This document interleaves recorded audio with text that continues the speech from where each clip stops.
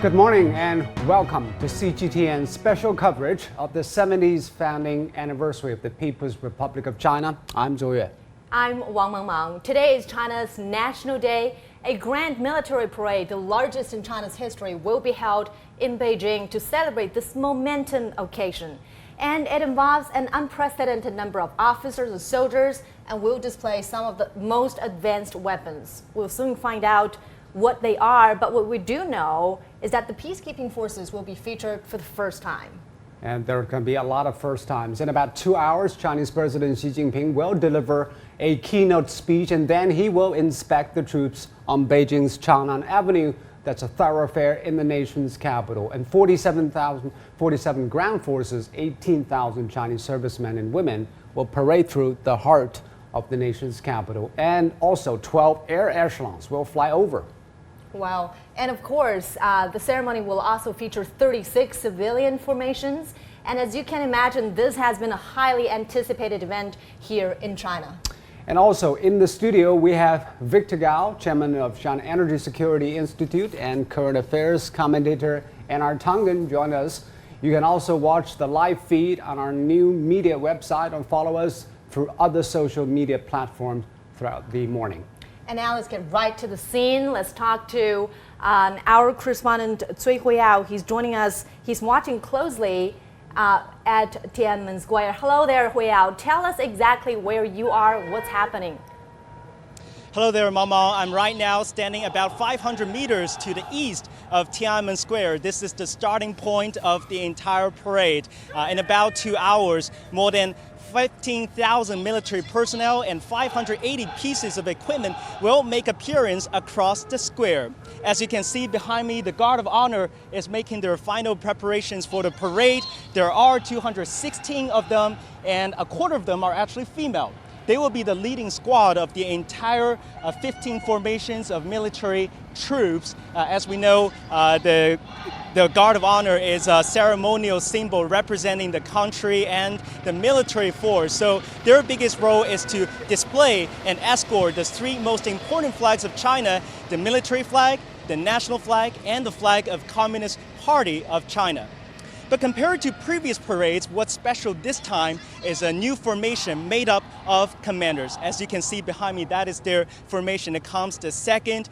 Nearly 30 generals assembled from 5 branches across different military services, including Army, Navy, Armed Force, Armed Police, Air Force, and Rocket Force. They will be marching for the first time at this parade. Some of the commanders are close to 60 years old, and their marching is highly anticipated because it reflects the spirit of China's military reform since 2015, which aims to build a strong and strictly regimented force. In fact, the drill is just so strict, as strict for everyone else as it is for commanders. I've been told that they've been practicing it for 6 months, and the actual marching is going to be 116 steps per minute. So it's all about accuracy. And another highlight is going to be the peacekeeping force. We know this is an important formation because it comes last at the parade with the troops wearing blue helmets, and China has contributed more troops to United Nations peacekeeping missions than any other permanent members of UN Security Council. So by including them in the parade tells you that China is taking its responsibility as a big nation to maintain peace and stability in the world. And last but not least, there will be 2 female generals marching in steps for the first time at the Tian'anmen Square. They will be leading the female troops formation. So Zhou Yue and Mama, this is going to be a very eye-opening and remarkable parade. A lot of new formations and unprecedented scale and size. Tell you what, I got to watch it on the spot, and you will definitely feel the atmosphere through the television screen. Back to you, Mama. Sure. Thank you so much for that, Huiyao. Lucky you have a first-hand account of what is happening. As we count down to China's big birthday party, people in and around Tian'anmen Square are already in high spirits. And now let's turn to our reporter Sun Ye, who is right there. She has spoken with some of the spectators who will soon get to see all the formations and flows. So good morning, Sun Ye. Where are you exactly, and how are things going on there? Hey, good morning, Zhou Yue. So I am here practically this is the front row seat to see the whole National Day celebration. And behind me, as you can see, the audience are already pumped, even though the event is still an hour away. So we've been talking to some of those beforehand to let them know and learn how they are feeling. They have all been telling us that the day is all about cheering, singing, and feeling really, really proud of being part of this huge event. But let's talk to one of them and let's see at this one and what she thinks of it. I'm going to ask her. Hi, 您好，您好，今天你好。就是今天来这儿是什么时候来的呀？您？今天早晨4、5点钟。She said she's been here since 4 o'clock. 您告诉我们听今天心情怎么样 ？And I'm going to ask her how she's feeling now. 我的心情非常激动也非常兴奋，因为今天是祖国70华诞，我很有荣幸来参加这个盛典。我很想对祖国说一声，祖国万岁，中国加油，中国一定行。So there was a long message, and she said she really wanted to tell everyone that she's excited and she wants to wish the best for the mother country. And that's really the message everyone we've been talking to this whole morning have been telling us. They are super excited about this event and they wish the best for the country. Again, this is the audience, and even though you're seeing many of them are, of course, outstanding representatives from from all over the country, from every line of work. But mostly they are just citizens coming from Beijing.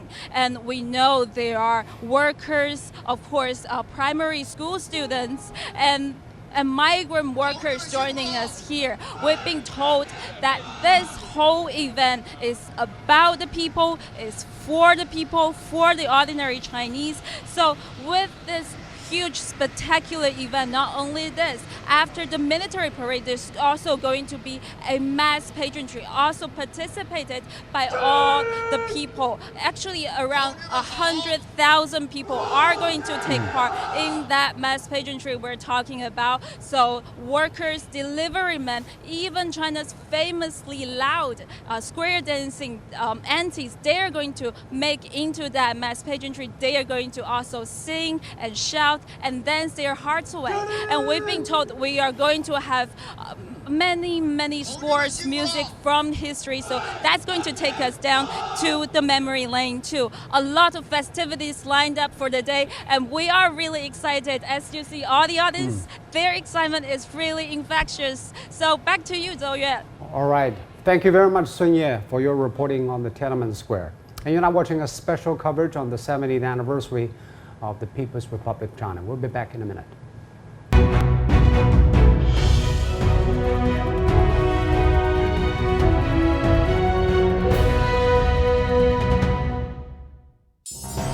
It is China time. Against the odds, the People's Republic of China was founded 70 years ago. Since then, it has aspired for change, both at home and abroad. What is driving this endeavor, and how has it managed to evolve with the times? We will look back, and in a new era. The nation is forging new missions and visions. We will look ahead. Tune in to our exclusive coverage of the 70th anniversary of the People's Republic of China.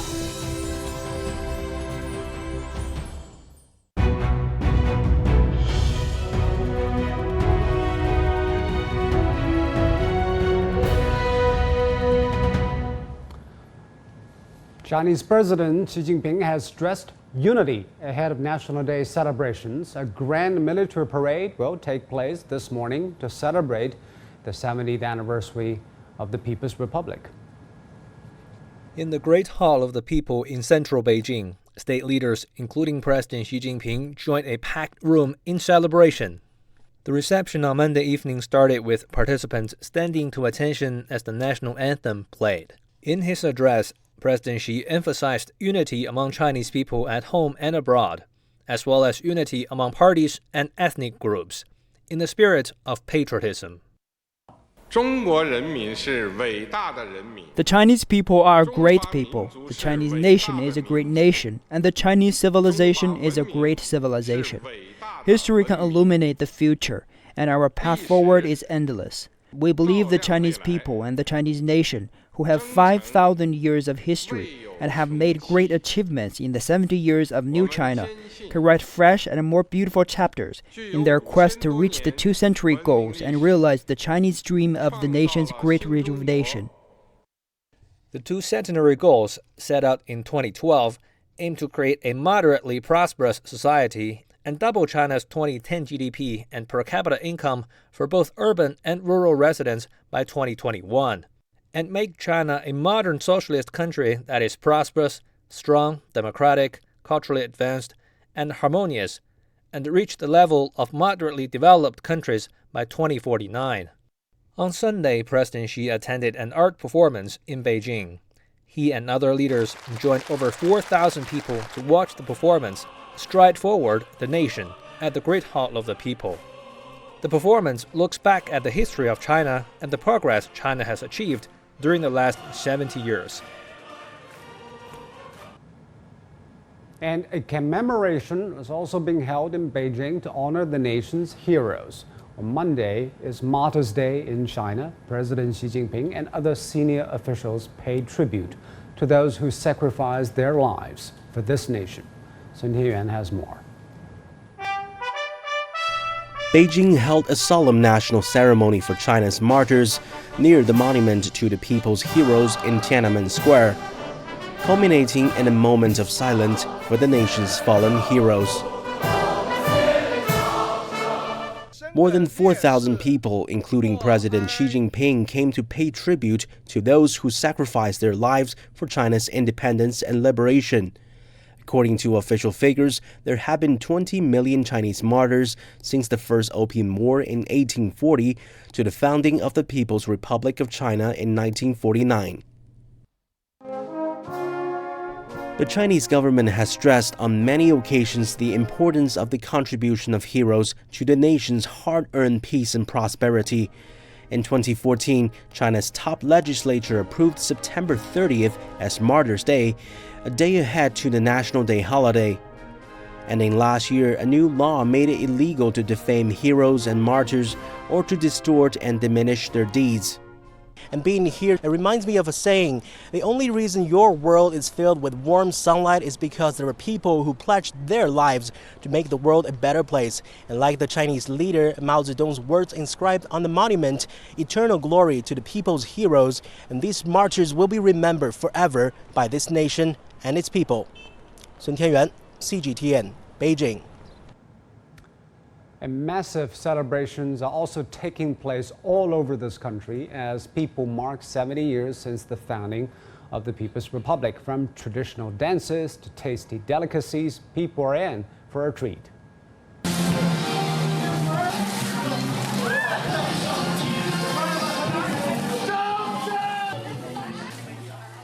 A thunderous performance takes over the streets of Tongyang. The ancient town in southwest China is home to this unique art form called the water and cloud dragon dance. Legend has it that the more water one can spray on the dragon's body, the more good luck one will get. In the town's old fortress, officials serve noodles to staff in appreciation of their hard work.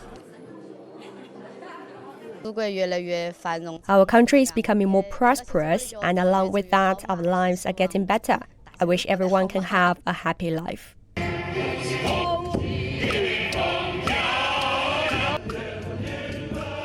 The city of Xi'an, home to the renowned Terracotta Army, is also celebrating with noodles. This dish, served during birthdays, is a symbol of long life.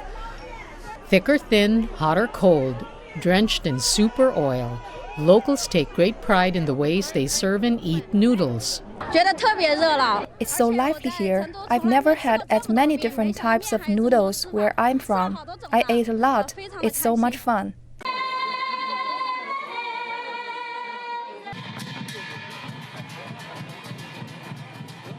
In the West, residents of Lhasa are marking National Day with traditional operas. Audiences in the capital of the Tibet Autonomous Region are wowed by a number of popular performances. Lhasa is boosting efforts to promote its culture. Locally produced paper and incense, made with unique Tibetan techniques, are especially popular among tourists. The vibe of the National Day celebrations is so strong here. Everyone is very welcoming. I feel overwhelmed and deeply touched. National Day celebrations in Lhasa will run through Friday.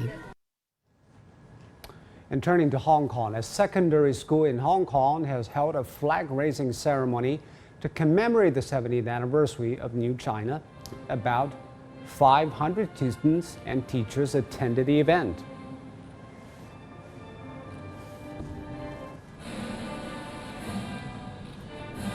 Well, it is a routine activity for the school in Hong Kong every Monday morning, but today is special as it comes a day before National Day. The motherland is like the ocean, and each of us is like its waves. We share its joy and sorrow together. China is my motherland. We should respect it and create a better future for China. I think the most important thing now is to study hard and repay our motherland and society as long as we have the ability. And the Grand Military Parade is just about 2 hours away, and this one, the largest in the country's history, will feature China's peacekeeping force for the very first time. But there will also be a Grand Civilian Parade. How have they been preparing for that? This is the training ground for the army on the outskirts of Beijing. It's usually used to provide basic site support. But during the parade preparation this year, all the hiking and ground equipment teams are doing their preparations for the big day here.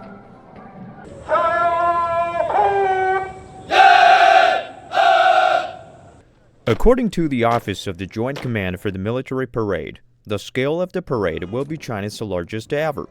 It will feature a total of 59 formations and a military band, more than 160 aircrafts, and 580 pieces of military hardware. The events will show the evolving nature of China's military structure.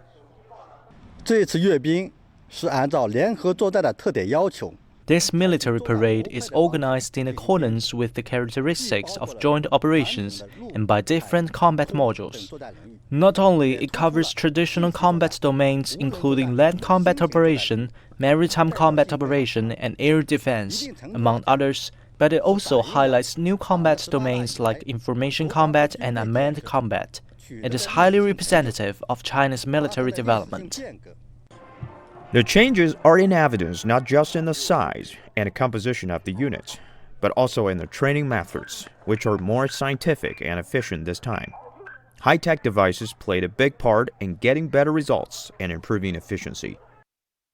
During the formation training, we have extensively used pads and high-definition cameras to record the training process for every square team, every role, and even every soldier. It helps us to identify and solve problems in time. Satisfactory results have been achieved. For armament formations, we have brought in the Beidou navigation training and assessment system. We are able to get scores right after each part of the training, and it has greatly improved our training results. Hard training with the best logistical support, 24-hour medical backup, a special food supply center, and a tailoring station are also available in the training center to make sure the military personnel taking part are in good shape and smartly turn out on a big day. Well, remastered some color footage of the founding ceremony of the People's Republic of China 70 years ago, along with its first military parade, has been released online, making that historic event more accessible and personal for modern viewers. Well, that 12 minutes footage is so far the most complete and high-quality video of that event. And viewers say even though the first parade doesn't look as grand as the later ones, the spirit is just as striking.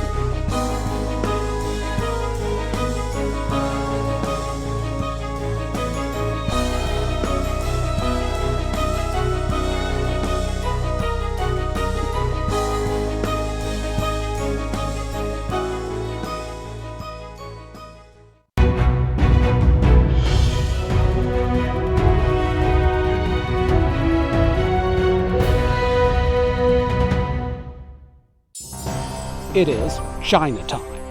Against the odds, the People's Republic of China was founded 70 years ago. Since then, it has aspired for change, both at home and abroad. What is driving this endeavor, and how has it managed to evolve with the times? We will look back, and in a new era. The nation is forging new missions and visions. We will look ahead. Tune in to our exclusive coverage of the 70th anniversary of the People's Republic of China.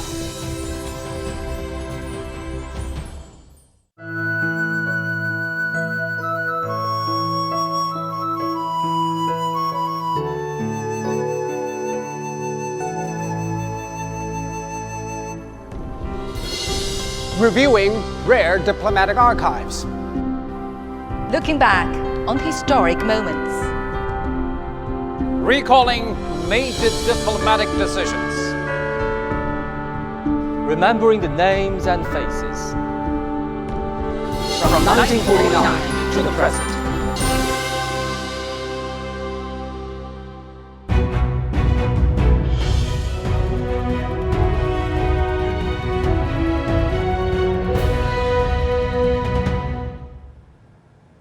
Welcome back to our special program. Now we have another team of reporters standing by for us live at the Tian'anmen Square. They had a very early start today, getting there before dawn. Let's now check in with the latest. So good morning, Tang Bo and Zhou Yun. The military parade will take place in less than 2 hours. How is the preparation going there, and what will be the highlights of today? Hi, Zhou Yun and Mang Mang. Hello there, good morning. We are right now standing at the very center of the Tian'anmen Square, also the center of today's National Day military parade. And right now, as you can hear and see right behind us, the joint military band is rehearsing, preparing for the upcoming celebrations, which is about to start in less than 2 hours, along with a chorus consisted of about 3,000 students and as well as spectators from across the country. That's right, Tang Bo. And I think today's parade is not only a feast to your eyes, but your ears as well. Just as you can hear this beautiful melody that will come along with the parade. And now my camera is giving a close-up shot of them. What is really unusual about the joint military band this time is that you only see the musical instrument. You don't see musical stands or scores. So what happened? Where are they? So 3 hours, 56 songs, and without any music scores. How can they perform?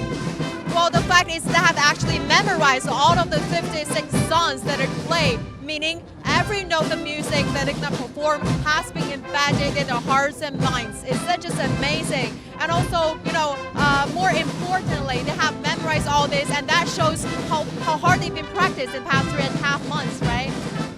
Well, yes, indeed. It's very interesting to notice that it's very challenging, though, but I also know that they have been practicing in a simulated Tian'anmen Square somewhere in Beijing to try to get used to the environment here today in the morning, and that's very impressive. And this is exciting and really interesting. Well, Tang Bo, we know the most anticipated part of this celebration is the military parade. So can you share with us a little bit about will there be debuts of high-tech and advanced, weapons, armaments show this time? Well, yes, indeed. This time, 15,000 military personnel and 59 formations and over 160 aircraft and 580 pieces of military weapons will be featured in the parade. And also a selection of the new weapons with a very high level of artificial intelligence and very better striking accuracy will be displayed in the parade as well. For example, the CJ-100 cruise missile and also the very eye-catching DF-41 intercontinental ballistic missiles, and you won't miss it. You don't miss it, right? And also I think this demonstration of the armaments not only show China's vitality and strength in its military, but more importantly, the nation's unwavering commitment to maintain regional stability and world peace. Exactly, just like the Ministry of National Defense said earlier that the parade this time is not about showing the muscles, but, to demonstrate China's commitment to maintain world peace. And I think this time the parade is going to be an integration of art and technology and so much more. so much more exactly. And just as the old saying goes, seeing is believing. But today will also about me. Hearing is believing, feeling is believing. So all these exciting factors combined will present to you a China of past, present, and the future. So that's it from us. Back in the studio. All right, thank you, Tomboy and Zhou Yun. It is a lot to take in, and it is challenging to speak in such a loud music. With the military parade set for this year's National Day, let's remember there is also a dozen since 1949, and each has its own story behind it. Guns and weapons strapped on the shoulders, they came with responsibilities. As a much-anticipated part of National Day celebrations, a military parade also shows the strength and development of a nation. At New China's first military parade in 1949, the equipment wasn't advanced. After decades of foreign aggression and wars, many of the weapons came from enemies on the battlefield, and cannons were pulled by horses. Yet, the 2.5-hour celebration lifted the nation's spirit and hope that had long been battered by years of turbulence. War came next year, but the parade wasn't disrupted by the fighting in neighboring Korea. In the first decade of the People's Republic of China, the country counted 11 military parades, with March of Progress of the People's Liberation Army. 1956 marked the debut of the Chinese-made vehicles, and in 1957 it was the term of the China's first generation of fighter. In 1958, women took their place in the parade. The PLA took on a new look in 1984. Some of its weapons were advanced by international standards. The rocket force, which concluded the lineup, equipped the army with deterrents. Development followed rapidly in the following decades. New equipment accounted for 90% of the display in 1999. By 2009, 100% of the equipment was Chinese-developed. The military had begun to focus on high-tech equipment, such as drones and satellite communication. Nowadays, the military parade seems to go far beyond a showcase of national strength.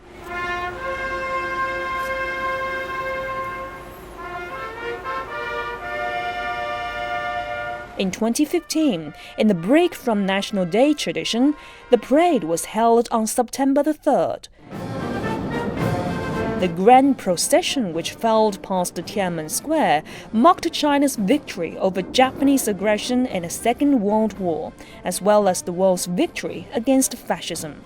President Xi Jinping announced the cut of 300,000 troops. The country took a further step in its commitment to peace, to put its strength on international responsibilities. Su Yuting, CGTN. And since New China was founded, the Chinese nation has experienced many milestones in its development. And my colleague Wang Mamang will look into history there. Mamang? Well, thanks, Zhou Yun. I want to share with you how things have changed for people's well-being and the state of the economy. First, the average life expectancy. In 1949, when the Republic was founded, the average life expectancy of the Chinese was just 35 years old. And in the early 80s, it was 68, and last year, people can expect to live to 77 on average. And now these numbers are accompanied by the dramatic lowering of infant mortality rate. At the founding of the PRC, 1 out of 5 infants would die after birth. And in 2018, the infant mortality rate was 6.1 in every 1,000 people. And the National Bureau of Statistics says China's public health level in general is higher than that of mid to high income countries. And now let's also look at the size of the economy. In 1952, China's GDP was just about 68 billion yuan. And in 1978, it grew to about 368 billion. And China's economy started to soar with Deng Xiaoping's reform and opening up policy.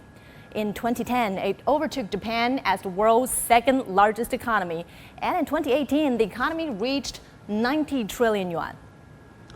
Well, those are the economic data. And how do these figures tie in with how people are living their lives? Right, mostly in these two aspects, poverty reduction and social security. China hopes to rid itself of rural poverty by 2020. According to the 2010 standards, by the end of 1978, there were 770 million impoverished people in China, and most of them in rural areas. In fact, 98% rural residents were in poverty. And that percentage was lowered to 10%.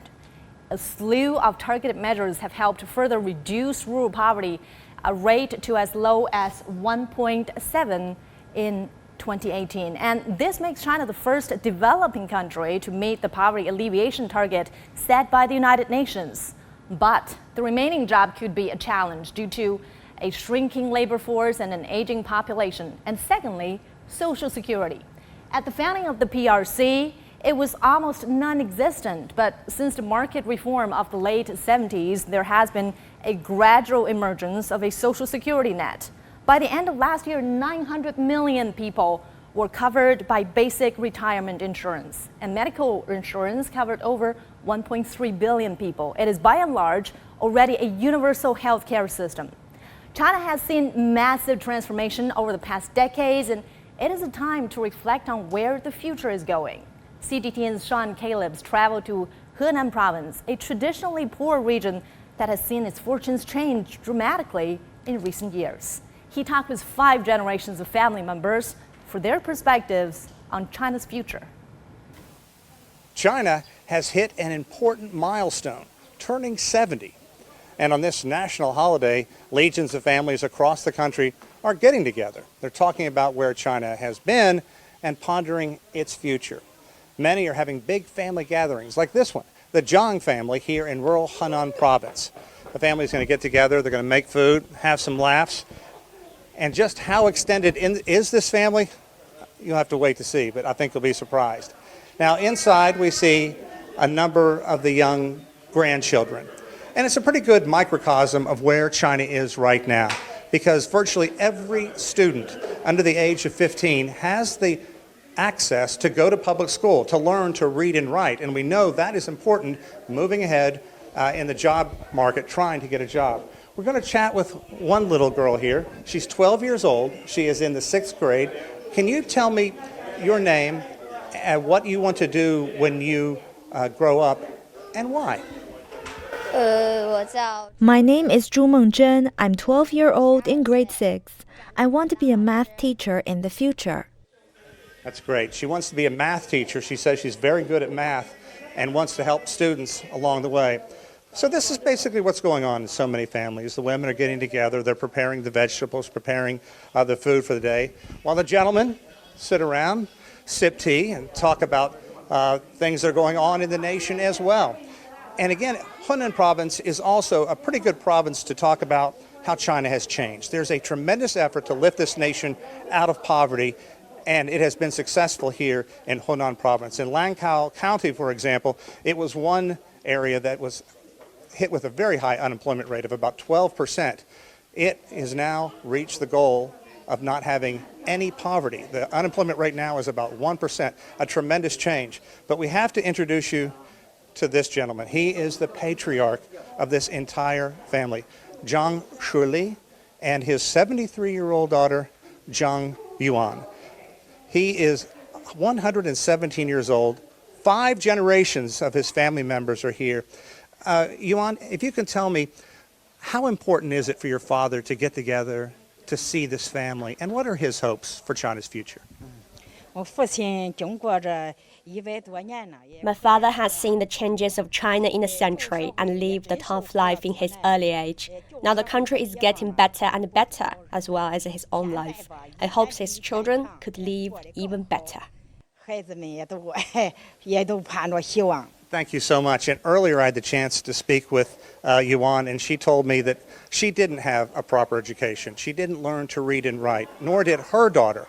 And that's one thing she would like to see for all the grandchildren out here. There you see a couple of the little ones that are off on this holiday, getting to spend time with their family.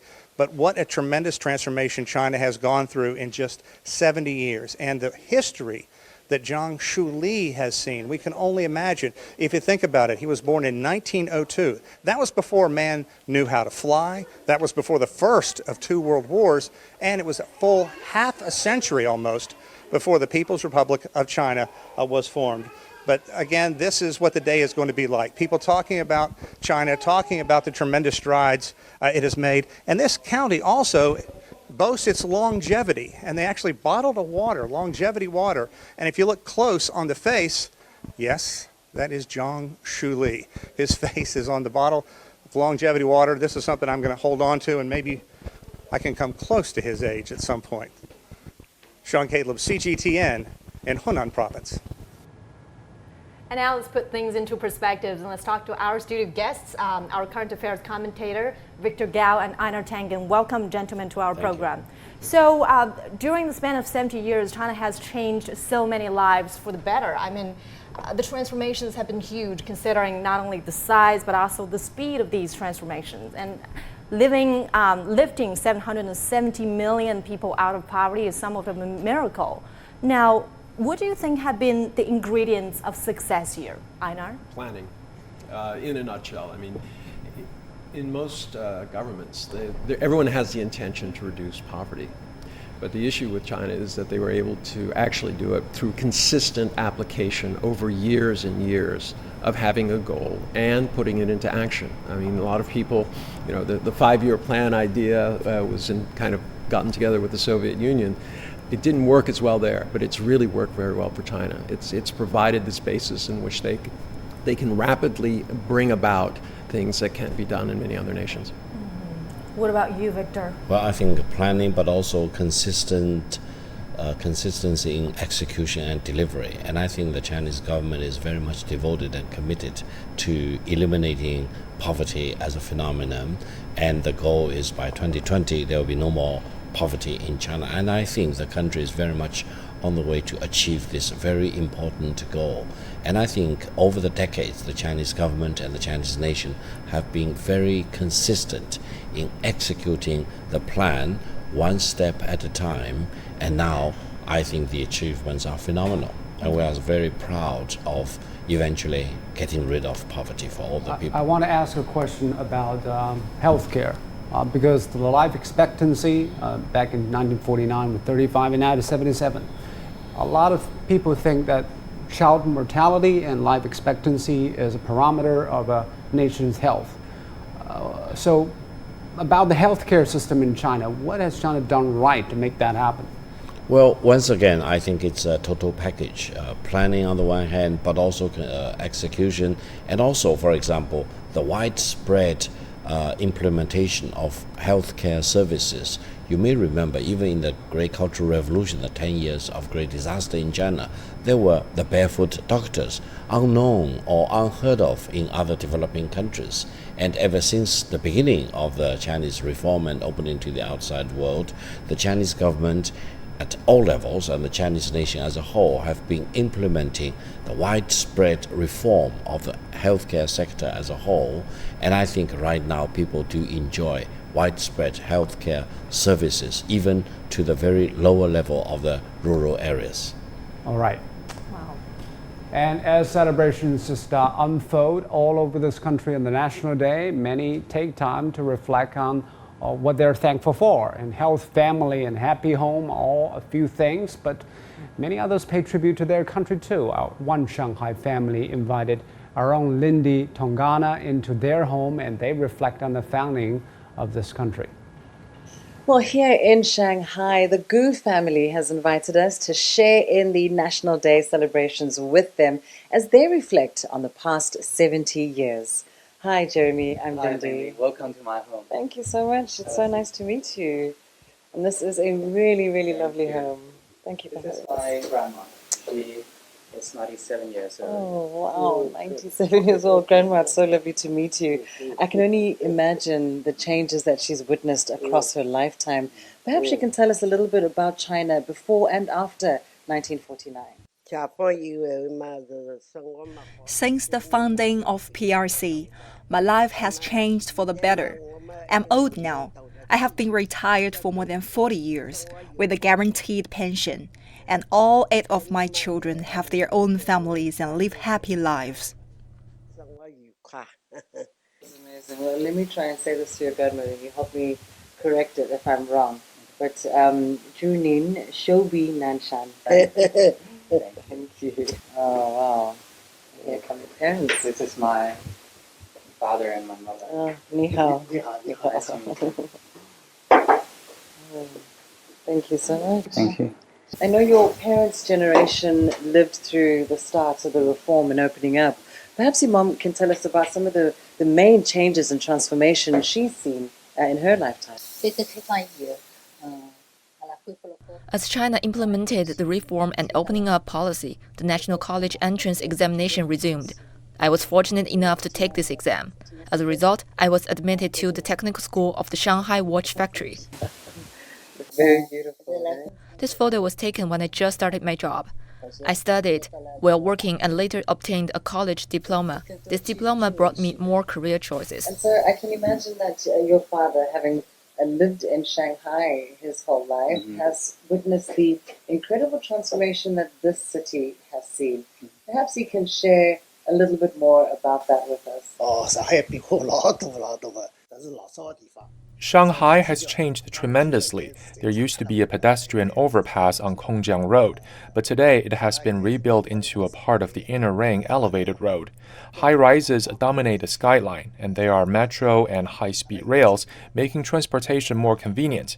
It's easy for us to go anywhere now. Shanghai is growing more prosperous. We're very proud to be Shanghainese. But what is the significance of October 1st for you and your generation? I, as a people of young generation, I got a chance to enjoy more academic and career opportunities. And I study and work in a university. And last year, I got a chance to carry out my research in the UK. And thanks to China's closer relations with the outside world, we can have more chances to broaden our horizons and communicate and engage with friends around the world. New opportunities coming with the new China. That is wonderful. Well, happy National Day to all of you. Thank you so much. It's a very lovely family visit there. It is indeed. And in more than an hour, we'll have the military and civilian parade, and we will carry live that. Don't go away. We'll be right back.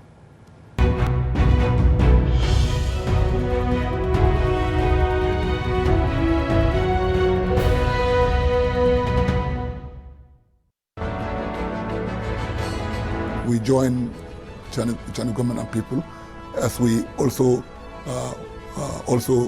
urge that it continues to play a positive role in world affairs. We uphold the idea of effort to reduce poverty and also urge that they also continue to play a positive role on all matters relating to world events. I would like to send greetings to the Chinese people on the occasion of the 70th anniversary of the foundation of the People's Republic of China. It's a great country. It's a country that we admire a lot. It's a country that I have visited several times.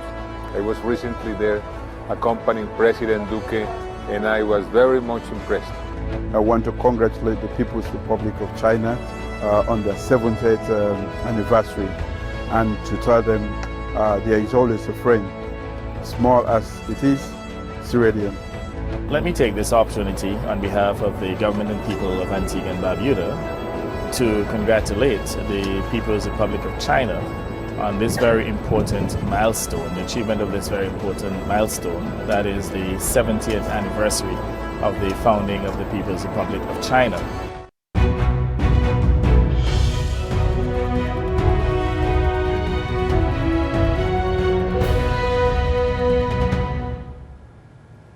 Welcome back. As we wait for this grand parade to be taken place at Tian'anmen Square, let's check in the latest with our correspondent Zheng Yibing at the monument to the people's heroes at the Tian'anmen Square. Well, Yibing, this is a very solemn place for all Chinese to remember those who sacrificed their lives for the founding of the nation. So tell us, what's the atmosphere there like?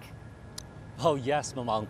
Right in the heart of the Tian'anmen Square, here stands the monument to the people's hero, which is dedicated to those who sacrificed their life for the freedom and independence of Chinese nation and its people. And at this moment, the atmosphere is quite excited. The people in front of me, they got really excited, but from the camera, you cannot see that. And altogether, it's estimated that some 20 million martyrs gave their lives in the fighting against the domestic and foreign enemies from the First Opium War in 1840 to the founding of New China 109 years later. And that's why yesterday on National Martyrs Day, Chinese President Xi Jinping and people from all walks of life came here to lay wreaths and to salute their heroes. And that's why today the national flag raising ceremony will start from here, quite different from the usual route. In Tian'anmen Square, such a ceremony starts every day at dawn from inside the Tian'anmen gates. The PLE Guards of Honor with some 66 members will march out, then cross the Chang'an Street and then raise the flag in the square. But today, the 222-member Guards of Honor from the People's Liberation Army will take their first steps from here at the center of Tian'anmen Square. They arrived here in this place at 5:30 a.m. and waited on the other side or the south side of the monument until 9:30. Upon hearing the first gong salute at 10 o'clock, they will escort the national flag towards the flagpole at the north end of the Tian'anmen. They will have the altogether 168 parade steps. That's a numerical combination of 70 and 98, which respectively stands for the 70th anniversary of the founding of People's Republic of China and also the 98th anniversary of the founding of the Communist Party of China. During the process, 70 gong salutes will be fired to highlight the solemn march of PLE Guard of Honor, signifying how the country marching forward steadily and bravely. And then the national anthem will be played and national flag will be raised, while tens of thousands of people at Tian'anmen Square will observe it. That will be the solemn period, an exciting moment. Back to you, Mamang. Well, thanks so much, Yibing. And today is all about patriotic pride as well as military might. And now we want to get back to our studio guests, Mr. Einar Tengen and Victor Gao. So tell us what you think is the unique aspect of China's transformation over the span of 70 years. Well, obviously the party played an extremely important role. It was the organization. I mean, first off, I mean, you go back to 1841. That's significant because it was the first Opium War. It's also the time that Hong Kong is taken forcibly from China. So this is very important when people are thinking about these dates. China thinks back to the century of humiliation that went before. And a lot of this parade is signaling not only to the world, but internally, that China is over that period, that it will never be in that situation again where foreign powers come in and take advantage. And Victor, you think, because there are arguments of what is the China model and what does it mean for the rest of the world, what is your take on China's path? Well, first of all, if you look at China for the past 70 years, or especially China over the past 41 years, then great transformation in the economic sense, in the political sense, great opening up to the rest of the world, and consistent efforts in maintaining stability and keeping peace abroad. So this sets, I think, the track record for China for the 70 years and in particular for the past 40 years. Now, I think the impression and the implications for the rest of the world is that developing countries or countries in backwardness should not give up hope. They should really get their acts together, they should move forward, they should seize the opportunity to develop their economy, to uplift their people out of poverty. So there are lessons that China have accumulated which we can share with the rest of the world. But are they about our politics or our policies that the rest of the world should copy from or learn something from? I think on both sides. One is in the actual details. But yes? I don't think that China is pushing an ideology.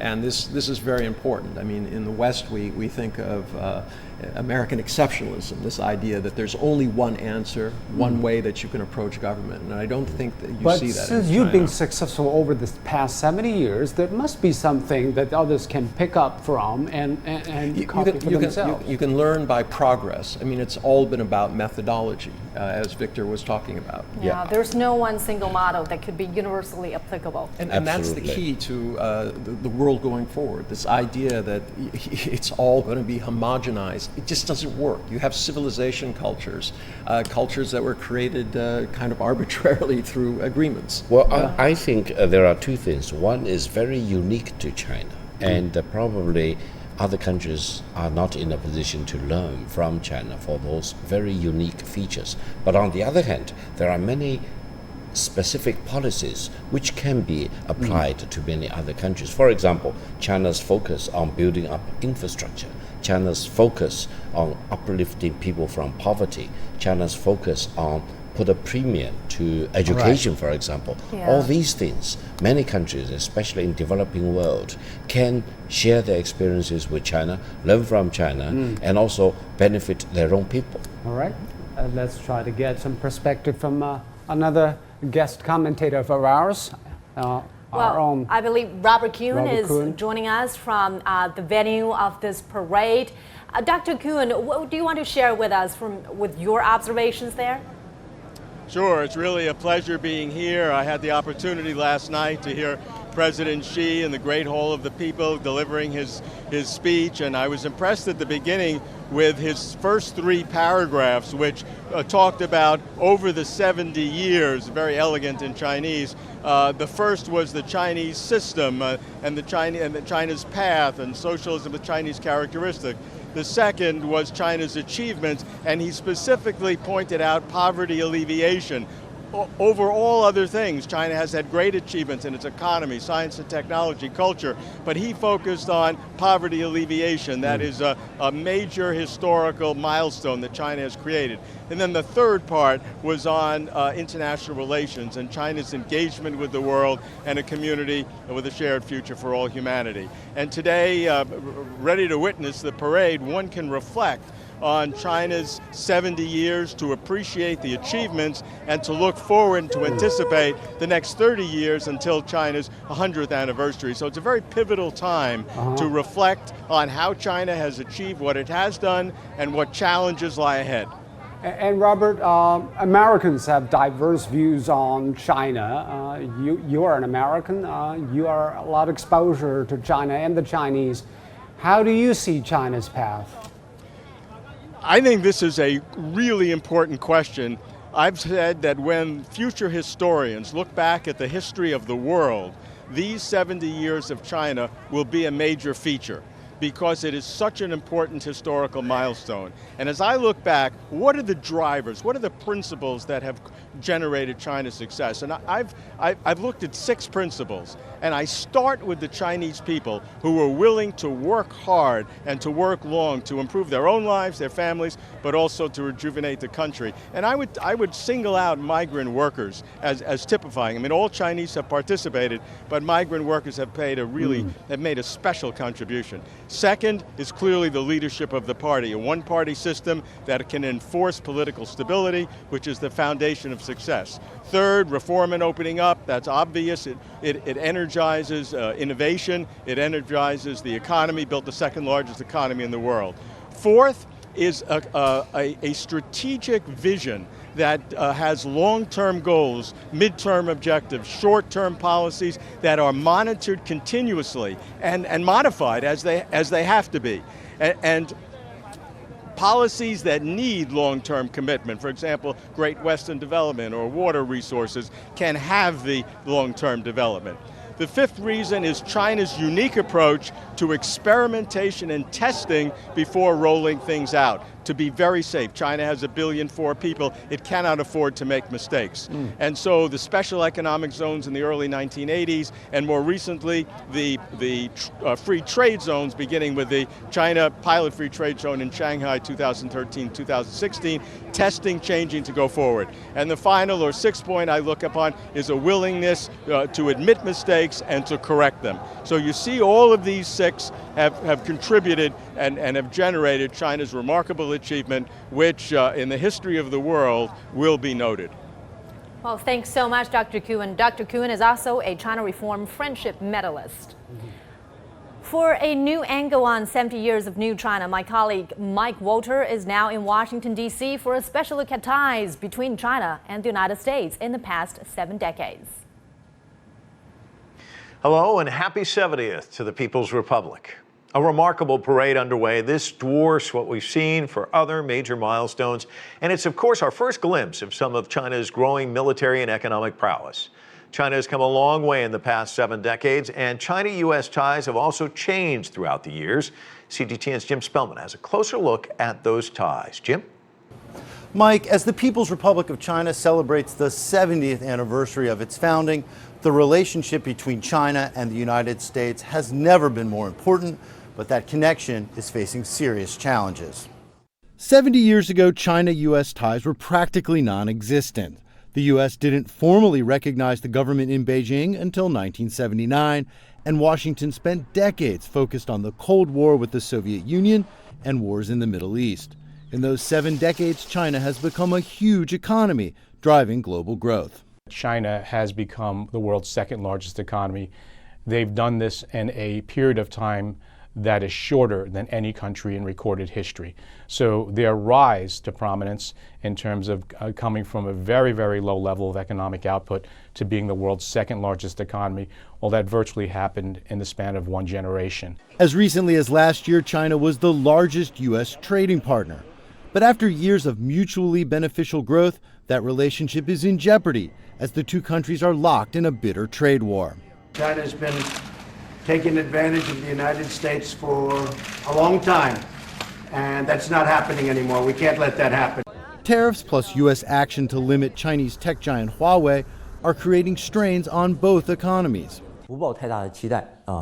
If the 2 countries are decoupled, a very heavy blow would be dealt to the entire world economy. The 70th anniversary of the founding of the People's Republic of China comes as the U.S. is pulling back from its traditional role in world leadership. President Donald Trump withdrew the U.S. from the Paris Climate Agreement and the Iran nuclear deal, promoting unilateral protectionism over multinational globalism. This shift comes as China's economic rise has helped extend its global influence through the Belt and Road Initiative. There are other points of friction, including the South China Sea. Some U.S. security officials see a threat in China's rising prominence. The South China Sea, the Belt and Road Initiative, well, these topics and these initiatives certainly have captured the attention of security analysts here in the United States and raising some concern about the geopolitics and geostrategic long-term horizon between these 2 countries. Despite these strains, the world's 2 largest economies, which are also 2 of the world's most powerful nations, may end up finding more reasons to cooperate than to disagree. Enormous change has taken place in the international situation and China-U.S. ties, but one basic fact remains unchanged. China and the United States both benefit from cooperation and lose in a confrontation. Cooperation and dialogue are better than friction and confrontation. Jim Spellman, CGTN, Washington. Douglas Paul has watched the growth of China from a unique perch here in Washington. He worked on the National Security Council in both the Reagan and George H.W. Bush administrations. He also served in the White House as a special assistant to President Bush. And he has also had stints in Asia, working in the U.S. embassies in Singapore and Beijing. And as if you look back at all these major milestones, what stands out for you?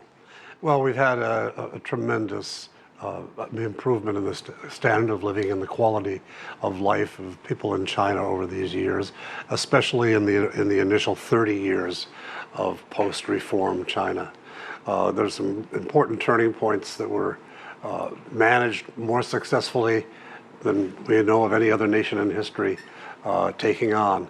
And this has been a huge accomplishment for the people of China. Reform and opening up, of course, clearly important, lifting millions out of poverty. Right. You've been to China a lot. I know you go back and forth. You've kind of traced this. You've watched this. Talk to me about those early days when you first went to today. Well, in the early days, China was, really in bad shape. They had accumulated losses in the Cultural Revolution, losses of intellectual talent, losses of capacity in the industrial sphere, and they had to rebuild all of that and then try to catch up with the rest of the world. And we did see that in pretty rapid succession. The first period in the 80s was one the Chinese refer to as trying to cross the river by groping for the stones. And then in the 1990s, they really took on state-owned enterprise reform and began the ambition of getting into the World Trade Organization.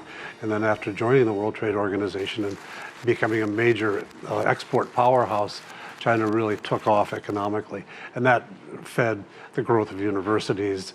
And more recently, we've seen things that were deficient in China, like the poor quality of hospital care and the inadequate access to really good modern medicine. The last 10 years, we've seen tremendous improvements there. And it's hardly been noticed outside China, but I think people in China have noticed quite clearly. As you look at the landscape today, I mean, there's been so much talk about the Belt and Road Initiative, 5G, AI. It's pivoting, it's changing. Talk to me about that piece of it. Well, the people tend to have different views on this subject. Some people see these developments as threats, and others see them as complementary successes for China, which we can take advantage of in the outside world. I tend to be in the latter camp. I think that the U.S. is still a major contributor. I don't think much about AI. I do think a lot about quantum computing, and there China is really making inroads that are important. 5G has been highly politicized in recent times, especially here in the U.S., and I think we're at risk of trying to separate ourselves into a balkanized universe of 5G for China there and 5G for the Western manufacturers somewhere else. I don't think that's going to work. I think the technologies are going to be too hard to wrestle into compartments. They're going to be leaking into each other, and so the effort to politicize and to isolate and compartmentalize will, I suspect, be a failure. Douglas Paul, always a delight. Great insights. Great to see you. Thanks so much. Thank you. Well, thank you, Mike. And now let's cross over to another part of the world, and my colleague Richard Nta is in Nairobi for a look at China's engagement with African countries over the past 7 decades. Indeed, China's presence in Africa is being felt across all fields, from health to peace, security, and of course in trade. China's trade with Africa has continued to surge in the first half of the year 2019. According to statistics from the Ministry of Commerce of the People's Republic of China, trade between China and Africa has been growing robustly since the launch of the 10 major cooperation plans 3 years ago. CGTN's Daniel Arap Moy has more in this report. China is currently Africa's largest trading partner, surpassing the United States as the Asian country continues to export mainly machinery, electronics and textiles. Between 2016 and 2018, Africa's exports to China increased from $36.8 billion to $73.1 billion, with trade deficit declining from $40.6 billion to $20.1 billion over the same period. Though imports from China grew from $75.5 billion to $94.2 billion over the same period, import substitution, supported in part by Chinese companies, has incredibly improved in favor of Africa.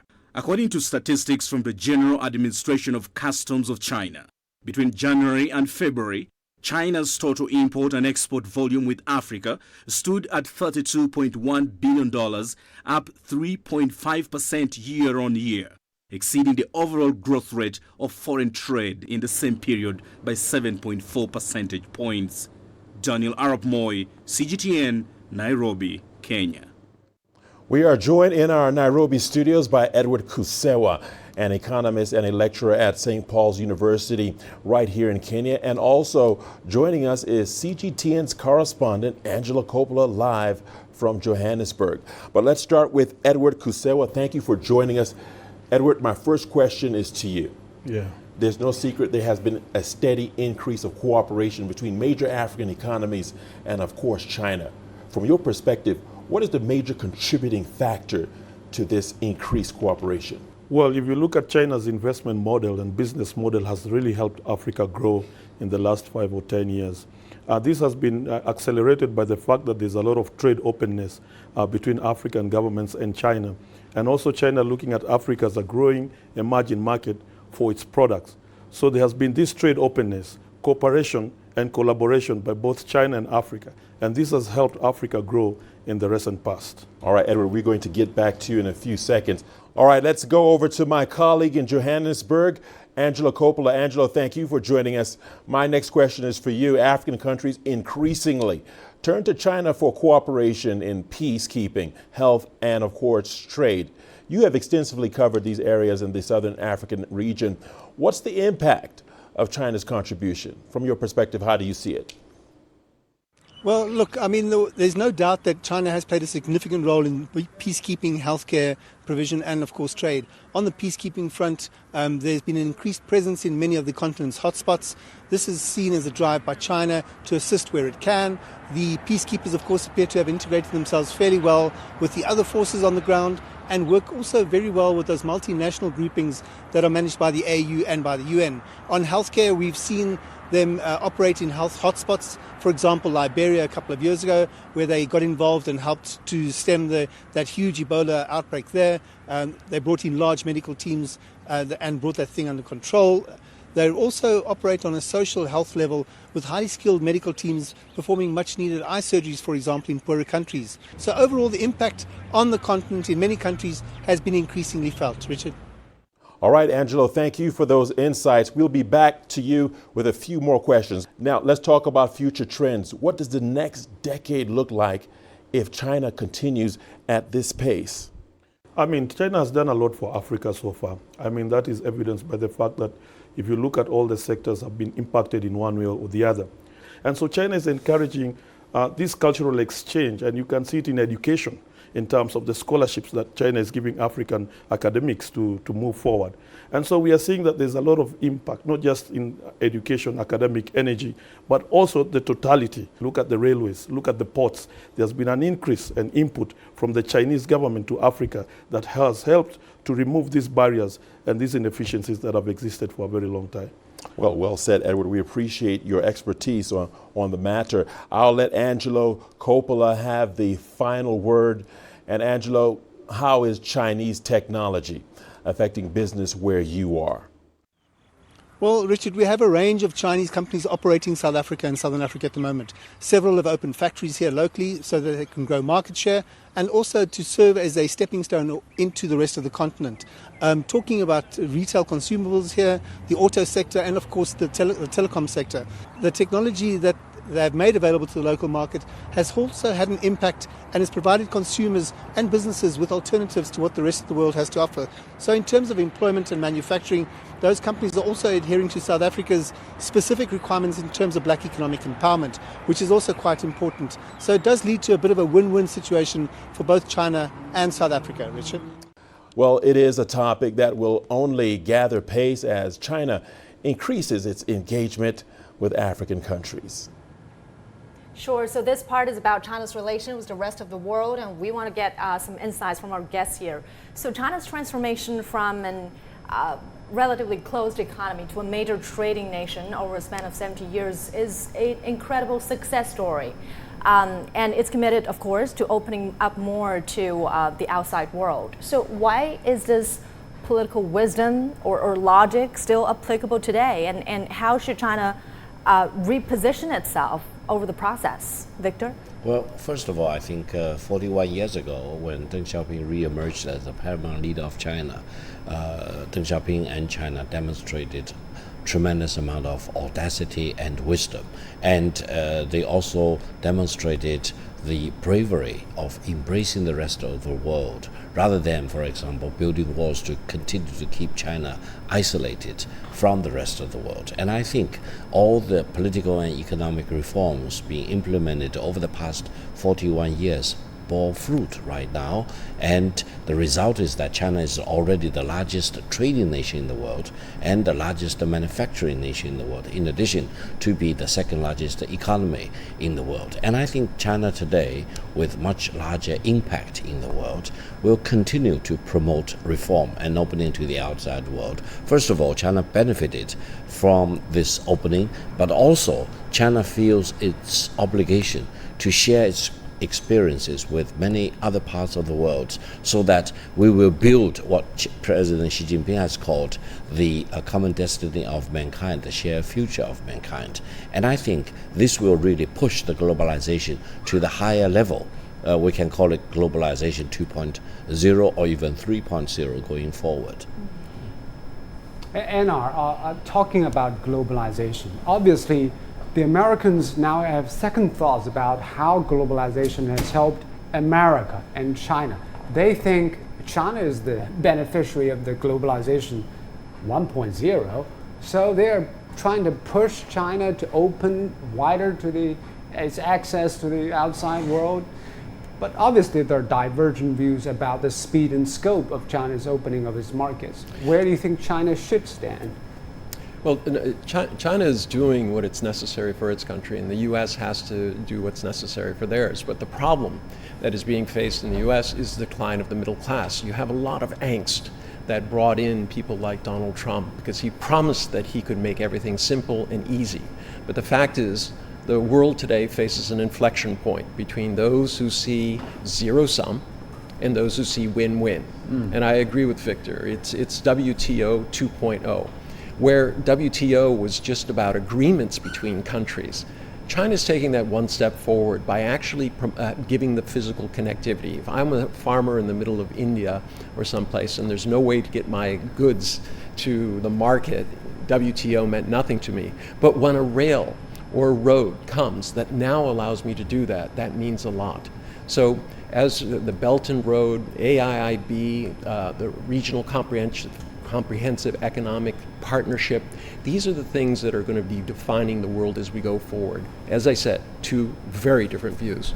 What will be the founding principles if there is a new global trading and investment mechanism, Victor? Well, I think China can only look from our perspective. That is, we need to stand firm on major principles of globalization rather than building walls, as I mentioned, and China cannot adopt the practices of the other major economy in the world, try to put itself on top of the rest of the world. China needs to stick to the policy of sharing the economic benefits with all the other participants, and that's why the One Belt, One Road initiative kicks in, because it's really rolling out connectivity, which will be an enabling factor for all the parties involved to benefit from higher connectivity. And the connectivity is not only roads, airports, or trains, for example. It also would include financial connectivity and also cyber connectivity. So I think the world today and going forward, according to China's vision, will be much more connected with each other rather than being fragmented or rather than being dominated by one single country. Connectivity is obviously the theme there, and China also released a major policy paper on that. The document makes clear the country's approach to world affairs, while the white paper details the principles that guide China's interaction with the world. And a key message is that China wants to work and build a better world and will never be a hegemon. China's development means opportunities for the world. That's part of the title of Beijing's White Paper on China and the World in the New Era. The White Paper says that as the world's second largest economy, China has made a series of achievements, including the elimination of absolute poverty, improved living standards, more convenient public transport, and better public health. The White Paper says in the past 6 decades, China has provided aid to 166 countries and international organizations, aid worth nearly 400 billion yuan, or $56 billion. The White Paper says China's policy of opening up seeks mutual benefit and win-win results with its partners. It cites a report released by the University of London in July that found that in Ethiopia, 90% people employed by Chinese companies were locals. According to the white paper, China is also providing the international community with a series of international projects and multilateral cooperation platforms, including the Belt and Road Initiative. The white paper also cites a World Bank report released in June saying the Belt and Road Initiative might lift 7.6 million people out of extreme poverty and 32 million out of moderate poverty in Belt and Road corridor economies. The report also says the initiative might increase the trade volume of participating countries by 2.8% to 9.7% and contribute more than 1.7% of global trade growth.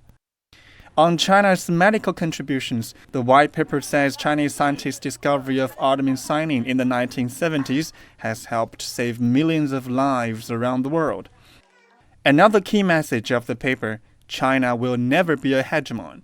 Back in the 1950s, China, India, and Myanmar proposed 5 principles of peaceful coexistence, including mutual respect for sovereignty and territorial integrity, mutual non-aggression, non-interference in each other's internal affairs, equality and mutual benefits, and peaceful coexistence. The paper says China bears deep memories of pain and suffering brought about by war and unrest and invasions in the 19th and 20th centuries, and it will never inflict the suffering it has experienced on any other nation. According to the white paper, China has signed or ratified more than 20 international treaties on arms control, disarmament, and non-proliferation, including the Treaty on the Non-Proliferation of Nuclear Weapons. Currently, China is the second largest contributor to UN peacekeeping funds and contributes more peacekeeping troops to UN missions than any of the other 4 permanent members of the Security Council. The white paper says China will never develop itself to the detriment of others, and it will never abandon its legitimate rights. Well, as China's status globally rises, there's also a need for it to consider a wider global interest, and we want to get insights from our guests here. So President Xi Jinping proposed building a community of shared future. It's essentially an open and inclusive approach, but does it have the ability to accommodate differing views and maybe also values? Oh, absolutely. I mean, that's what's unique and very different about China's approach. It's lead by example. What China has done and all the things that we've been talking about. Lawrence Kuhn had his 6 points. These are the strengths of China. But, you know, China has a socialist government, and what it has done is it has a contract with the people. It'll provide safety, opportunity, the health care, all the things that are necessary to have a good life. And this is, in essence, what drives China forward, and they're saying to the rest of the world, look, if we can do it, starting out with literally nothing, no foreign reserves, no technology, nothing, just a large workforce and a willingness to plan and implement, and we can do this, you can do that. So that's China's message. It's not ideological. But is it only lead by example? Because back 70 years ago, China's economy was very limited, and now China is number 2 largest economy in the world. People expect China to play some kind of leadership role, but China has been saying, well, China is not yet a world leader. So what is the role of China in the global stage? Victor? Well, first of all, I think a leadership role is good if, for example, other countries are willing to follow the leadership. China's position is that it never wants to impose its role on top of other countries. It takes really two to tango as far as China is concerned. And I would say the other major thing is that if we look at the megatrend in the world is becoming more and more connected. And I think what China proposes is in line with the megatrend rather than against this megatrend. Therefore, I would say from a historical and philosophical perspective, those forces which want to build walls, to hide behind the walls, are doomed to failure eventually because they are moving against the megatrend. So I think China is doing the right thing.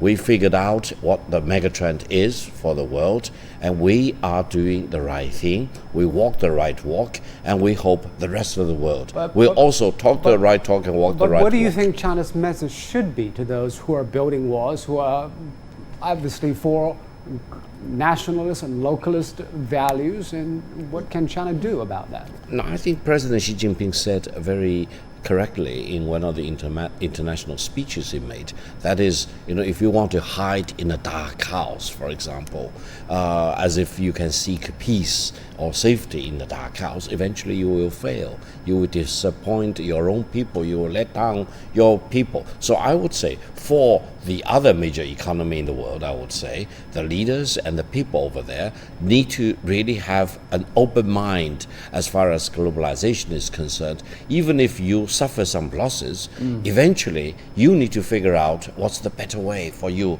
to perform, to increase your productivity, to increase your jobs by international cooperation rather than by sanctioning other countries. That's very rational. But right now, we're looking at a world that's increasingly especially emotional. the Western politics are not helping. Yes, well, if you're a middle-class person and over 30 years, 90% of the people of America experienced a 0.4% decrease in real income. They've sensed something's wrong because during that same period, corporations were making unbelievable amounts of money. The wealthy were getting wealthier. Right. So emotionally, they feel disconnected from that. And that's something China is trying to correct by having more socialist policies. All right. And China, over the past 7 decades, have actually built itself from a very poor and backward country to now, as we just mentioned, the world's second largest economy. Now this country is dedicating itself to assuming more international responsibilities and want to make more contributions to world peace and development.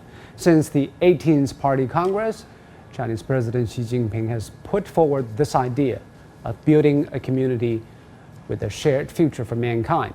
Now let's take a look at the core of this vision and what China will do to make that happen. Peace, development and cooperation. This is a world with unprecedented opportunities. Poverty, illness and conflicts. This is also a world with unprecedented challenges. So how can people find a way to better realize sustainable development?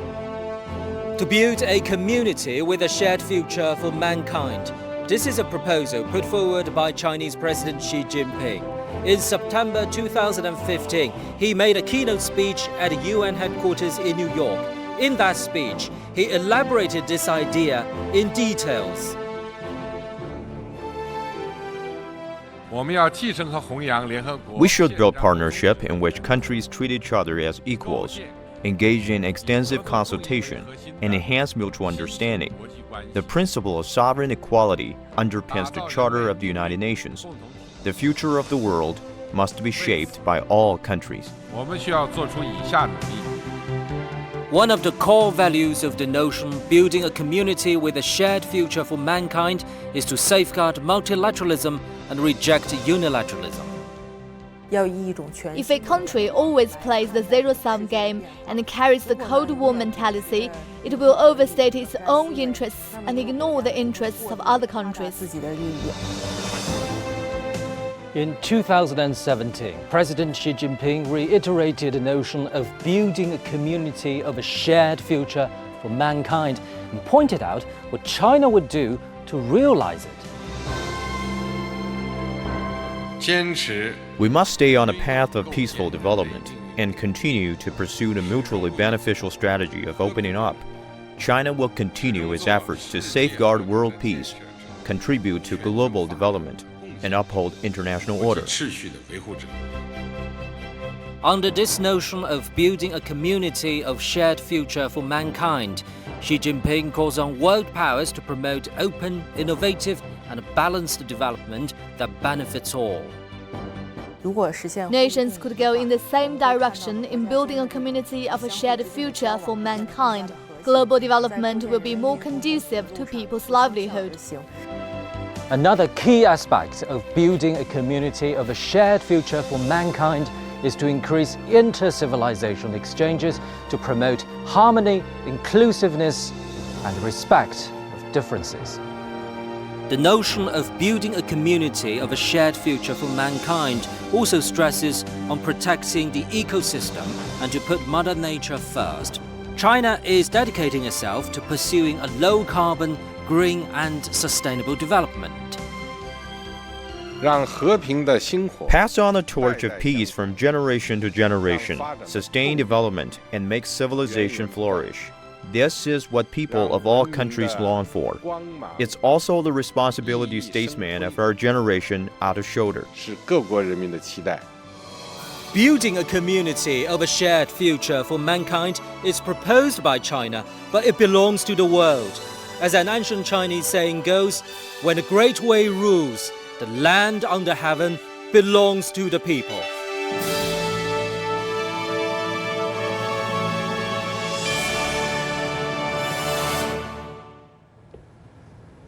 And now let's talk more about this with our guests. Yeah, great vision there. Yeah, the world order that China follows is pretty much under the UN framework with an emphasis on multilateralism.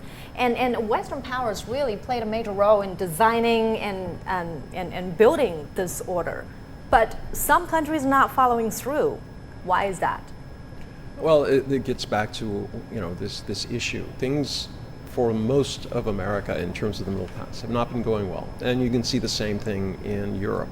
And this is really at the current the unease that is being exhibited out there. So, China is on the upswing. I don't know if you saw that movie, American Factory. Mm-hmm. There was some very good points in there. One of them, which is a factory worker who was working in Dayton, Ohio, said, I'm used to make $50,000 many years ago. Today, I'm happy to have a job at $30,000.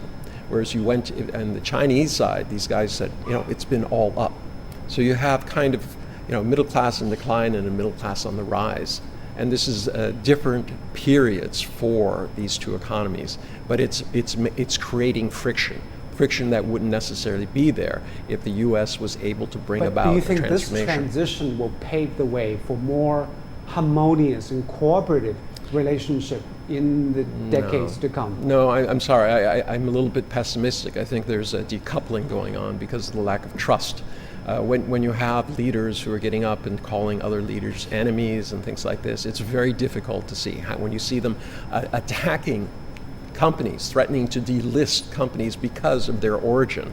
All right, it really takes away these things. Business is about certainty. You're not going to go and invest somewhere where you're not certain what's going to happen. If that is the case, Victor, what should be China's plan B or other options in case of some advanced economies wants to turn inward and protectionist? Well, I don't think turning inward would be in the interest of those countries which turn inward. Eventually, turning inward will come back to haunt them. So I hope gradually leaders of other countries and people in other countries will realize that they need to do the right thing. For example, in the United States, I think from our perspective in China, they need to beef up their infrastructure because there are lots of failures in their existing infrastructure and there are a huge amount of need for new infrastructure. But there is no significant amount of capital being invested, and I don't think there is any real plan to beef up the infrastructure and connectivity in the United States. That's number one.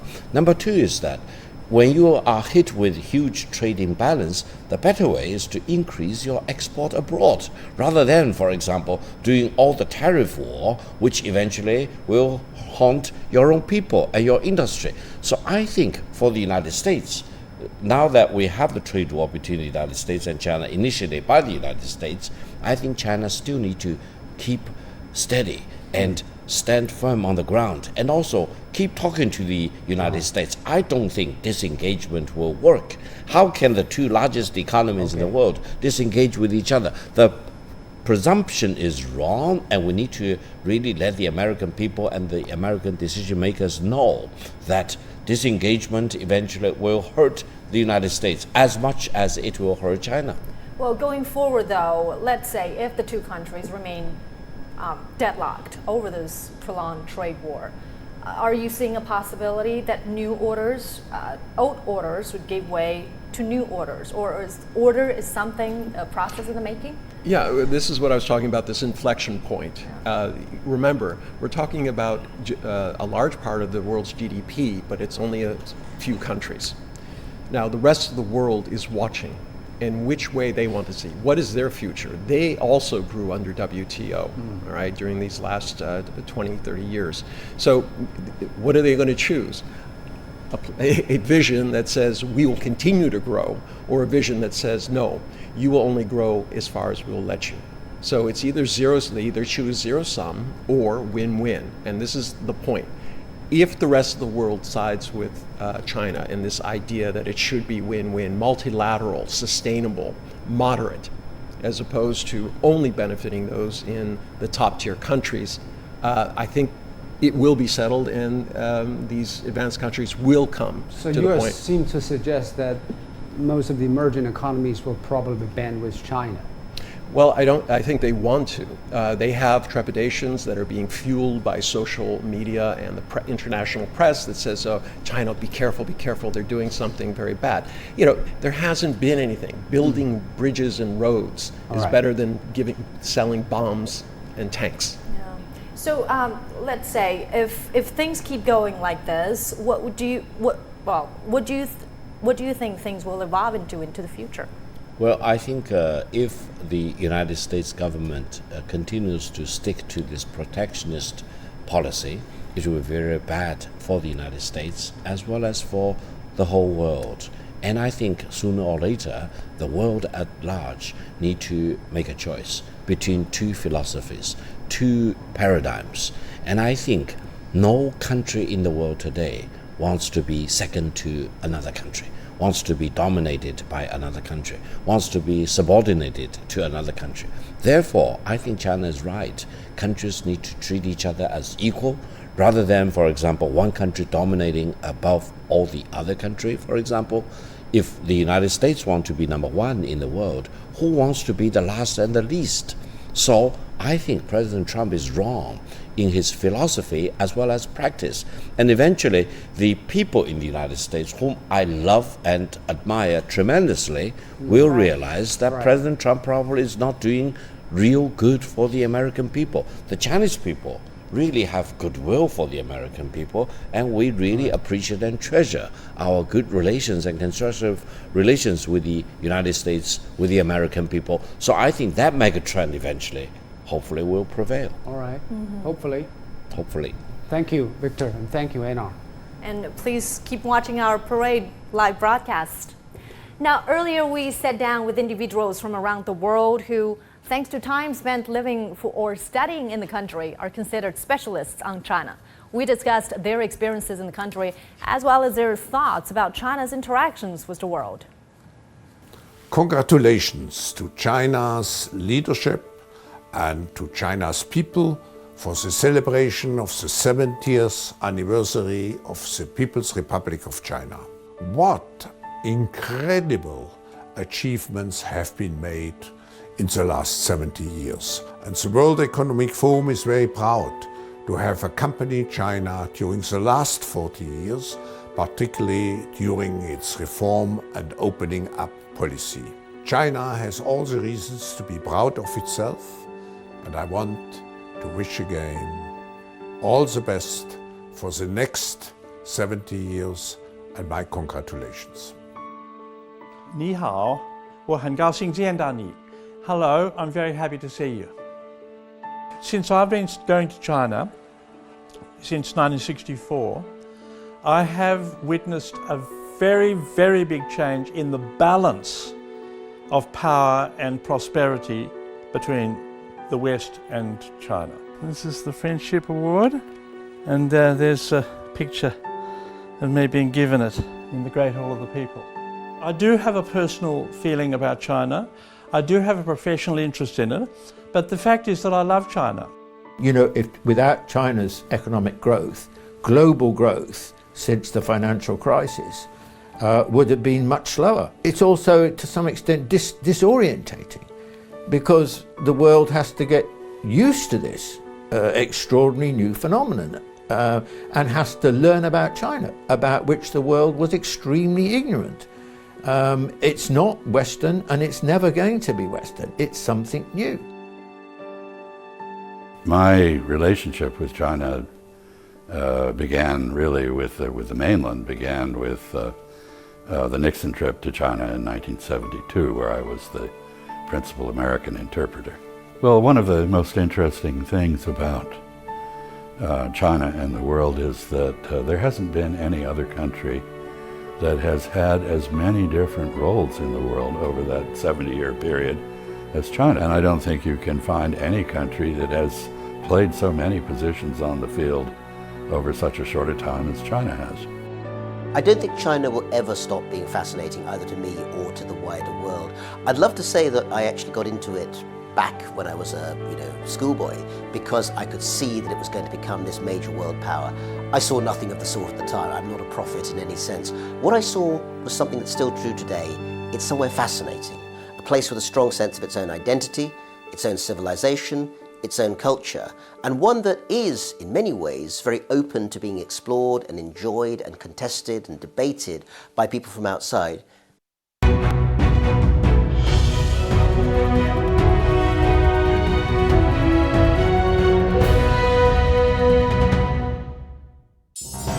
It is Chinatown. Against the odds, the People's Republic of China was founded 70 years ago. Since then, it has aspired for change, both at home and abroad. What is driving this endeavor, and how has it managed to evolve with the times? We will look back, and in a new era. The nation is forging new missions and visions. We will look ahead. Tune in to our exclusive coverage of the 70th anniversary of the People's Republic of China.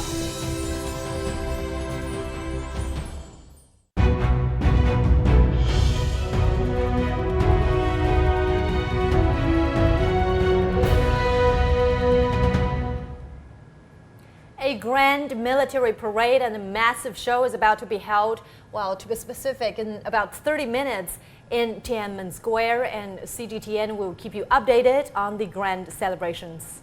And here in our studio, we have new guest, Zhou Bo. He is a senior colonel from the Office of International Military Cooperation at the National Defense Ministry, and Professor Colin McCarras from Beijing Foreign Studies University. You can also watch our live feed on New Media website or follow us through other social media platforms. Well, the October 1st event is the first National Day parade in China since Xi Jinping took over the leadership of the Communist Party and the Central Military Commission. Earlier this year, the government issued a white paper on the restructuring of the Chinese military, describing the purposes, practices, and significance of China's national defense and military strategy. Our correspondent Zheng Yibing has the latest. The first white paper on China's military in about 4 years describes the sweeping reforms and restructuring of the People's Liberation Army. It says, resolutely safeguarding China's sovereignty, security, and development interests is a fundamental goal of China's national defense in a new era. It says, China does not seek hegemony or to expand its sphere of influence. The white paper includes military reform and restructuring, rescue and relief in disasters, and improving information warfare. China says security and prosperity should be shared.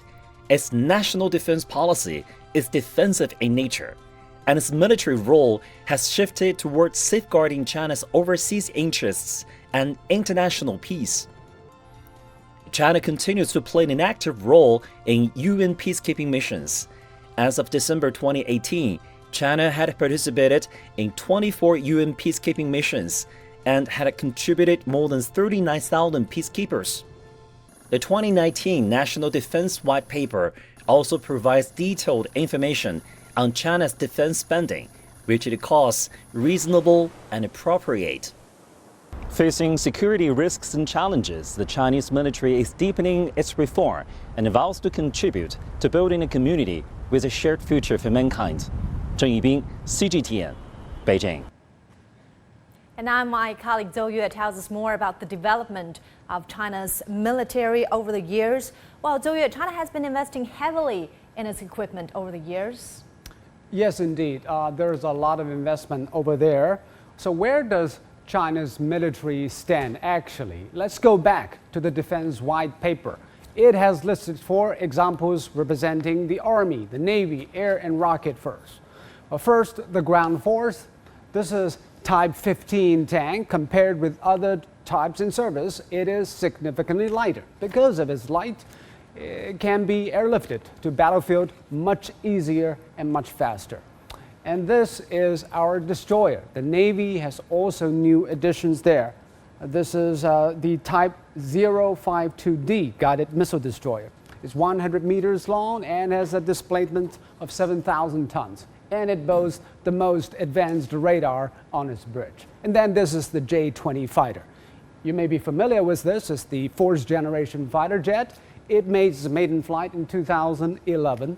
And the stealth fighter can totally wipe out the enemy's defense system, and the chief designer believes it will be able to do more in the future.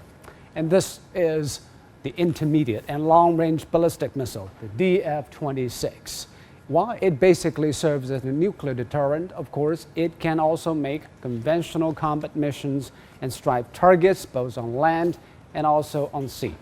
And also the Chinese military has used the latest cutting-edge technologies such as artificial intelligence, big data and cloud computing to upgrade the capabilities. And the goal is to have full mechanization by 2020 and complete the modernization of the military by the year 2035. Mama? Well, we'll be seeing some of the most advanced weapons in China in the parade. And of course, it's not just about the new hardware. The military has also reformed its structure.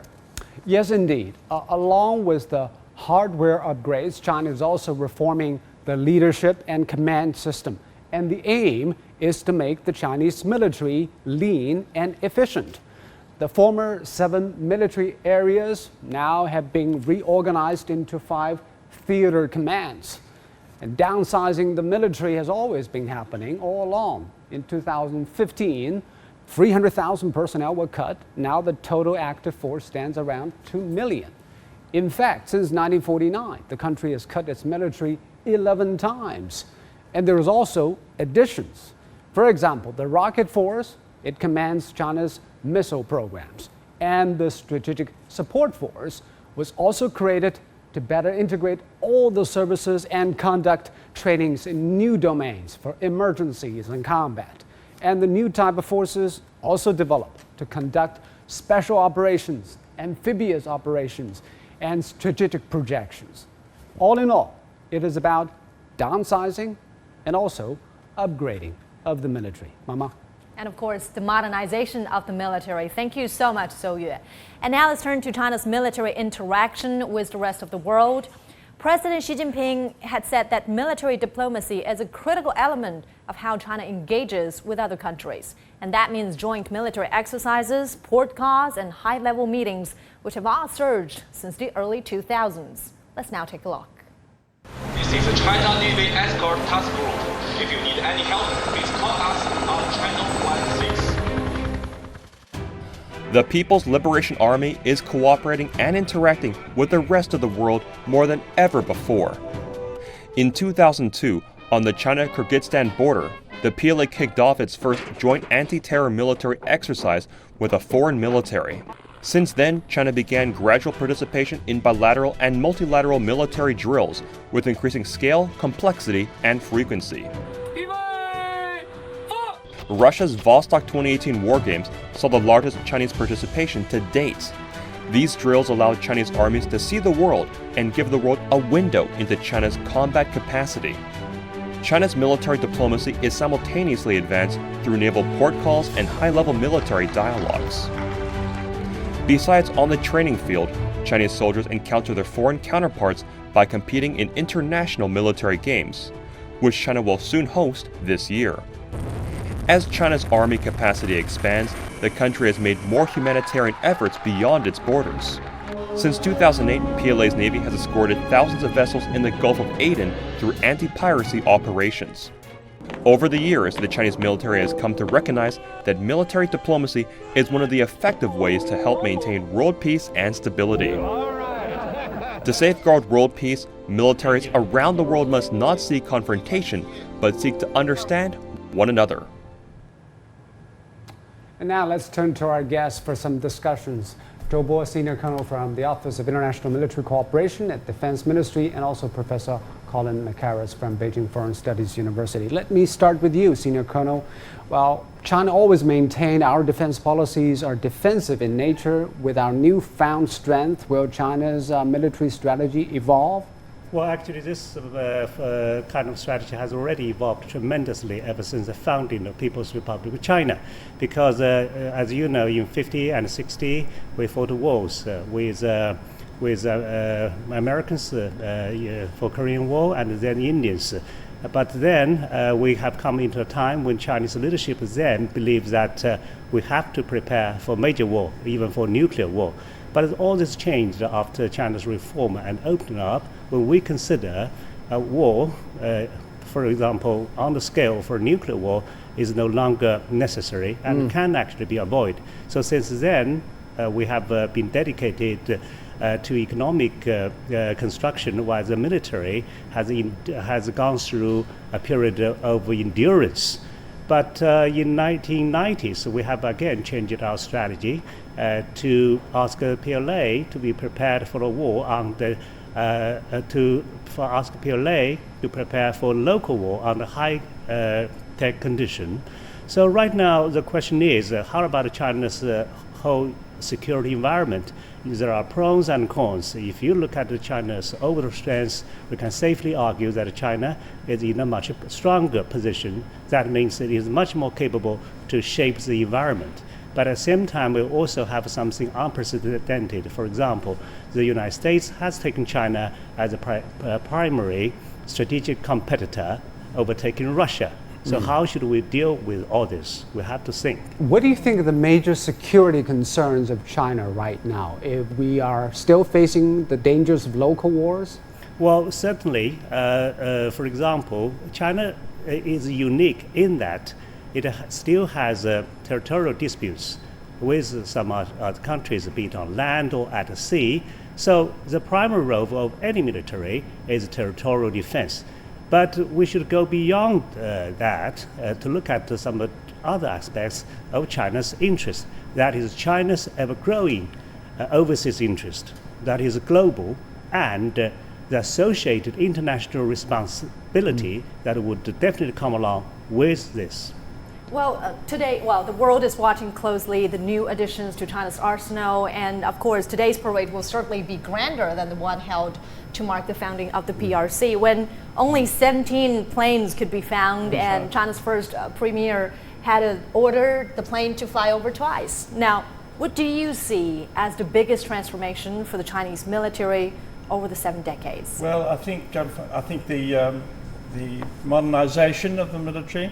And the fact that there is much more technology and the technology is much more advanced. And I also think that it's important to recognize that the security environment has changed a lot. I mean, as Colonel Joss just said, I think we're now facing a situation where the United States is much more of a threat to China than it used to be. I mean, people in the West say that China is a threat because they interpret the growth of the military as being threatening. But it seems to me that it's not threatening. I think it's more defensive, and that the situation now is that the Americans, I mean, as Colonel Joe said, they're now calling China a strategic competitor. And that is different from before. It's the sort of agreement that seemed to be prevalent when Kissinger visited China and Nixon visited in 1971-72. That seems to have changed a lot. And I think China has no alternative except to strengthen its defences. And I think the way it's doing it actually is very reasonable. And I also think it's very important to recognise that the military strength is not only for for outside, but it's also for peaceful purposes.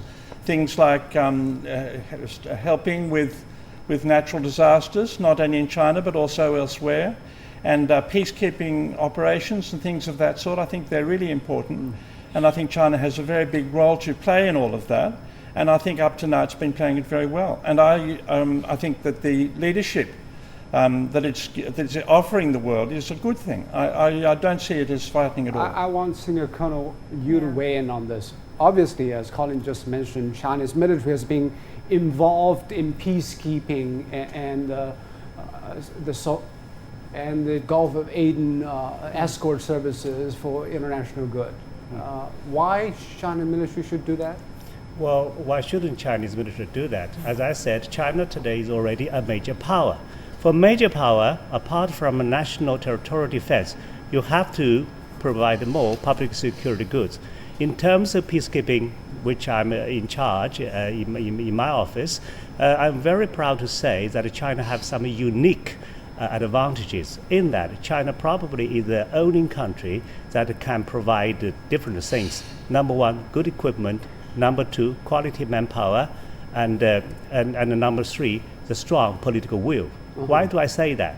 If you look at other countries, for example, some developing countries, they definitely have strong wills to do peacekeeping, but they don't have good equipment.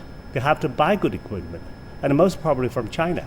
And for those developed countries, they have a good manpower and disciplined soldiers, but they're not so willing in doing peacekeeping. For example, the United States only has about 50 people doing peacekeeping compared to 2,523 Chinese soldiers doing peacekeeping. And but China to be fair with them, they're also doing trainings. Right. Yeah. Sure. You are watching a special coverage marking the 70th anniversary of the People's Republic of China. We'll be back in a minute.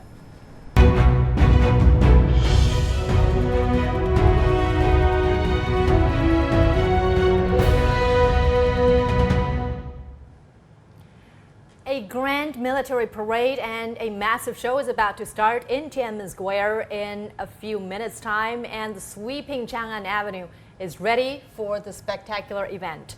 CGTN will bring you live coverage of the grand celebrations.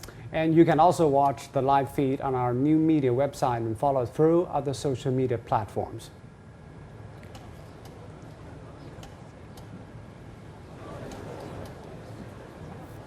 The commemoration ceremony is beginning. 56 gun salutes will fire 70 times.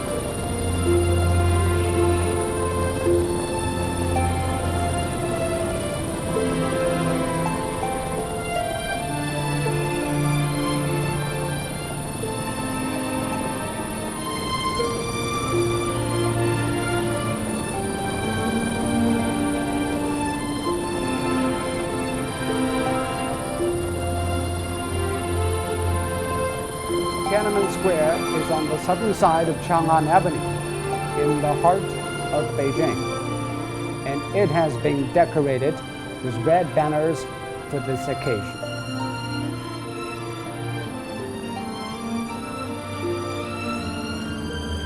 The Chinese People's Liberation Army has formed a race on the street. This year's event is bigger than usual, as it's the 70th anniversary of the founding of the People's Republic of China.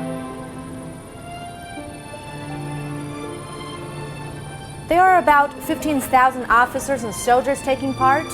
They include 4 generals, 2 lieutenant generals, and over 100 major generals. Also awaiting their turn are more than 100,000 civilians. They will join the celebration after the military parade.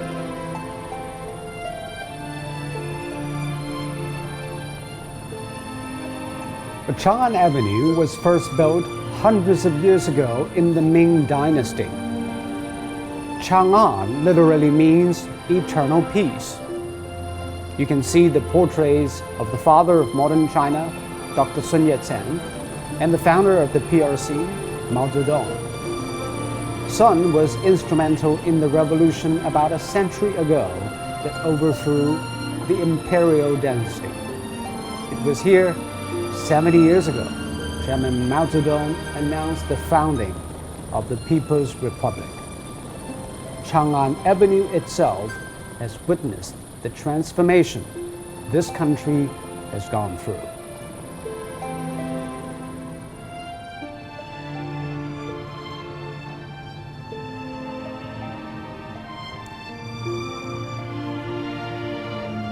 Perhaps the biggest transformation is life expectancy. 7 decades ago, it was 35 years, and today it's more than doubled to 77 years. The economy has transformed from an agriculture-based one to one that's industry-based. Today, China is the second largest economy in the world, as well as an engine for global economic growth. The rapid development of the country is a subject of study around the world and has sparked many discussions on whether what's been dubbed the Chinese miracle can be replicated.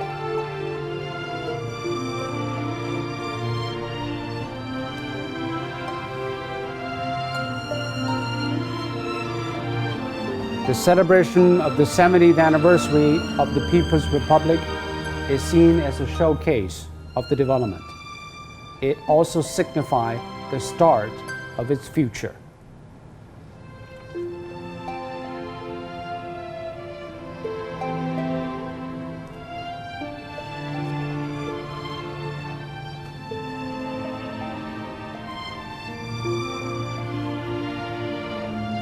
People from all walks of life, from 56 ethnic minority and ethnic groups all over China will be on hand to witness history unfolding.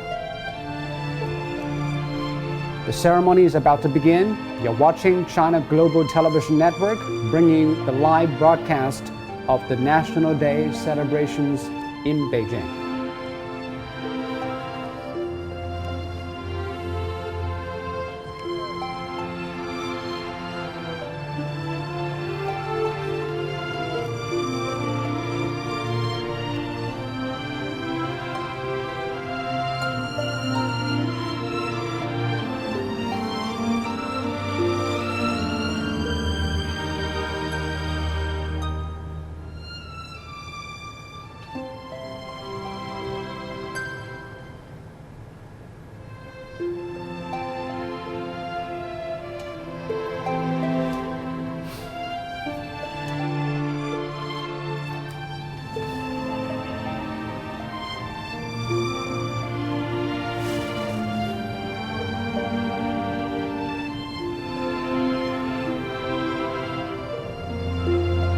China held 14 military parades over the past 70 years. And now members of China's top leadership are entering the Tian'anmen rostrum. We can see President Xi Jinping, Premier Li Keqiang, and other members of the Politburo Standing Committee of the CPC Central Committee. Former Presidents Jiang Zemin and Hu Jintao are also attending the ceremony.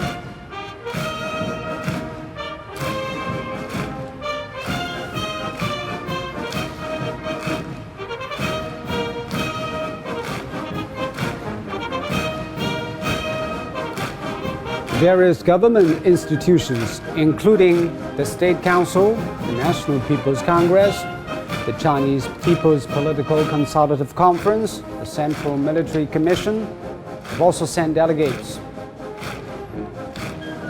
In addition, representatives from all of China's 56 ethnic groups, compatriots from Hong Kong, Macau, and Taiwan, and overseas Chinese are also present.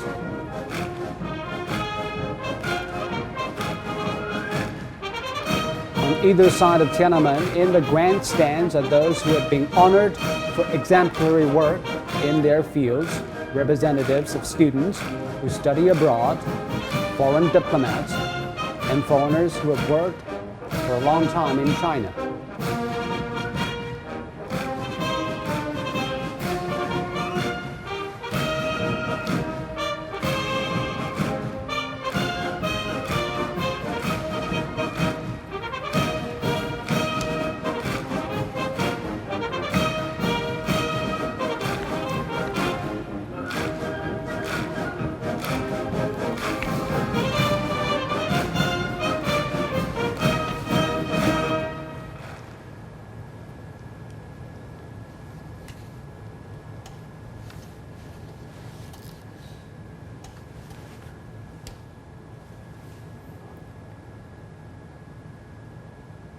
Now, national leaders and former leaders all line up on Tian'anmen rostrum, and they will be inspecting the parade.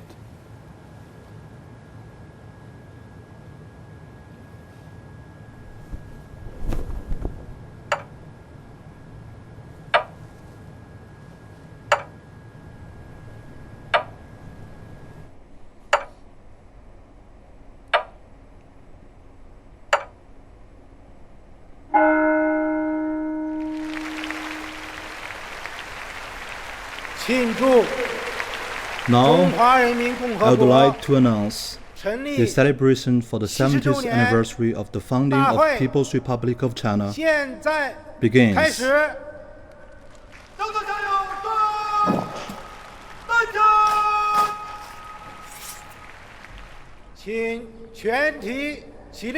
Please all rise.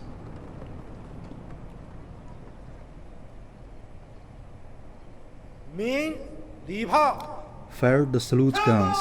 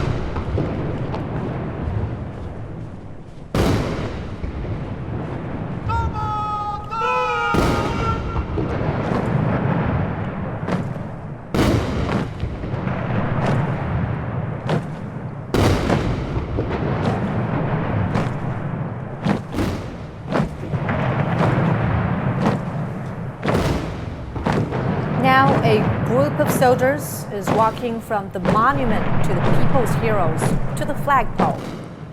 The monument is dedicated to the men and women who toiled, sweated, bled, and often made the ultimate sacrifice for the founding of this country.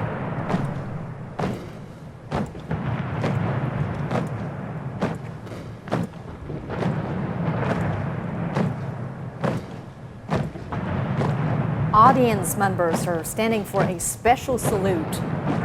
56 cannons, representing China's 56 ethnic groups, are being fired 70 times to mark the 70th anniversary of the People's Republic of China.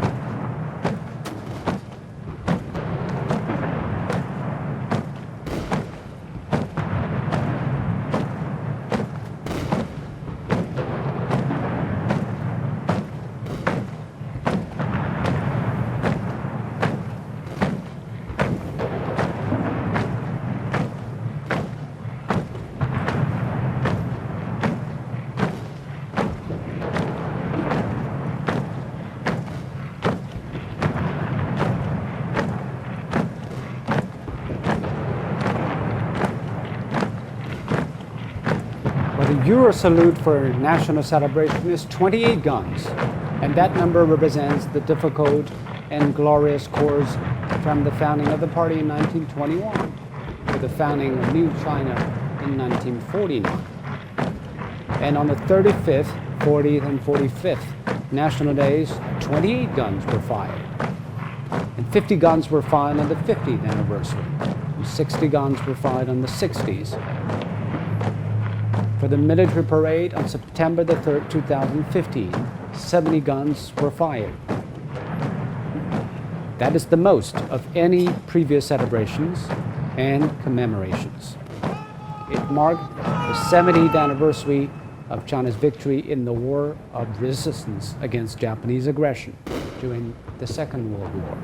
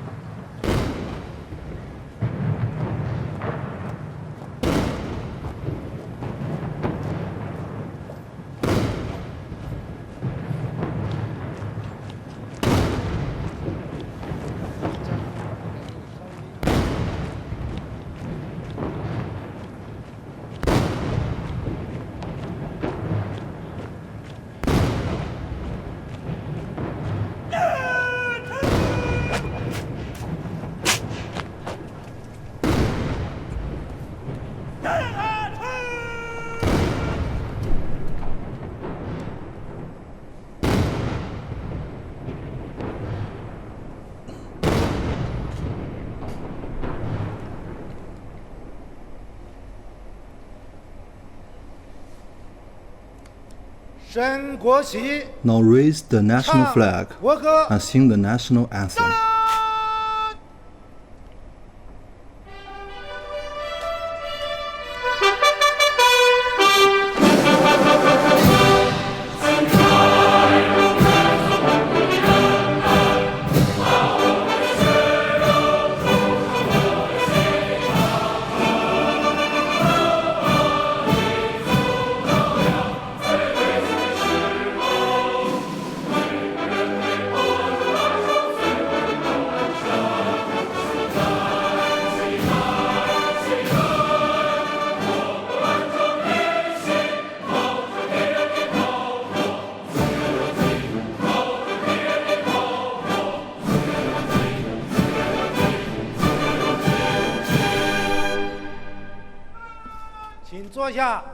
Please be seated.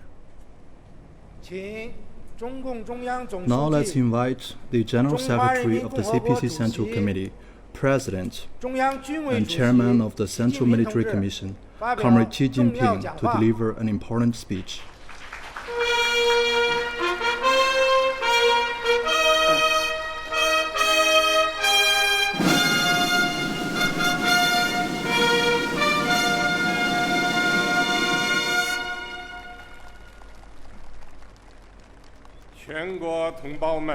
My fellow countrymen, comrades, friends,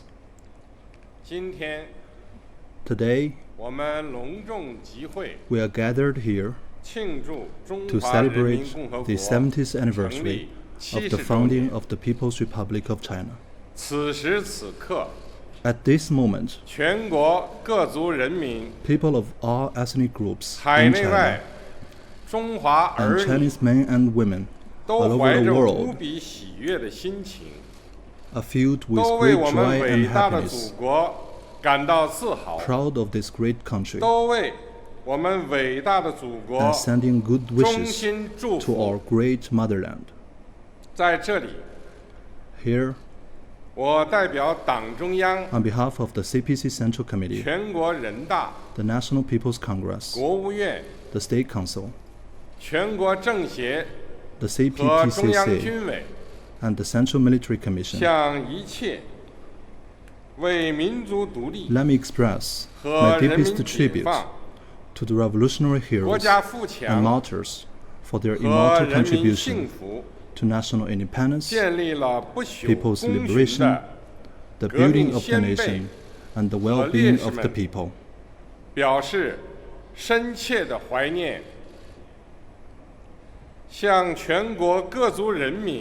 Let me congratulate people of all ethnic groups and patriotic Chinese all across the globe. Let me also extend my sincere gratitude to friends of all nations who have cared for and supported China's development.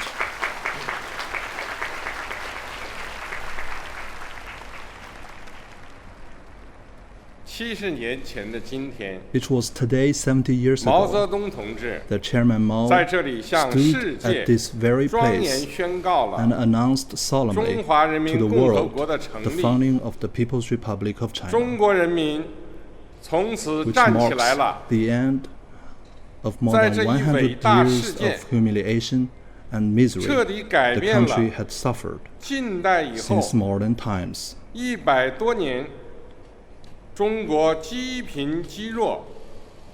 The Chinese people managed to stand up on their feet and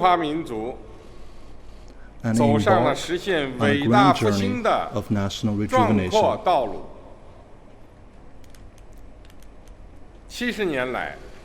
Over 70 years, the Chinese have been united as one people, and through hard work and perseverance, we have scored unparalleled achievements. Today, 社会主义中国 a socialist China 巍然屹立 is 在 standing in 世 the 界 east 东 of the 方， world, 没有任何力量 and there is no force 能够撼动 that can shake the 我们 foundation 伟大 of 祖 this 国 great 的地 nation. 位，没有任何 No 力量 force 能够阻 can 挡 stop the Chinese people 中国人民 and the Chinese 和 nation 中华民族的 forging 前进 ahead. 步伐。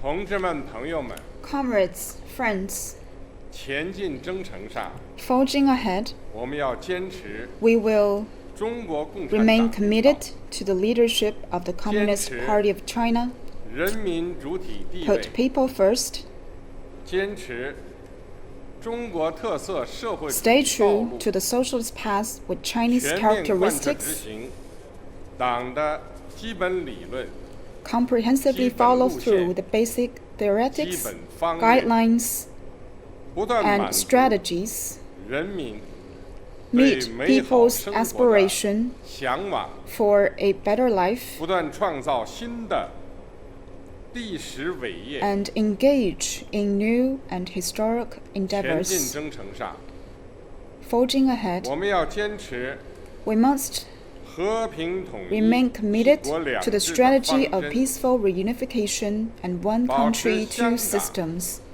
We 澳 will 门 maintain 长期 long-term 繁荣稳 prosperity 定， and stability of Hong 推 Kong 动 and Macau, 海峡两岸关 advance 系 the peaceful 和平发 development 展， of cross-strait relations, 团结全体中华儿女， unite the whole country, 继续为实现祖国 and 完全 continue 统一 to strive 而 for 奋 the 斗。 complete unification of our country.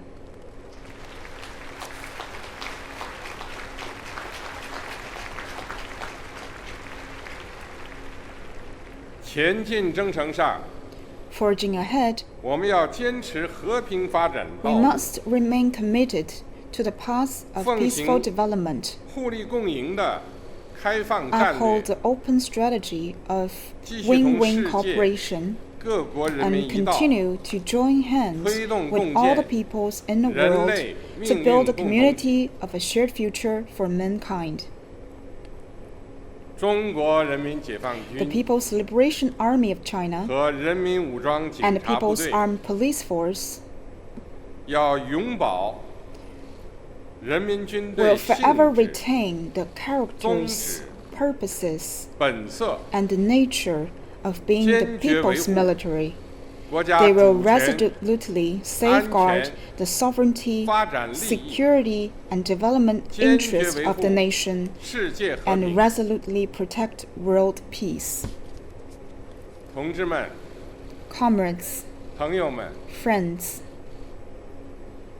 中国的昨天 China yesterday 已经写在 is 人类的 already 史册上， engraved in the history of mankind. 中国的今天 China today 正在亿万人民手中创造 is created by hundreds of millions of 中国的明天 hardworking Chinese, 必 and 将 China 更加 tomorrow 美好。 will be even more prosperous. 全党、 The party, 全军、 the army, 全国各 and the 族人 people 民 of all ethnic groups 要更加紧密地 must be 团结 more 起来， firmly united.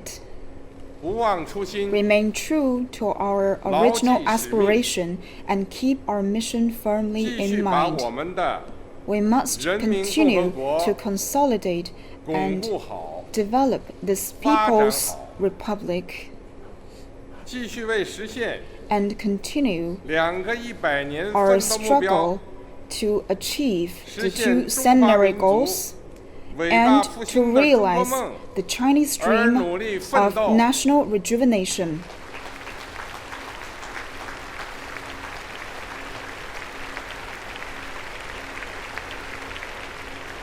伟大的中华人民共和国万岁！ Long live the great People's Republic of China.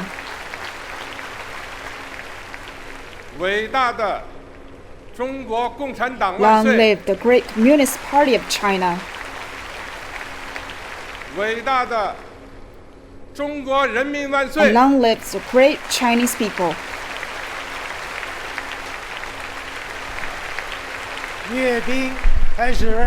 Now the military review starts. On your positions.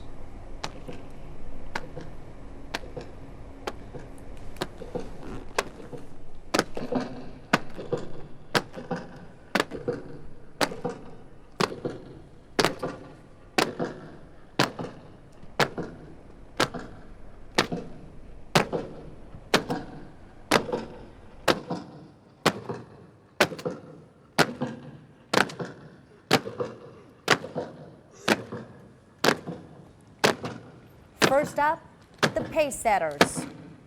Now you can see 60 soldiers marching towards their designated spots. They help mark areas where the parade will take place.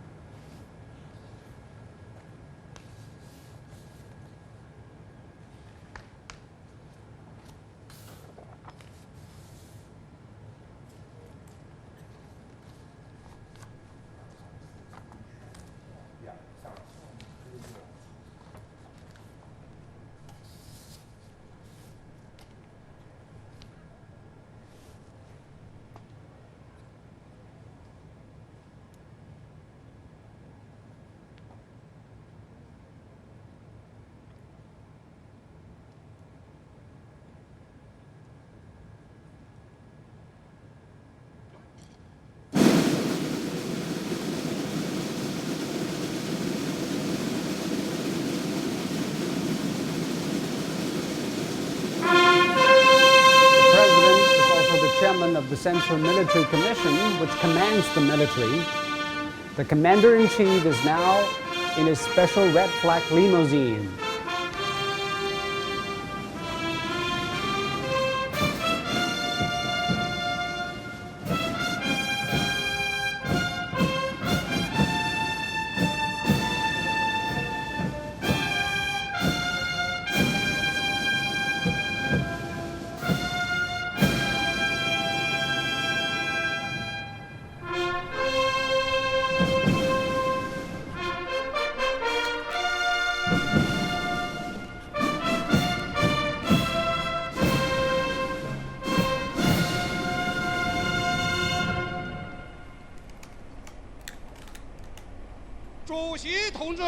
Mr. President, the military is assembled in order and ready for your review.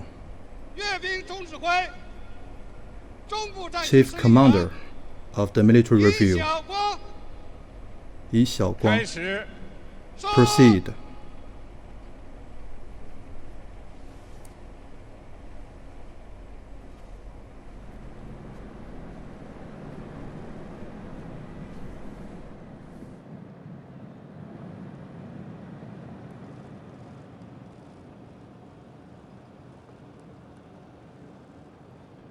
Going to be a new special ceremony. Xi Jinping will pay his respects to the party flag, the national flag, and the military flag.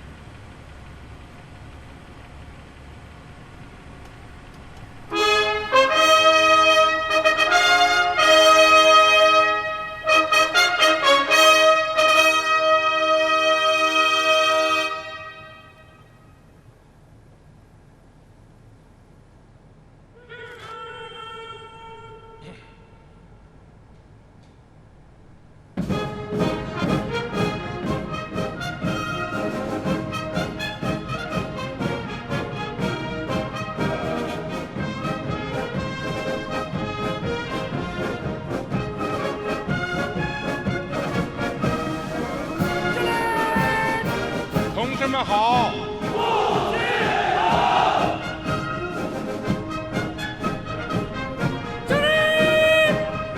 同志们辛苦了！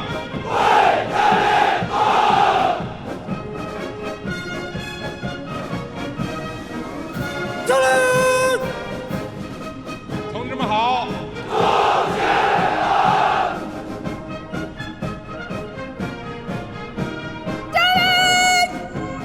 同志们好！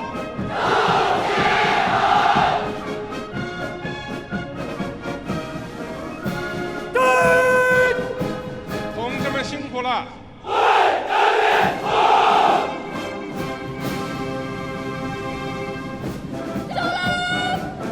同志们好！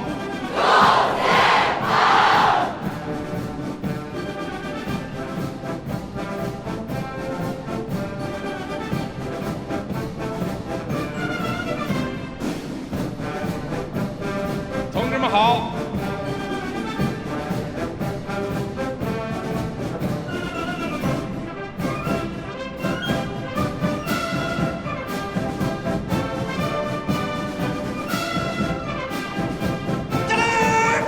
同志们辛苦了！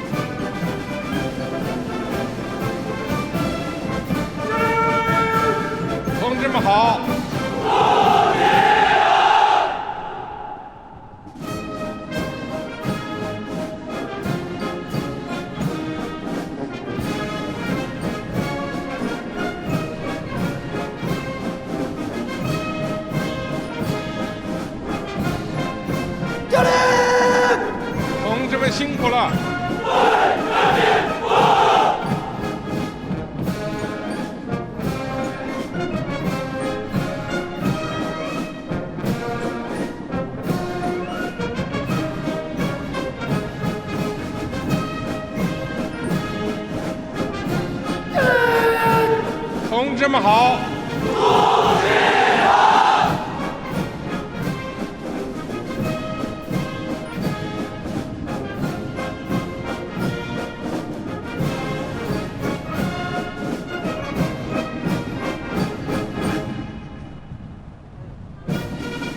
同志们好！同志们好！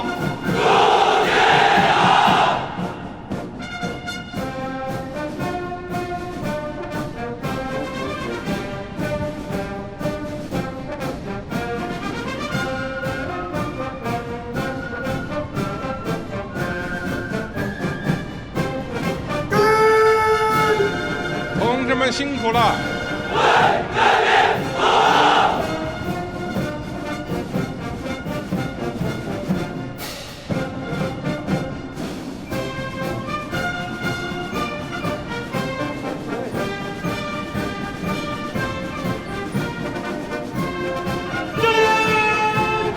同志们好！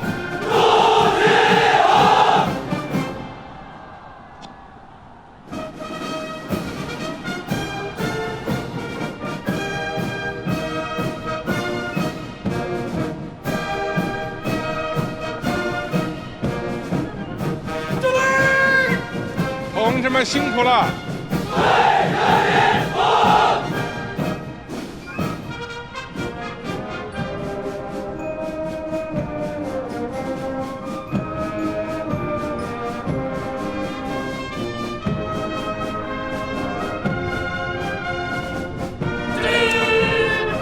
同志们好！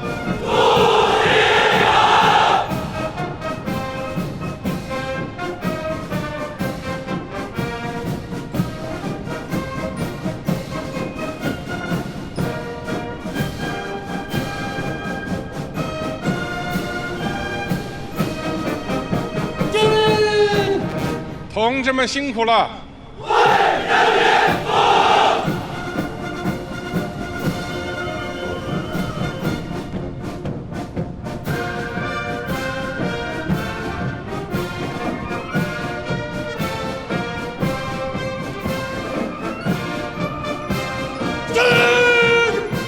同同志们好！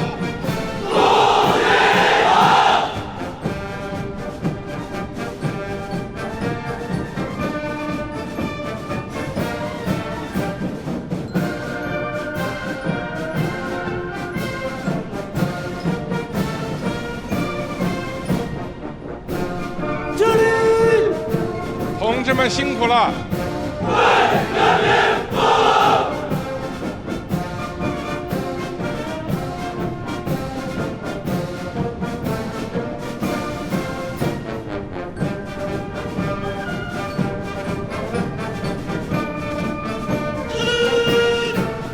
同志们好！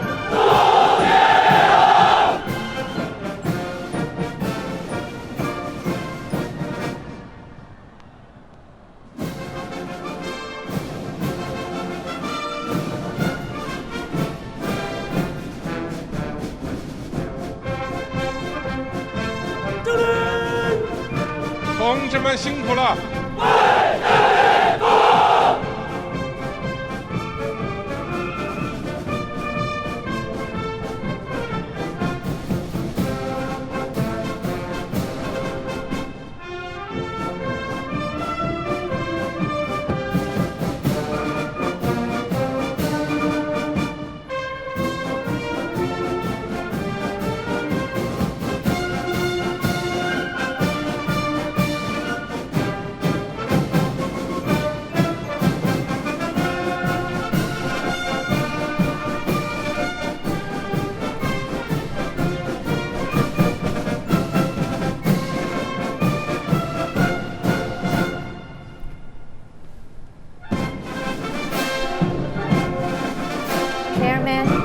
！Central Military Commission, Xi Jinping is now returning to Tian'anmen.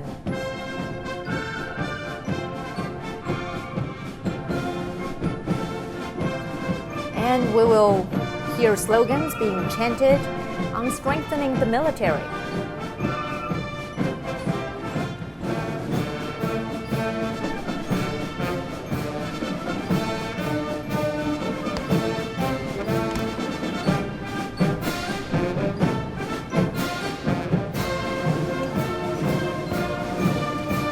Now, as we can see, some of China's most advanced weapons will be on display, are being displayed.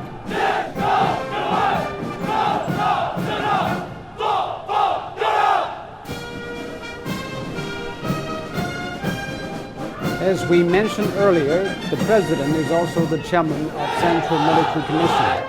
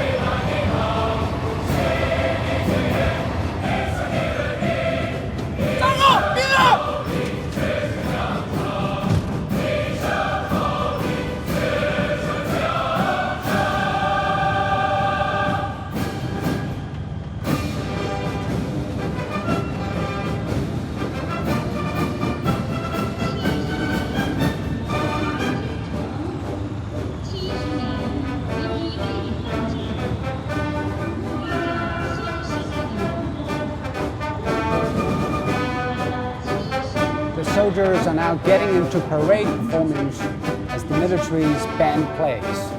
They are waiting for the commander-in-chief to ascend the Tian'anmen.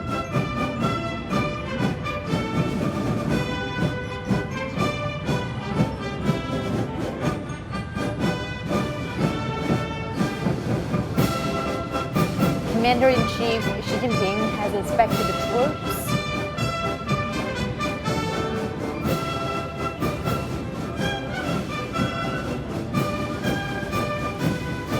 And this is Xi's first National Day military parade as China's president.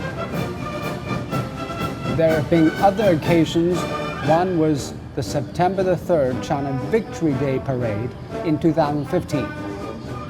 It marked the 70th anniversary of the victory of the Chinese People's War of Resistance against Japanese aggression and the end of the Second World War. Another first was foreign troops. Back then, most of them were China's allies during the war. At that parade, Xi Jinping announced a troop cut of 300,000, saying China would continue to take the path of peaceful development.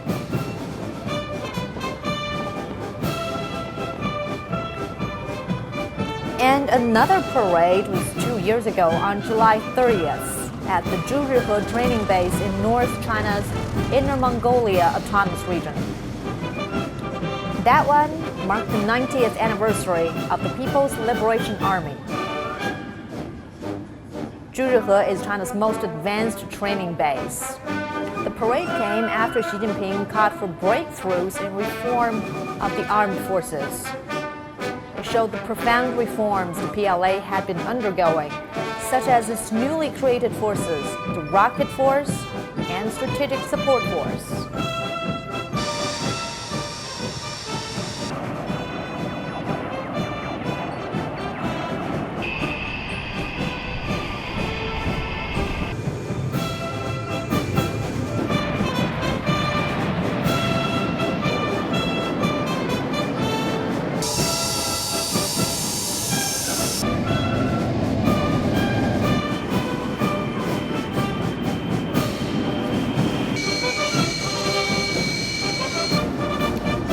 Now the troops are ready to start. 47 formations on the ground and 12 echelons in the air. They will start passing Tian'anmen Square in a while.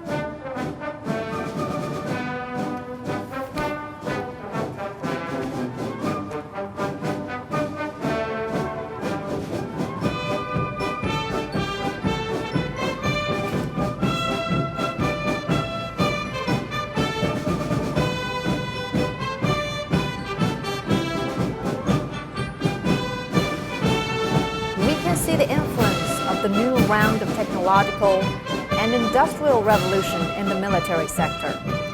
This includes cutting-edge technologies such as artificial intelligence, quantum information, big data, cloud computing, and the Internet of Things. International military competition is undergoing rapid, historic changes with information technology, and this trend is long-range precision, intelligent,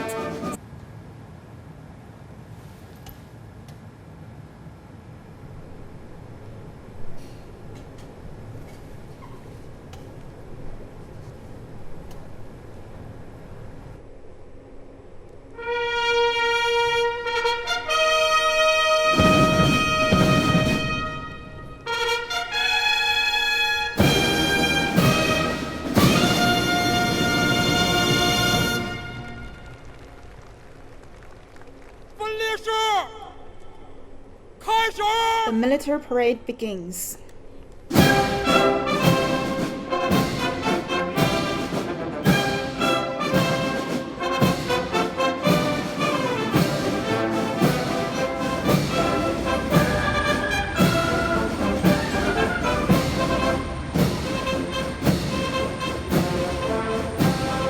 come the air flag guards with the flags of the party, nation, and military.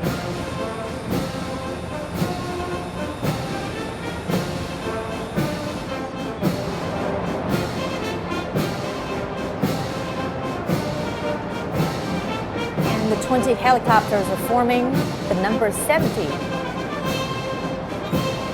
to commemorate the 70th anniversary of the People's Republic of China.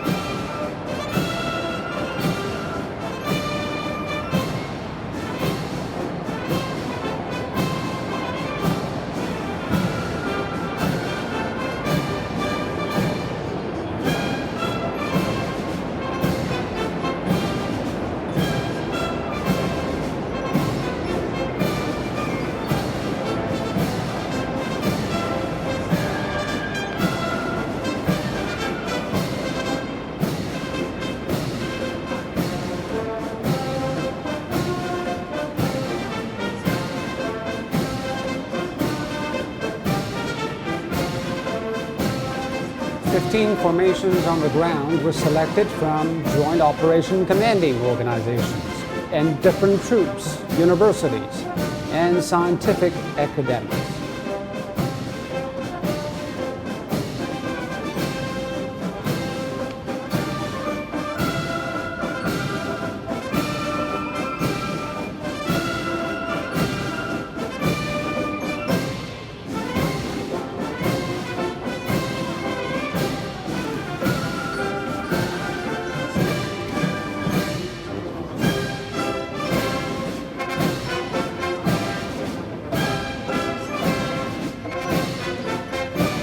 Four generals, 2 lieutenant generals, over 100 major generals, and nearly 15,000 officers and soldiers are taking part in the parade.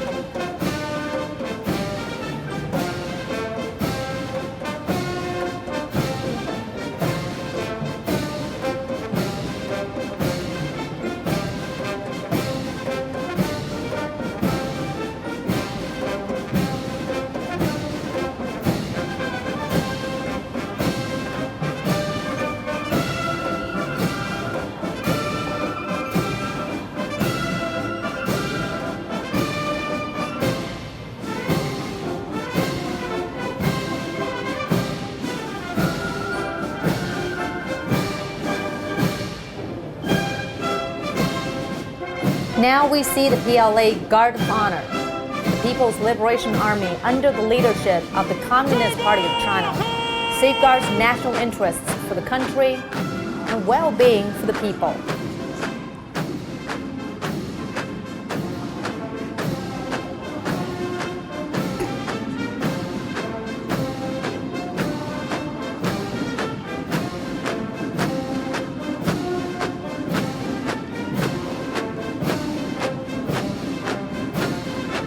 The PLA has 5 professional service branches: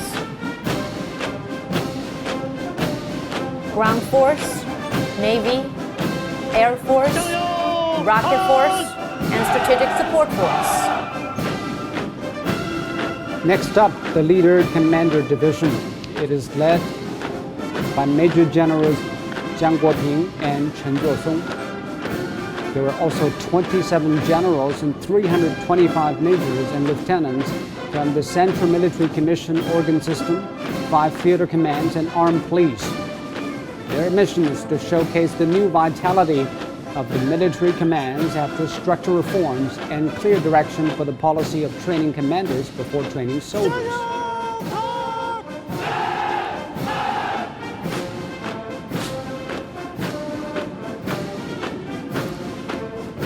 Up next is the PLA Ground Force, led by Major Generals Lin Xiangyang and Tang Xinhua.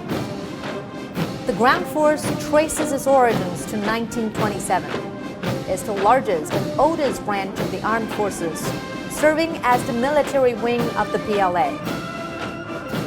It's been charged with the strategic requirement of mobile operations and multi-dimensional offense and defense. That means raising its capabilities for precise, multi-dimensional, and sustainable operations. See the PLA Navy leading the team of Rear Admiral Zhou Mingwei and Liang Xu. Its original mission was to protect territorial waters and support island combat. Over the years, the Navy has expanded its mission to include comprehensive combat at sea, strategic deterrence and counterattack, safeguarding the sovereign rights and interests at sea, and protecting strategic passageways.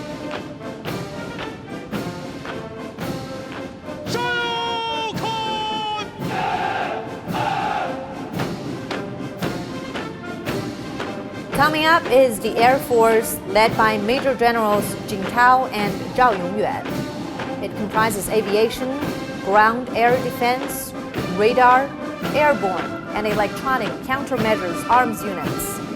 This year, the Air Force turns 70. Its mission is to become a modern and strategic force that integrates aviation and space power with enhanced strike and defense capabilities.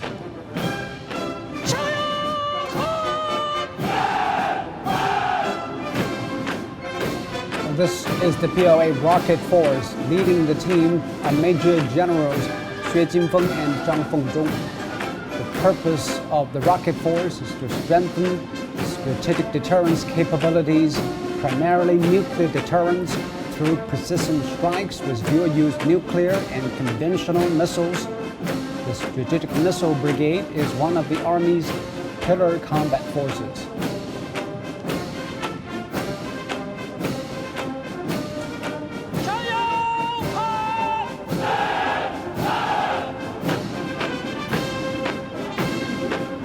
Coming up is the Strategic Support Force, led by Major Generals Wang Xuewu and Kang Baihai. Strategic Support is making its first appearance in the National Day Parade.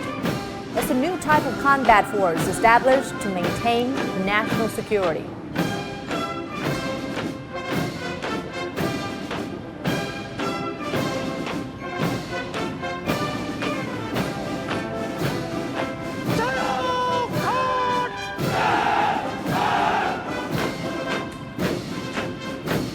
The Joint Logistics Support Force. This is also their National Day Parade debut. They're led by Major Generals Liu Xiangdong and Ren Yanbing. Logistic support is crucial as modern warfare requires tremendous supplies of energy and resources.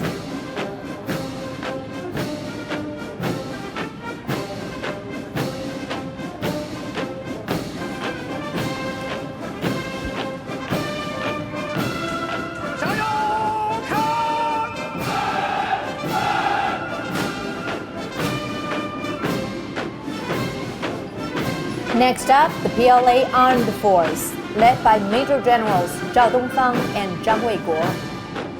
The armed police work in safeguarding national security and public well-being as a support to the party and the people. They perform multiple functions in maintaining social stability.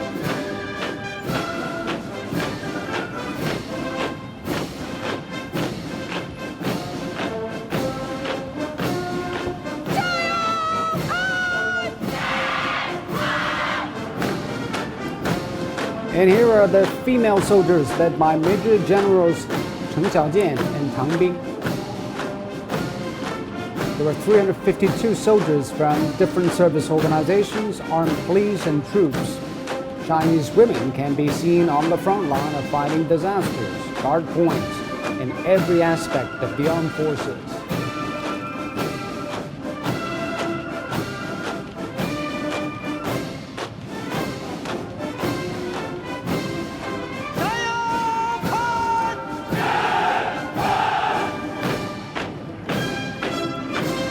Now comes the Researchers Division, led by Major Generals Yi Shuqiang and Wen Fuxin. They come from military institutes, the National University of Defense Technology, PLA Academy of Military Science, and PLA National Defense University. The division cultivates military talents in its mission to advance the strategy of strengthening the Army through science and technology.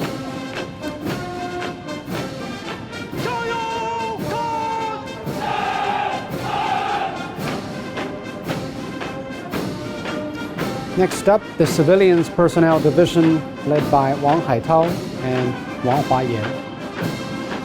Military reform has called for the recruitment of outstanding talents across different fields. They apply their specialized knowledge and experience.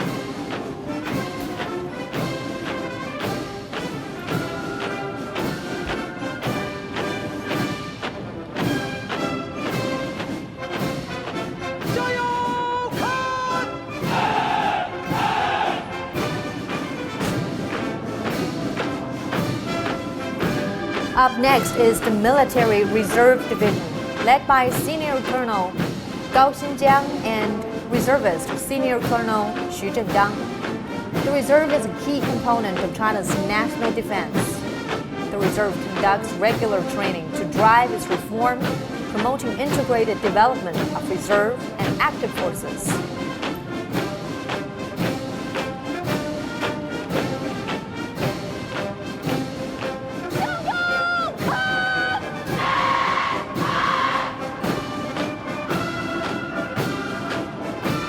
This is the militia division led by Zhao Bingjing and Liao Weiwei.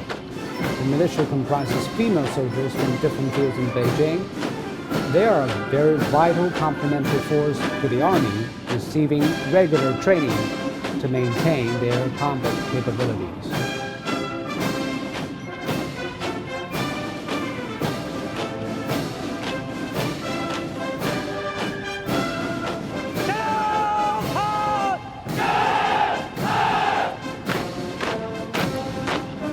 Coming up is the formation representing China's UN peacekeepers. They are led by Major Generals Xu Youze and Ma Baochuan.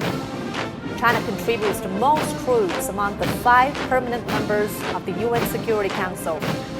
There are over 2,500 Chinese serving in 7 mission fields, with 8,000 on reserve duty. 13 Chinese peacekeepers have died in foreign lands.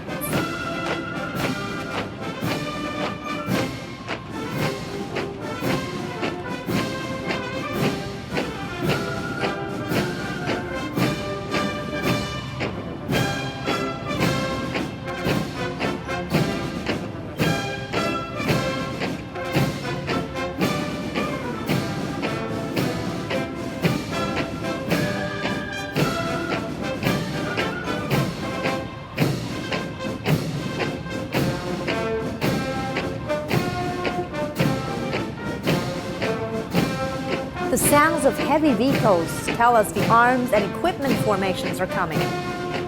40% of the armaments will be shown to the public for the first time. We will see 32 formations.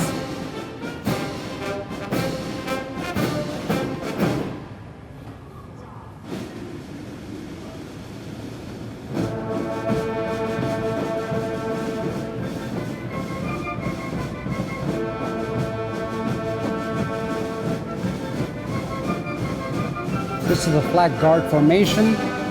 They're representative from renowned and elite forces. Leading the formation are General Liu Yuejun, Lieutenant General Wang Jianwu, General Zhao Zongqi,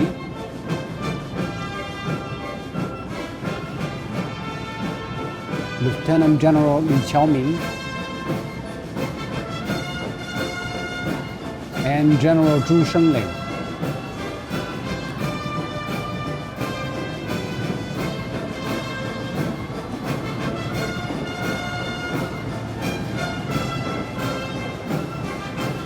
They are the main commanders from the Army's 5 theater commands, and the flag shows the heroism of the soldiers during different periods of their fight for the national interests. Under these flags, the party and people fought together to gain independence and a new republic.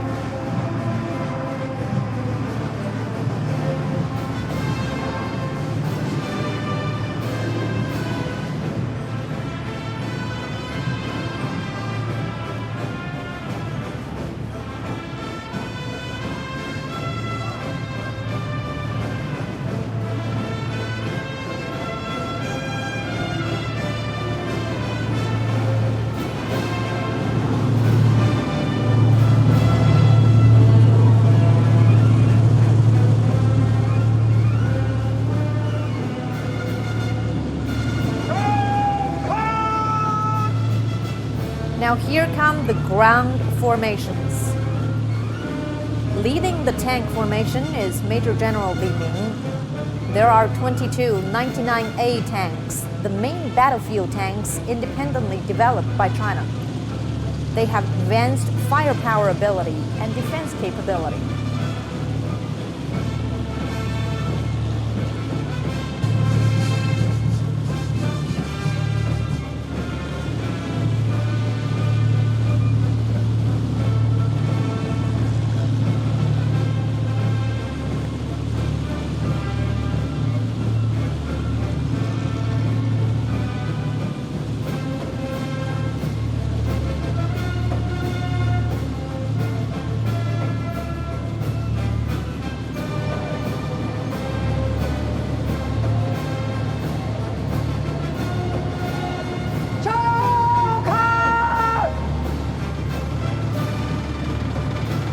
the light armed vehicles led by Major Generals Huang Dewang and Wang Yongsheng.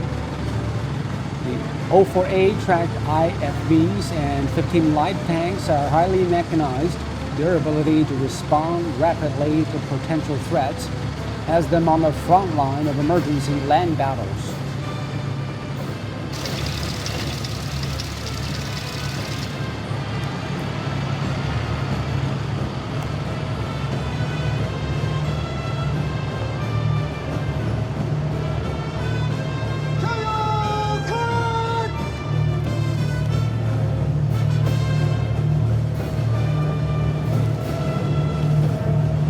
Following is the amphibious fighting vehicle formation, led by Rear Admiral Du Chuansheng and Xia Chenglu. The 05A amphibious fighting armored vehicle is used for land operations, offshore sailing, and beach attacks.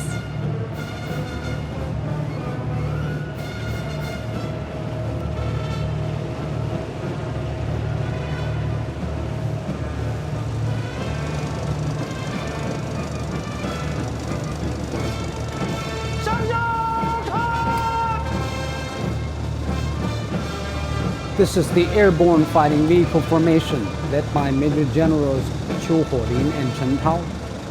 The vehicle can be airdropped to the front lines. It is used in a joint combat system.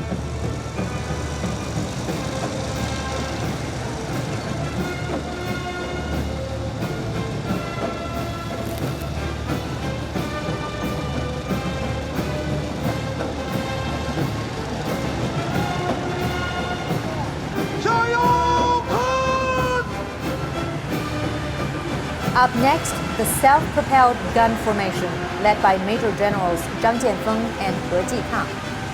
The artillery can provide long-range suppressing fire, precision strike, and information-based combat.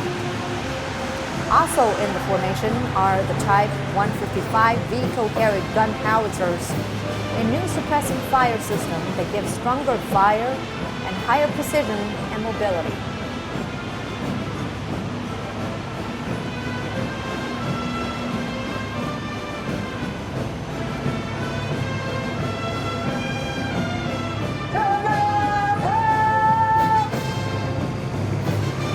Here comes the anti-tank missile formation, led by Major General Zhou Meiyu and Li Zhenling.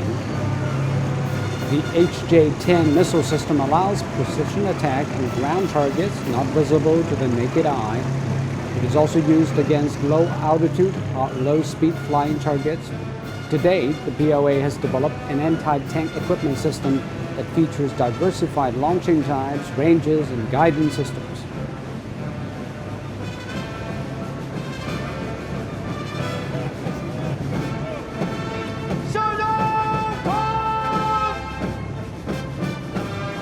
Here comes the special equipment formation, led by Major Generals Tian Yue and Wang Qinming. The combat vehicles can be used on all terrains, and the auto-gyro aircraft are used in complex battle environments. The equipment system can achieve fast delivery of weapons and forces, crucial in surprise attacks.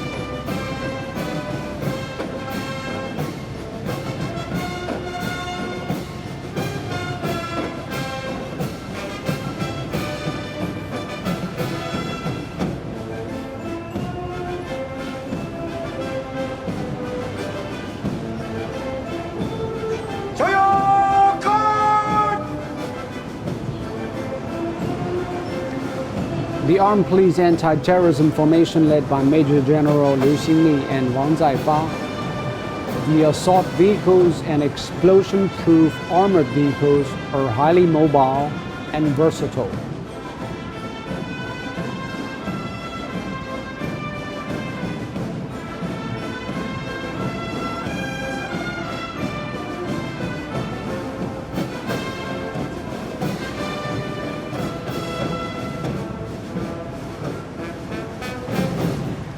Coming up is the Naval Battle Group.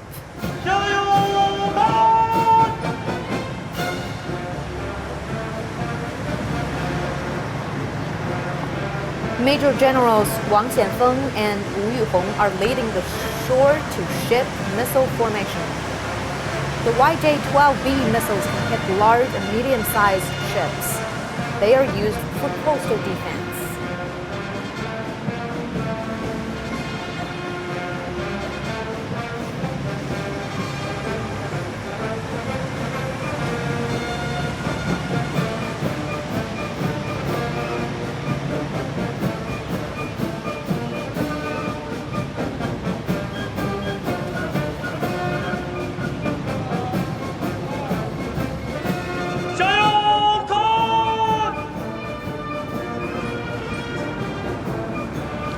Behind them is the formation of ship-to-ship and submarine-to-ship missiles.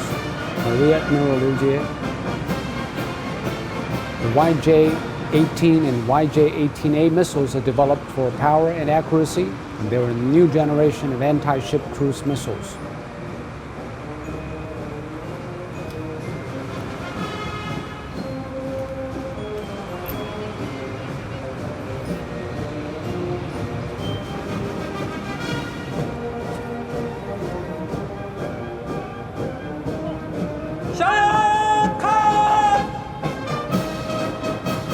Next up, the ship-based air defense weapons, led by Rear Admirals Liu Hongwei and Zhang Baojun.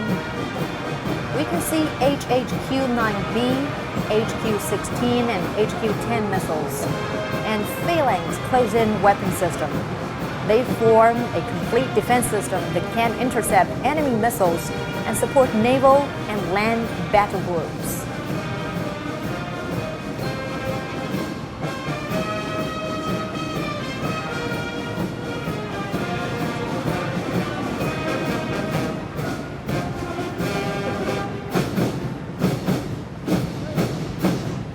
Next up is the Air Defense and Anti-Missile Combat Group. Major Generals Li Guoping and Zhang Lei are leading the formation of the Early Warning Radar. A new generation of radar can detect and locate jets and missiles.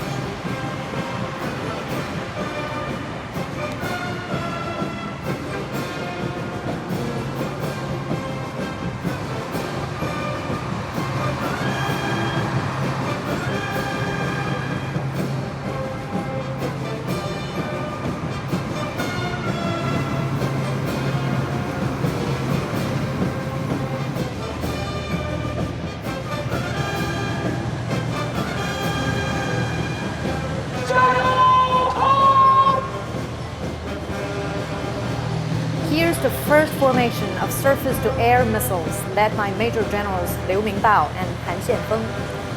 We are seeing the HQ-9Bs and HQ-22s. They are capable of intercepting multiple airstrike weapons in a complex electromagnetic environment.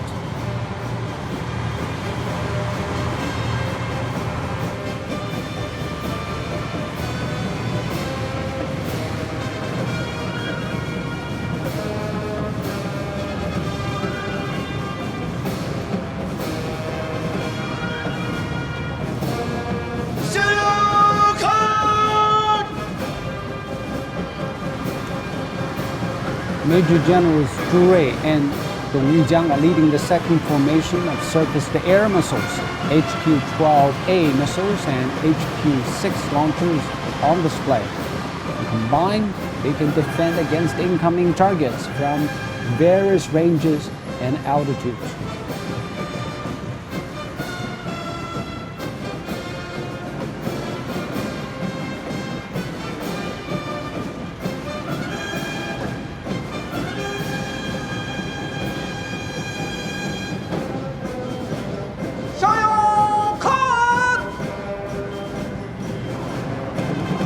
Next is the Field Operation Air Defense Missile Formation, led by Major Generals Zhang Fan and Pei Xiaochang.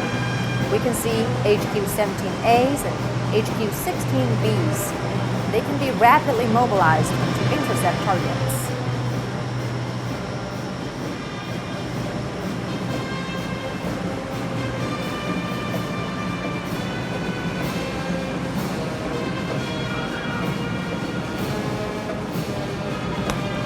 The information battle group consists of 4 formations.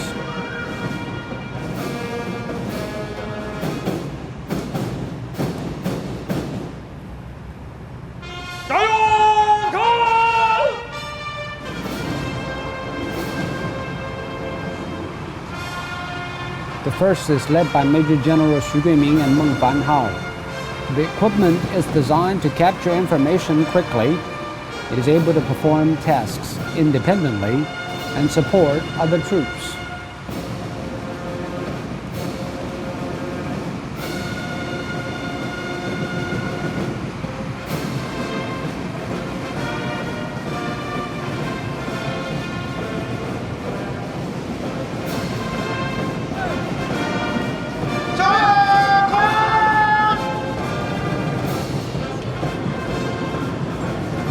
Major Generals Li Faiyi and Yang Xiaokang are leading the second formation. We are seeing jamming vehicles. The new electronic equipment can be easily deployed and mobilized in complex electromagnetic environments to allow troops to gain an upper hand.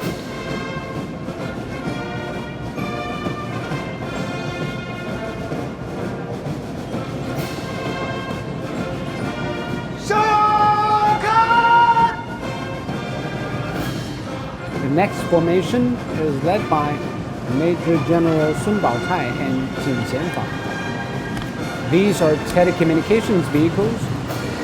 Those are the ears and eyes of troops.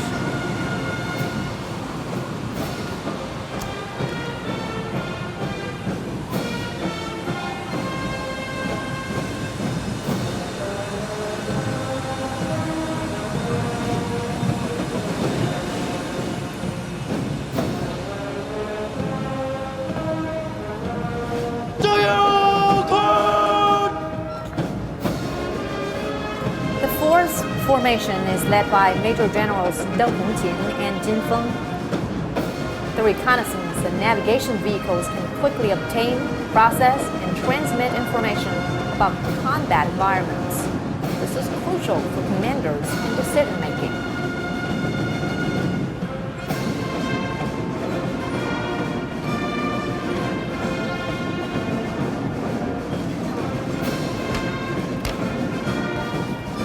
The military equipment is going intelligent. And what better teams to represent that than the drone team?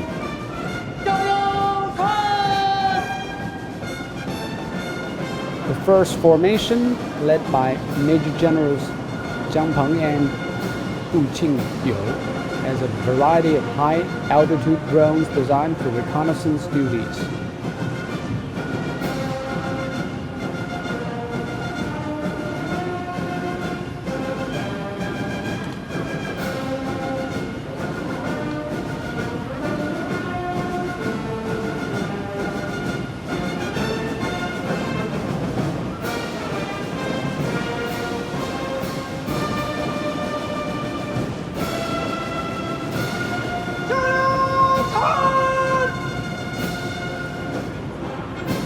The second formation is led by Major Generals Wang Yanqi and Qiao Yajun. These drones can carry out targeted attacks. They can also jam enemy air defense warning systems.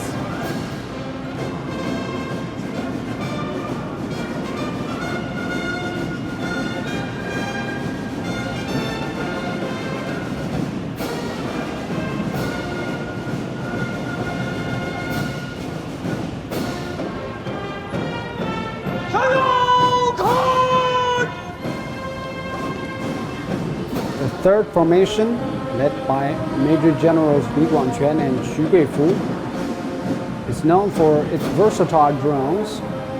Some are area drones, others dive deep into the sea to collect information and perform special tasks.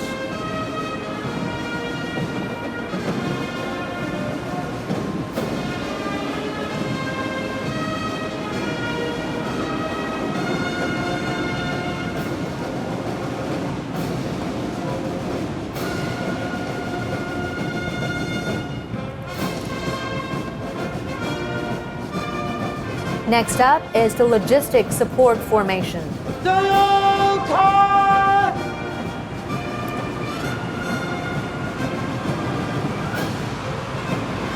This formation is led by Major Generals Bai Zhongbin and Xu Baolong. The water tankers and mobile platforms are used in field operations. There are also oil tankers and food processing vehicles. They keep troops fed and supplies on the battlefield.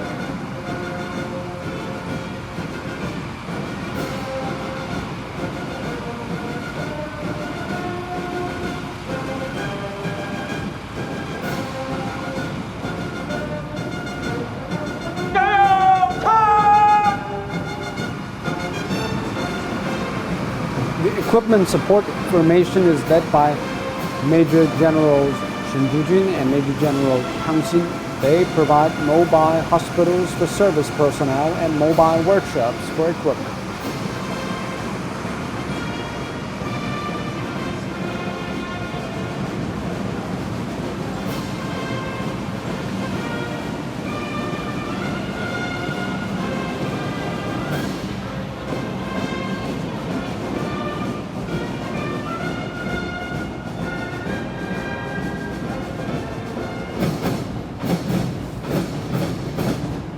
Now come the strategic attack forces.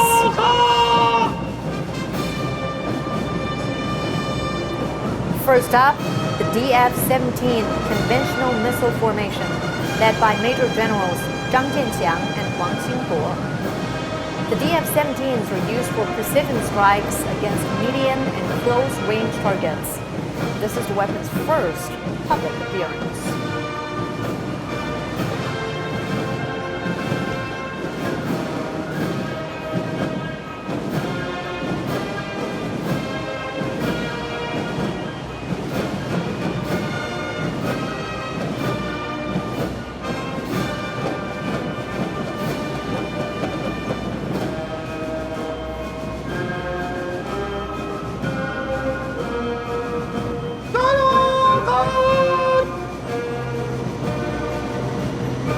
Here comes the CJ-100 cruise missile formation, led by Major Generals Wang Juxian and Li Jiaqing.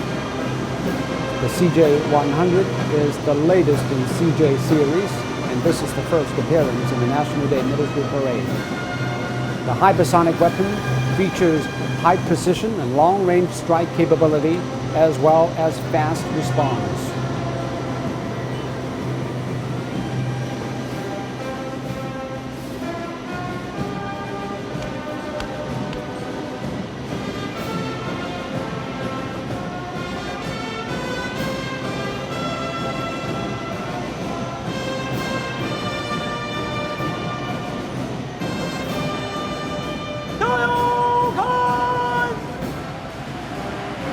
More missiles.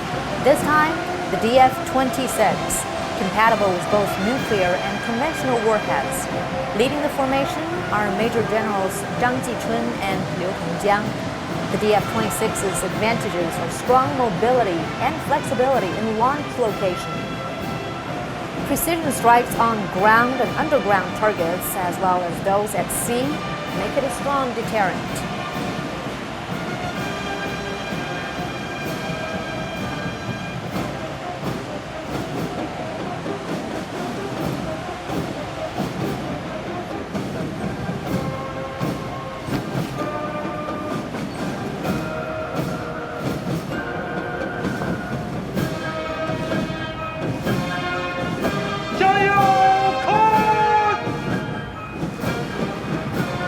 Now comes the JL-2 long-range ballistic missile formation, led by Rear Admirals Wu Dongzhu and Liu Rentao. The second-generation JL-2 can be launched from nuclear submarines, providing sea-based nuclear deterrence.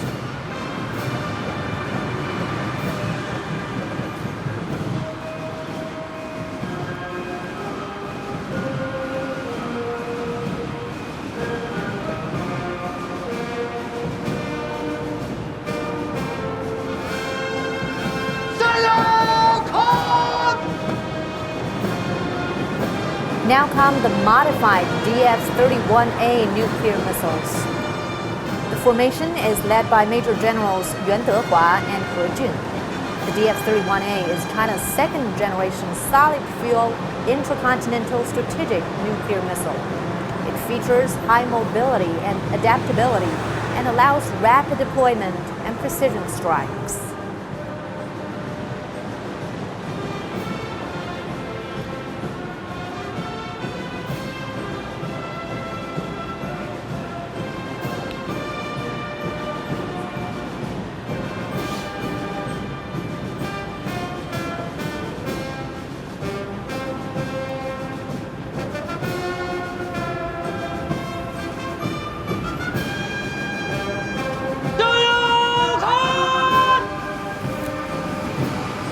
And this is DF-5B nuclear missile formation. Led by Major Generals Wang Xiaochu and Deng Rongzhen, the system can carry multiple warheads and excels at both assault and defense.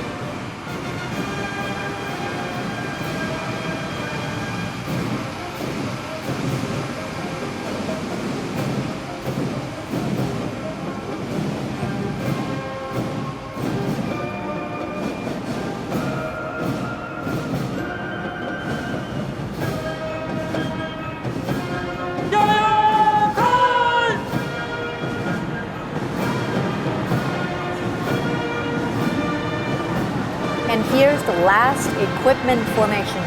It features DF-41 nuclear missiles.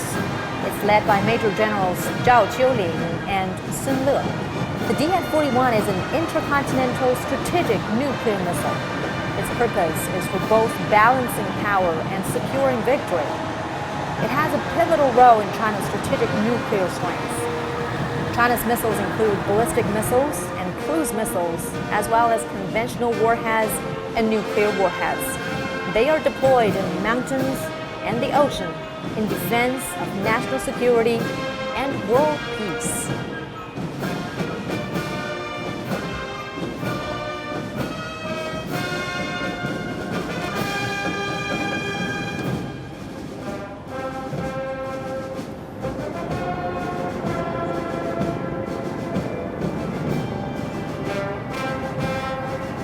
Here come the air echelons.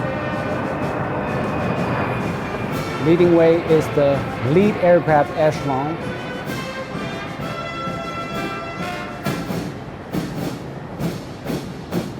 The system includes warning, reconnaissance, long-range strike, strategic delivery, reinforcement, and support. Taking the commanding position is KJ-2000 warning plane with Air Force Commander General Ding Laihan in charge. It's flanked by 8 J-10 fighter jets. The aerial rainbow represents the 7 decades that the People's Republic has gone through.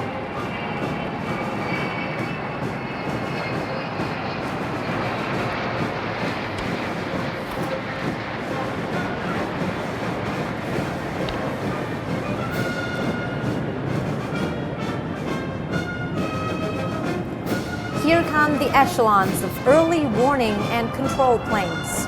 The 3 echelons display KJ-500 and KJ-200 warning planes, as well as Y-8 principal aircraft, each guarded by 4 fighter jets. These planes show how China has developed its air warning, detection, and trailing operations.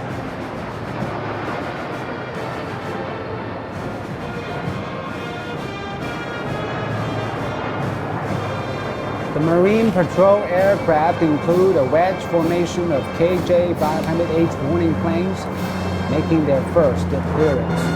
Y-8 anti-submarine patrol planes,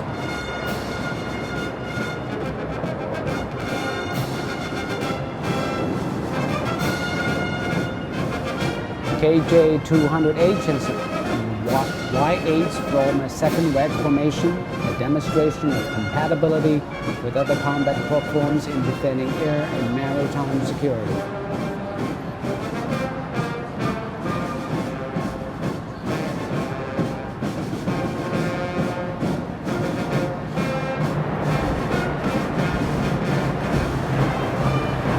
Here come the transport planes, flying past our China's new Y-20s and Y-9s.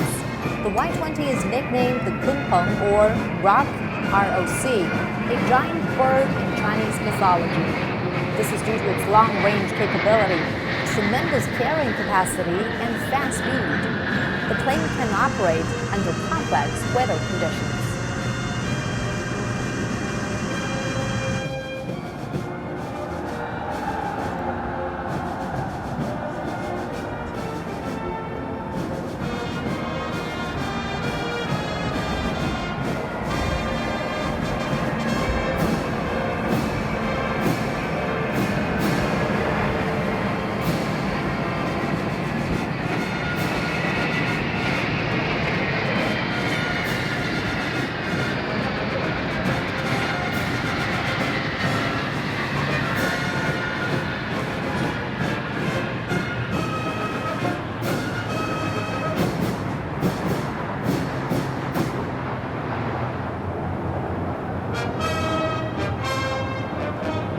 Sustainment support plane echelon. The two wedge formations include Y9s and communication and psychological warfare, as well as medical aid.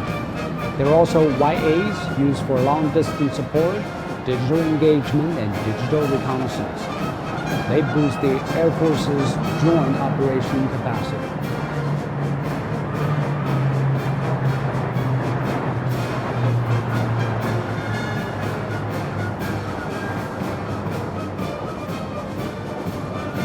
This is the bomber echelon.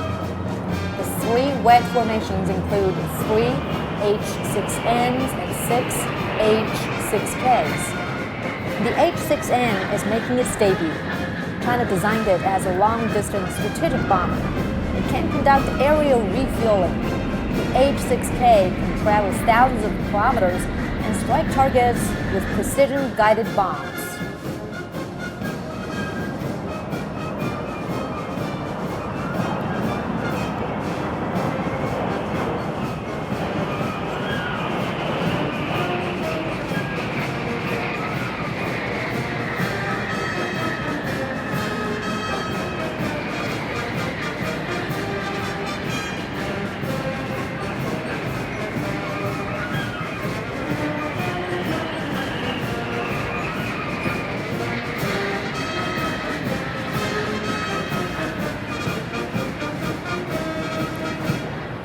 Here comes the refueler and receiver echelon. It consists of HY-6 refueling planes and J-10B fighter jets. The flying oil tanker enables fighter jets to operate for longer distances.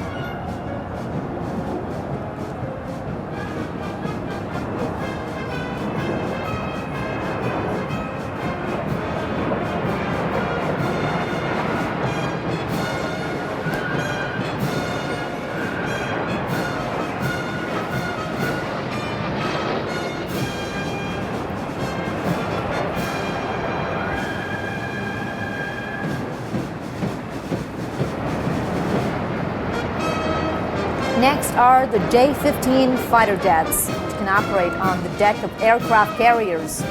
They made their debut in the 2015 military parade.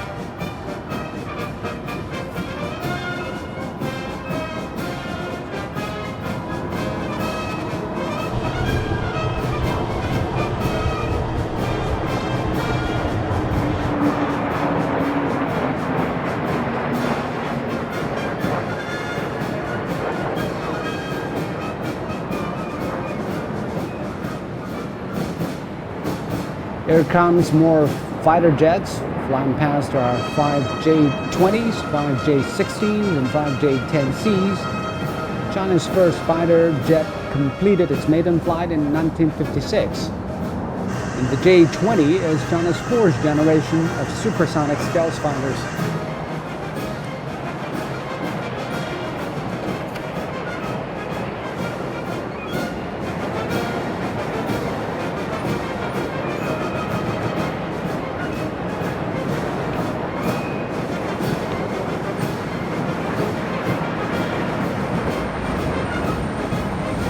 This is the Army Aviation Echelon.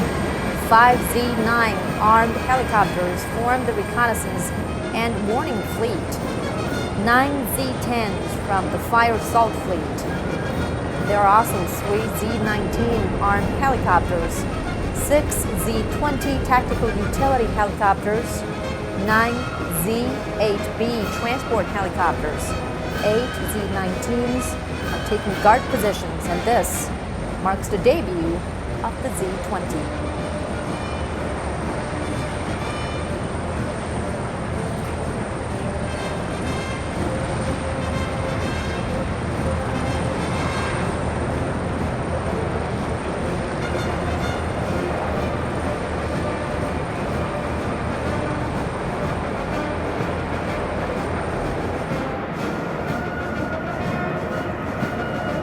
The last but not the least, the trainer aircraft echelon includes 5 JL-10s and 17 planes of 2 other types.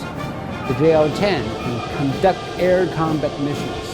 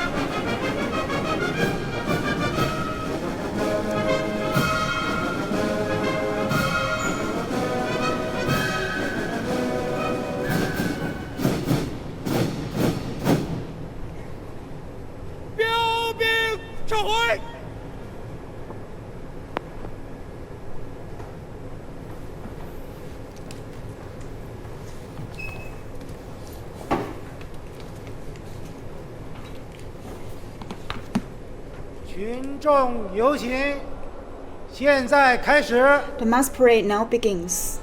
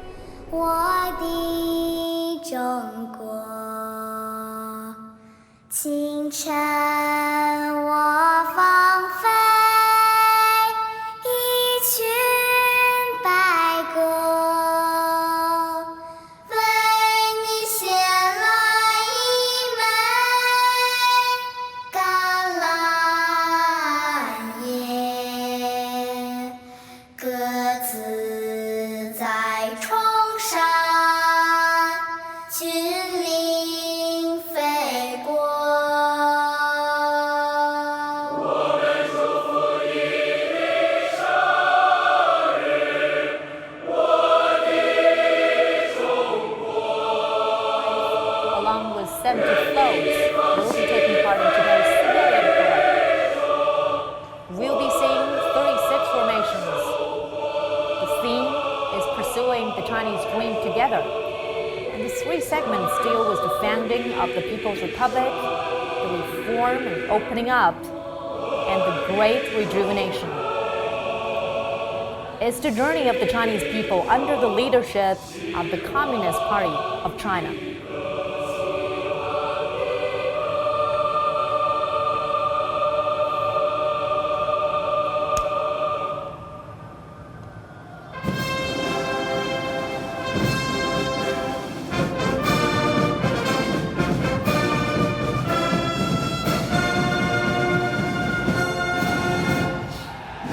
First up, the national flag, the year 2019, and the national emblem, as well as individuals who have made great contributions to the founding and development of the country.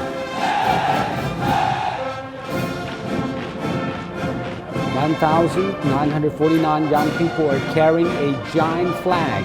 It was at Tian'anmen Square that the PRC flag was first raised 70 years ago, when the People's Republic of China was founded.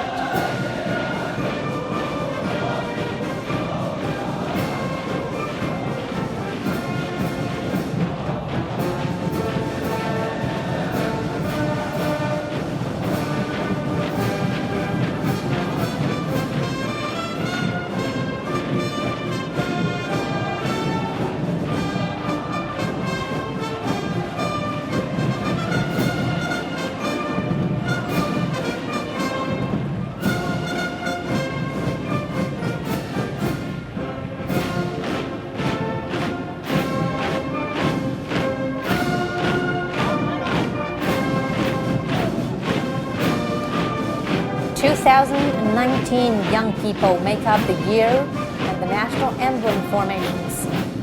In the center of the emblem is Tian'anmen, the entrance to the Forbidden City. Above are 5 stars, which symbolize the unity of the people under the leadership of the party.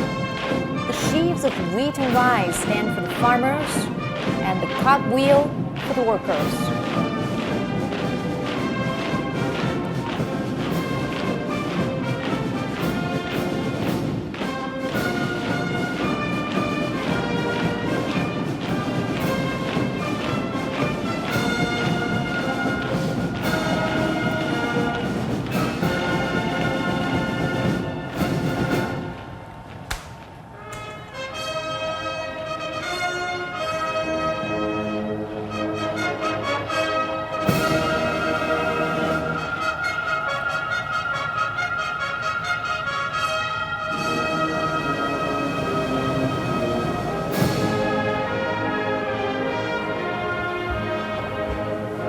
When you are hearing the Ode to the Red Flag, 21 floats are approaching.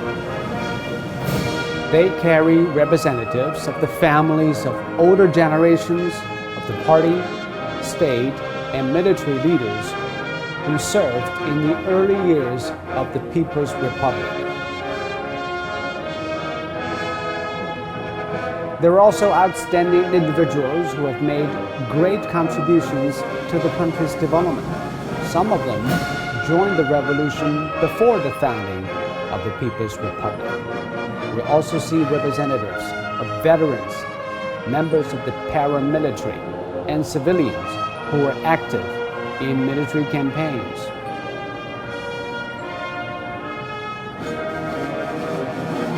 And it is hoped the aspirations of the older generations will continue to inspire Chinese to stay true to their original aspirations.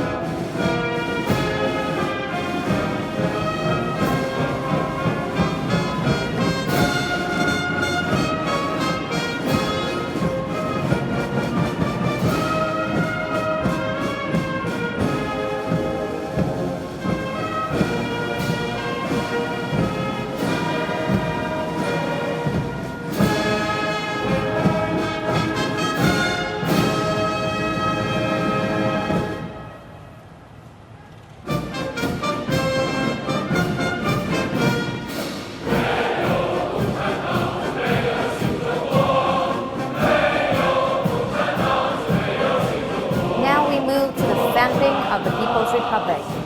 Leading this group is the formation A New World. It represents the birth of the Communist Party of China.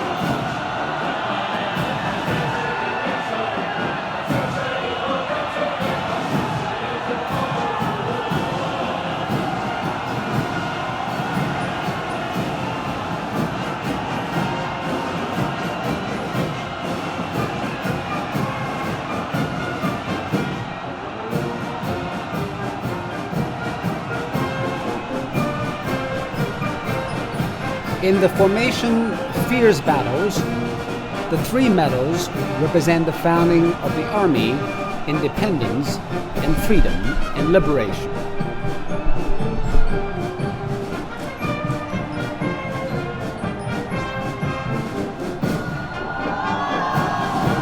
They signify the party's role in uniting the people and leading them through 28 years of fierce battles against foreign aggression and the fight against oppression and to achieve liberation.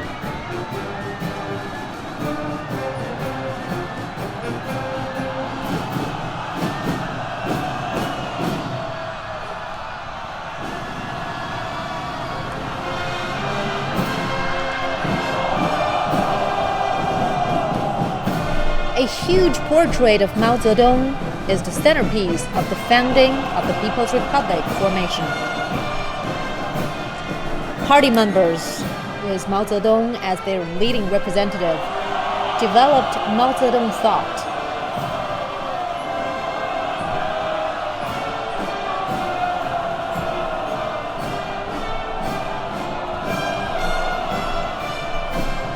The goal of Mao Zedong thought was a socialist revolution and reconstruction.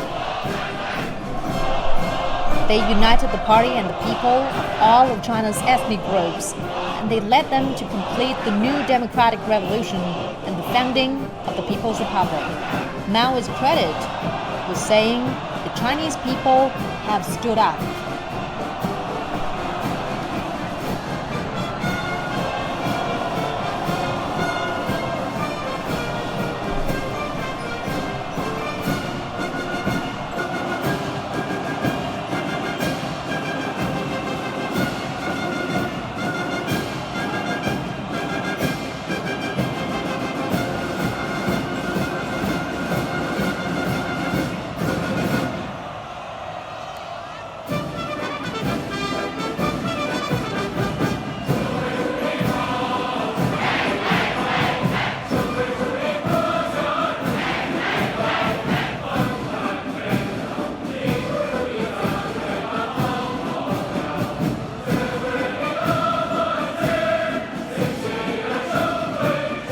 This formation is the people running the country.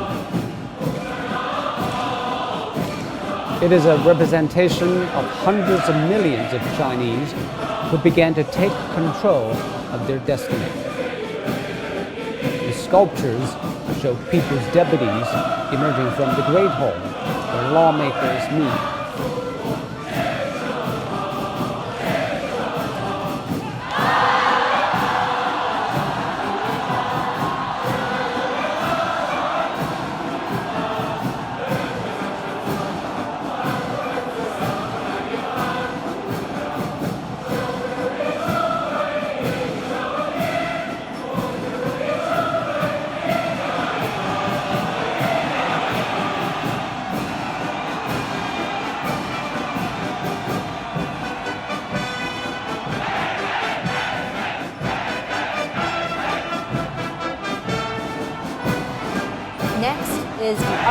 struggles for nation.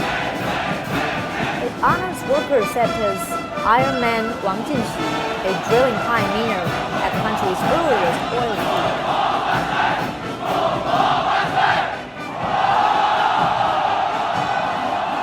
And there was Shi Chuanxiang, the Beijing night soil collector, who was named a model worker.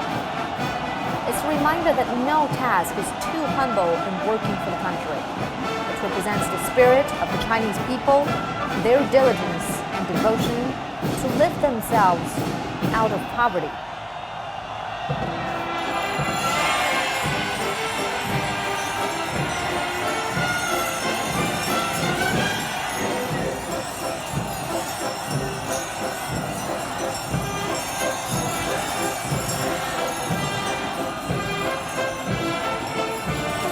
Well, these young cyclists on Tian'anmen Avenue are reviving memories of the past. China used to be known as the kingdom of bicycles, but today, young people are more likely to use a shared bike service.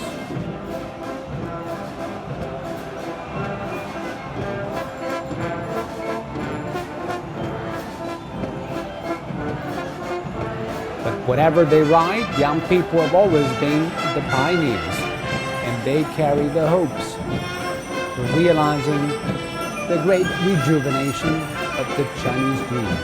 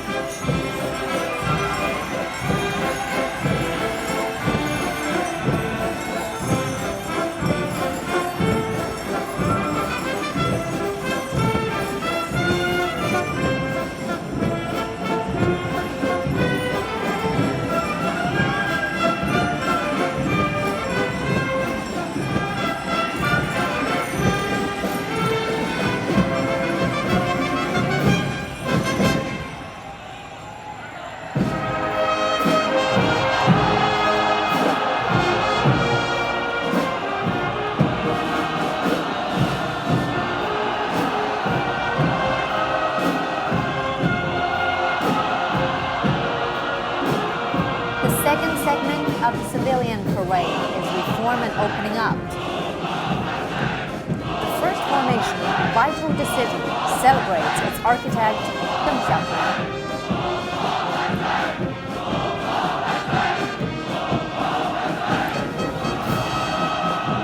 Party members, with Deng Xiaoping as their leading representative, developed Deng Xiaoping theory.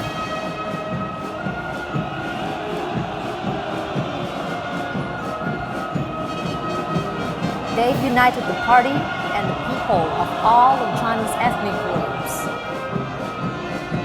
And they pioneered the historic policy of reform and opening up, embarking on the path of socialism with Chinese characteristics.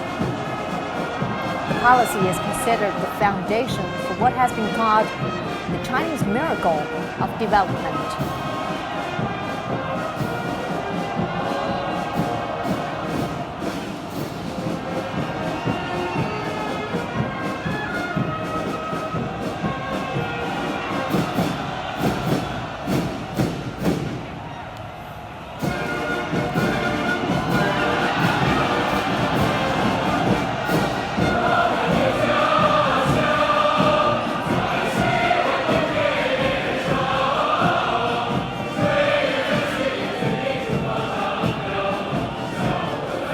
China's revolution began in the countryside, and that's also where China's early reforms made breakthroughs. The field of hope formation is made up of people who took the lead in rural reform in those villages in Xiaogang of Anhui Province and Anji of Zhejiang Province. And they came along with other farmer representatives.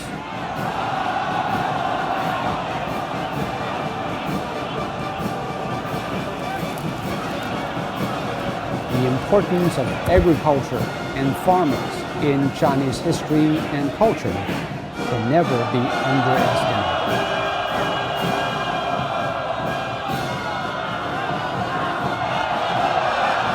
Time is money, efficiency is life. That was the slogan of reform pioneer Yuan Gong, which appeared on the float in the 1984 parade. The formation uses images of buildings constructed in Shenzhen and Xiamen, along with those in other special economic zones. They are symbols of the epic accomplishments achieved through the reform and opening up. Both infrastructure and ideas were key to success.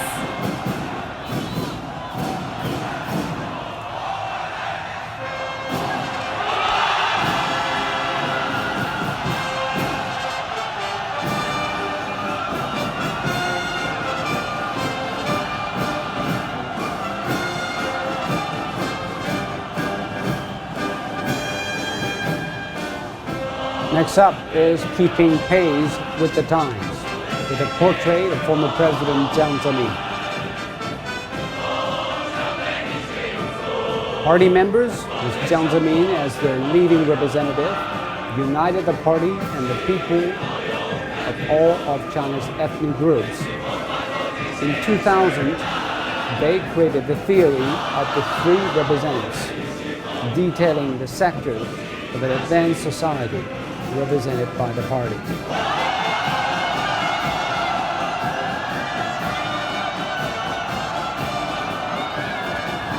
Socialism, with Chinese characteristics, is credited with the achievements made at the turn of the century.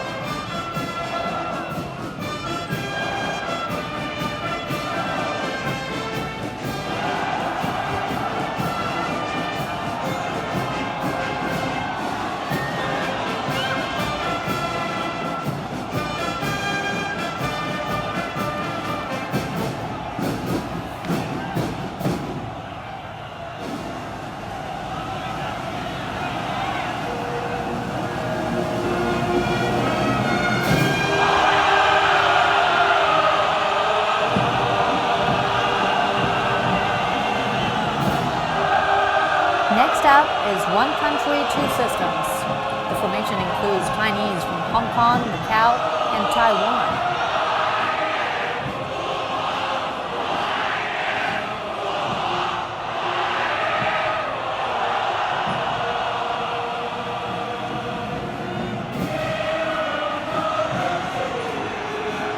The policy of One Country, Two Systems is the cornerstone of reunification.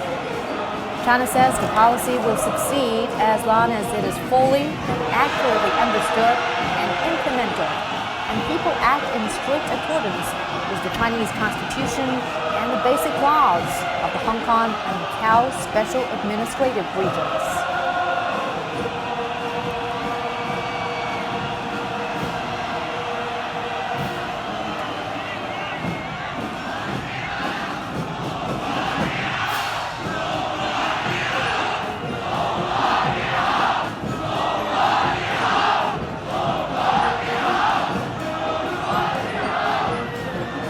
Formation spanning 2 centuries has a sundial representing the time devoted to labor, pioneering work, and heart struggle that spans 2 centuries.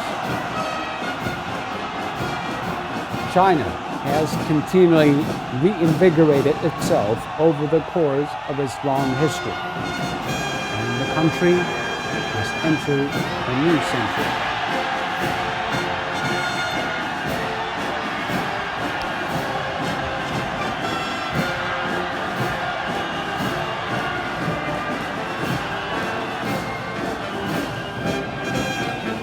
Next up, the scientific outlook on development. It features a portrait of former President Hu Jintao.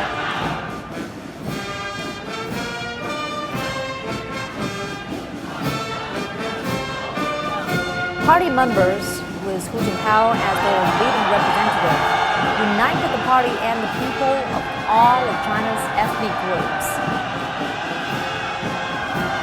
They created the concept of the scientific outlook on development. And the outlook created a comprehensive design for socialism with Chinese characteristics and set a new starting point for its development.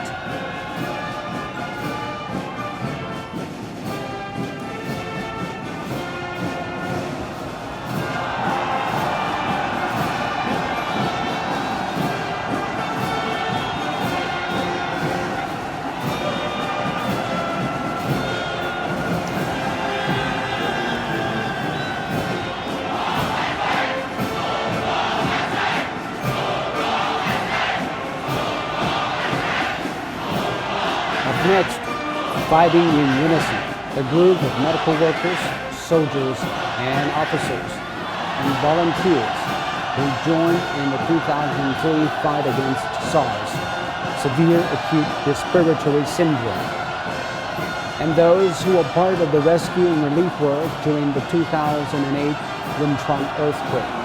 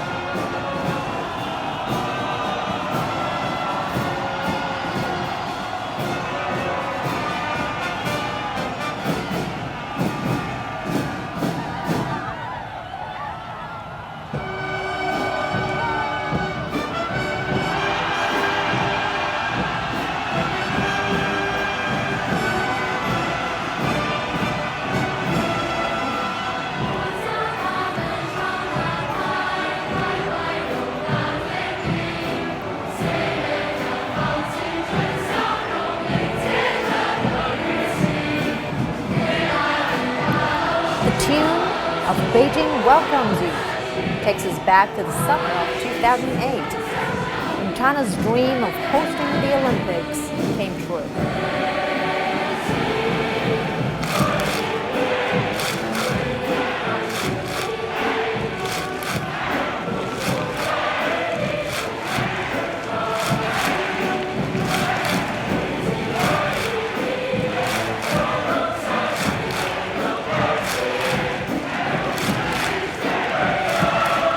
The world's biggest sporting event has been described as China's coming out party. And today the country says, let's meet again in Beijing for the 2022 Winter Olympics.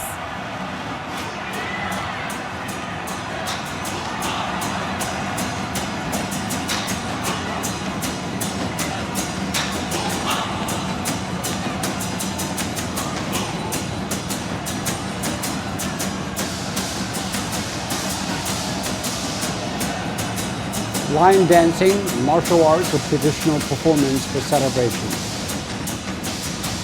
Paired with Chinese Kung Fu and accompanied by the beating of drums. The message is China has woken up and raised its head.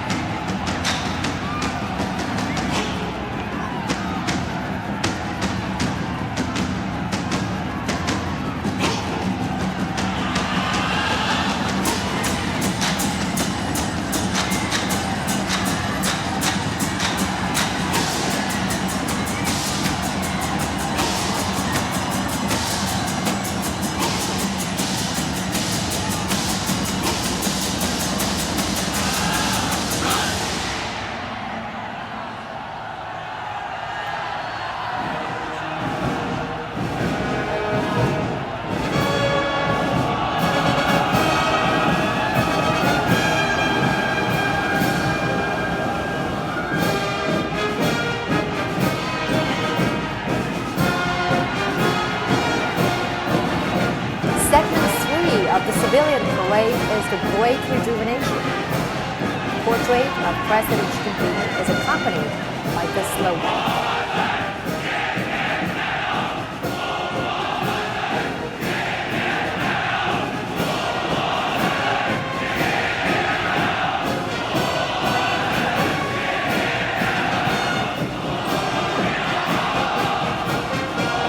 Since the 2012 Party Congress, the party's Central Committee, with Xi Jinping at its core, has united the party and the people of all of China's ethnic groups in accomplishing great national projects. They have also established Xi Jinping's thought on socialism with Chinese characteristics for a new era. They are pushing forward the great cause of the nation and the party to achieve historic new advances.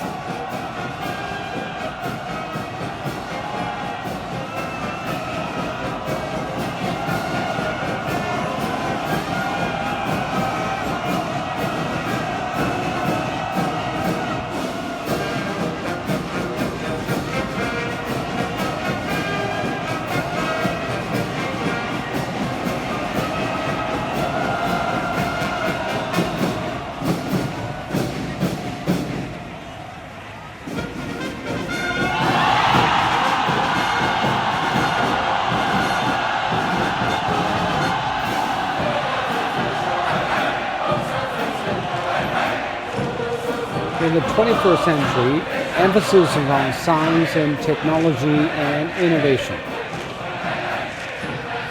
Big national projects are highlighted in this formation: high-speed railways, the Tian'anmen space station, the Jiaolong deep-water submersible, the fast telescope, the Beidou navigation satellites, the C919 jumbo jet, the Long March rocket, and the Tianhe-2 supercomputers are featured.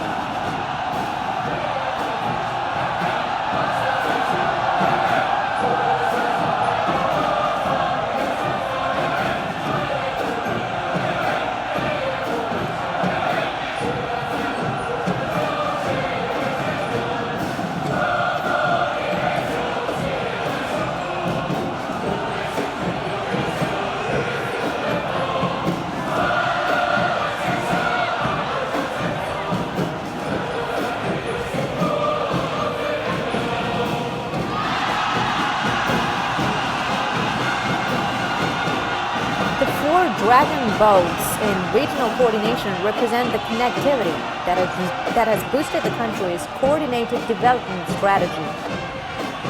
This includes the Beijing-Tianjin-Hebei region, the Yangtze River Economic Belt, the Guangdong, Hong Kong, Macau Greater Bay Area, and the Yangtze River Delta regional integration. The country is pushing ahead with development in its western regions and the rejuvenation of the northeast provinces. This is buttressed by the rise of the central regions and led by the stellar development of the eastern part of the country.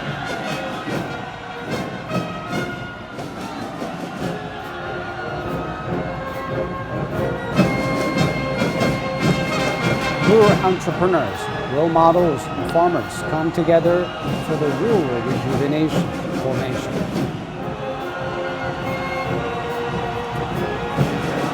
The backdrop is the countryside in the new era. Sustainable development calls for supporting industry while protecting the environment, which requires both government and public participation.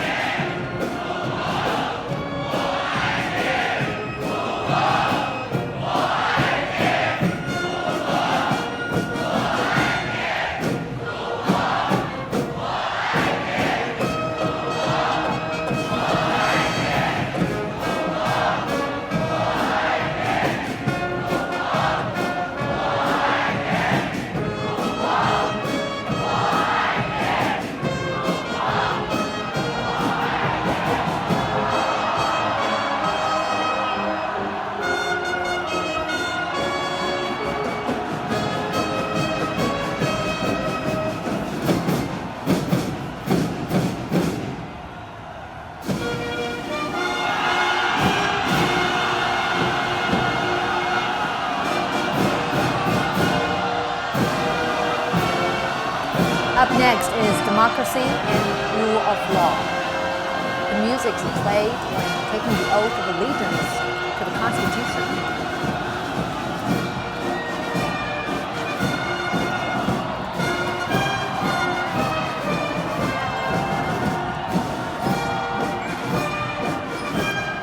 We can see the Constitution of the People's Republic of China and the star ceiling of the Great Hall of the People. They represent the resolve to safeguard the democracy of the people and to protect the dignity and authority of the Constitution and the law.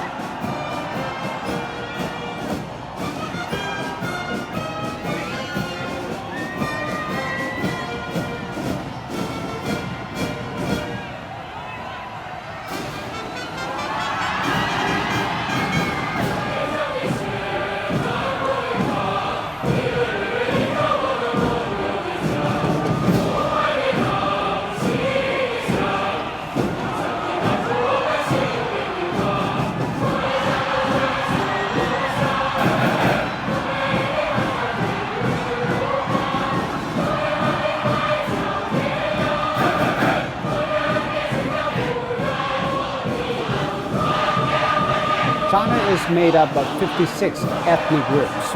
They're all represented on the floats for national solidarity.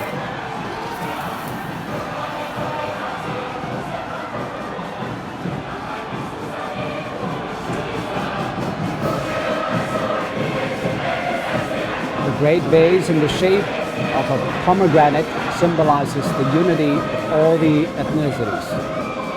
For they are as close as the seeds inside the fruit.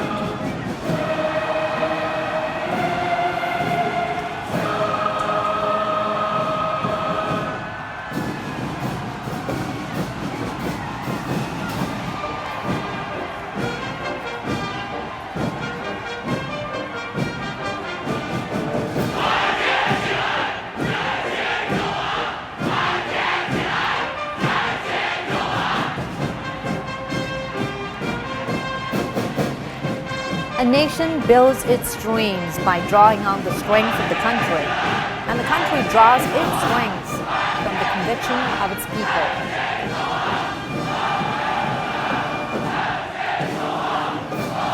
Next up is the Great Conviction. Xi Jinping thought on socialism with Chinese characteristics for a new era lends a powerful spiritual strength to the nation. The unity and conviction of the Chinese people are what powers the nation's development. That's the collective strength of its 1.4 billion people.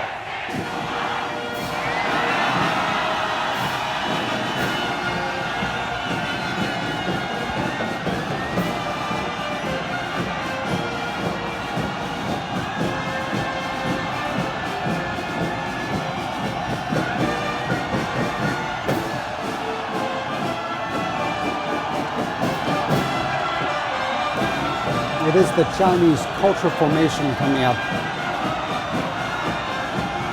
Music, dancing, and opera singing highlight China's diverse cultures.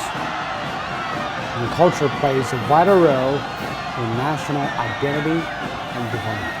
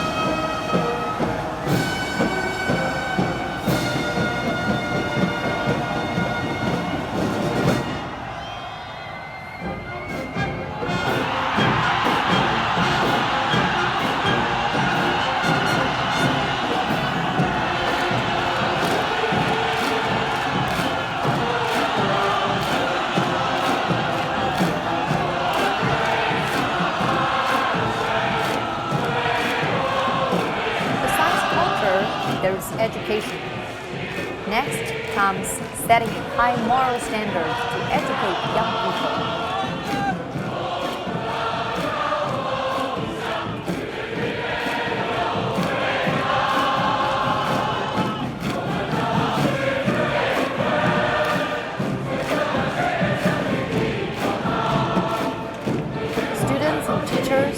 proudly carrying the flags of their schools. Education is pivotal to a nation's future.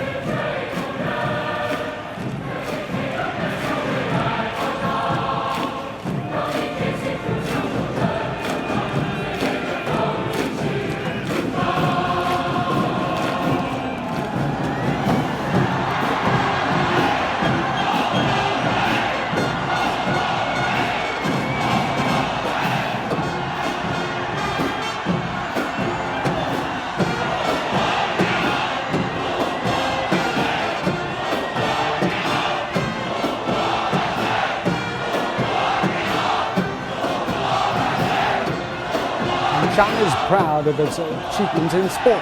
A nationwide fitness campaign has been rolled out, and preparations for the 2022 Winter Olympics are well underway, with winter sports gaining popularity among the Chinese public. And the base of the float was inspired by the ice ribbon, the nickname for China's national speed skating oval. And the float is in the shape of a ski jump platform, and we also see the 2022 mascots, Bing Duan and Shui Wenlong, waving to the crowds.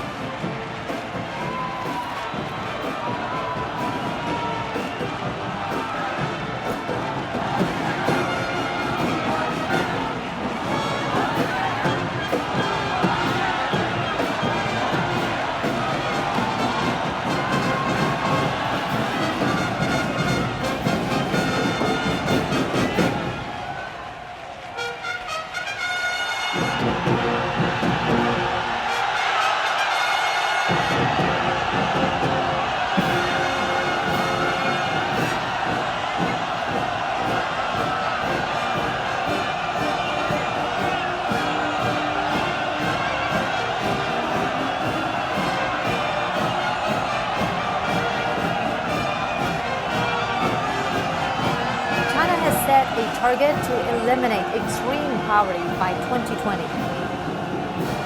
This next formation features the heads of many of the villages involved in this campaign. Over 80 million people have been lifted out of poverty over the course of 6 years. It's a phenomenal achievement for both China and the world. The ultimate goal is the elimination of absolute poverty.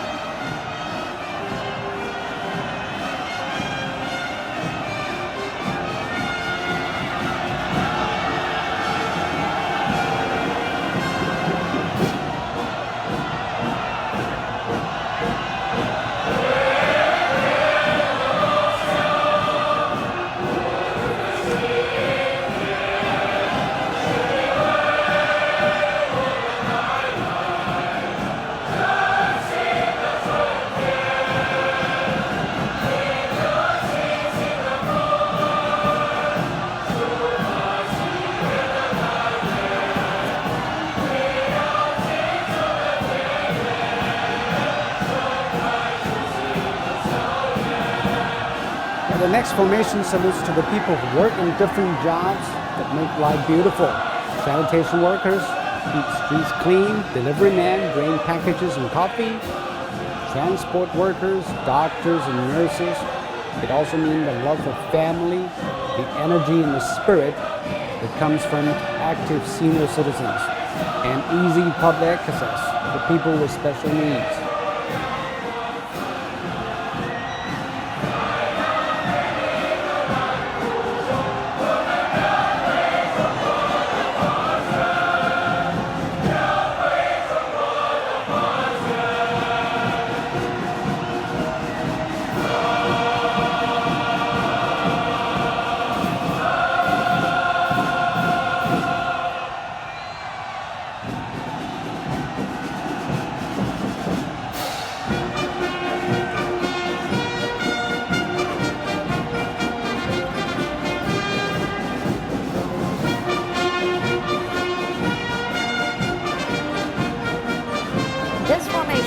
Made up of people who work at the forefront of ecological management. China is enforcing its most stringent rules for environmental protection. Its providing massive financial support and promoting the concept of a green lifestyle in a wide range of areas, from garbage sorting to river management. President Xi has said lucid waters and lush mountains are invaluable assets to drive home the need for sustainable development.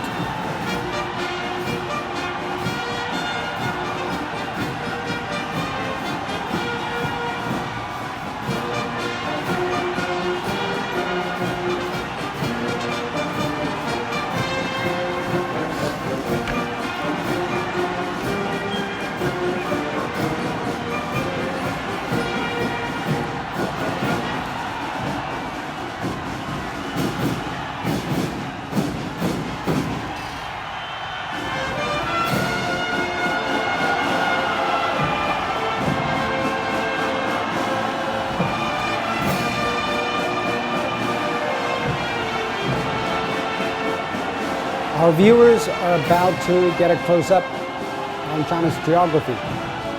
Those are the flows representing China's 34 provinces, municipalities, and autonomous regions. Starting it off is a float resembling Kunpang, a mythical bird from Chinese folklore, also known as the ROC. Kunpang symbolizes the Chinese people lifting off into a great new era, thanks to the hard work of many generations.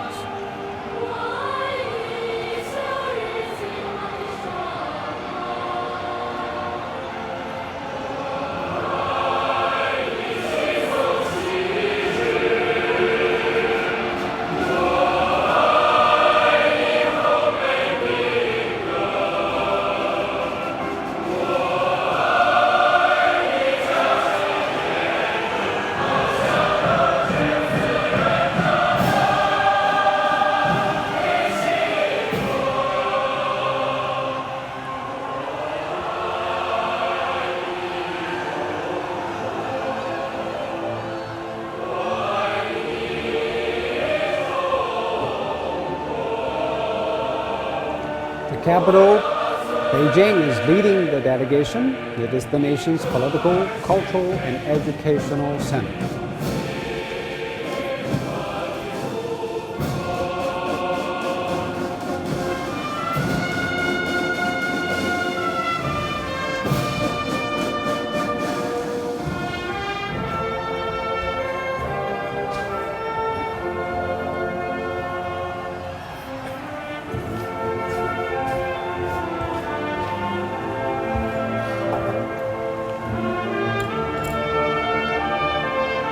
Hebei is a third of a metropolitan region with Beijing and Tianjin.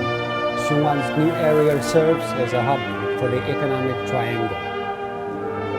Shanxi possesses 1/3 of China's total coal deposits, and its economy is centered around heavy industry. Inner Mongolia has rich natural resources and is known for its vast grasslands.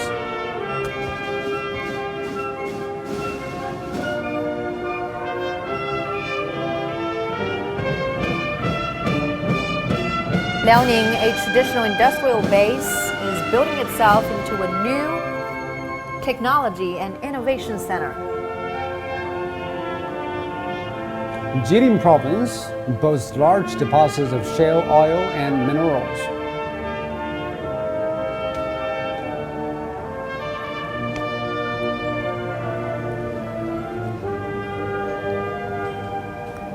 Heilongjiang is the largest agricultural base and an important industrial area.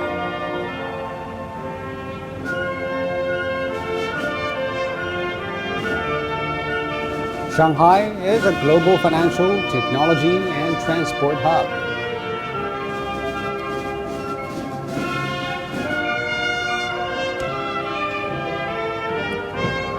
Jiangsu is the leading province in finance and technology. In 2018, its GDP ranked second among provinces.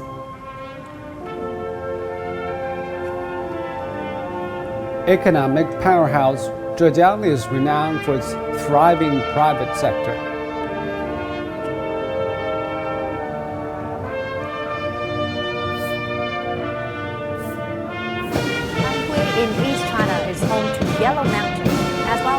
well-preserved ancient villages.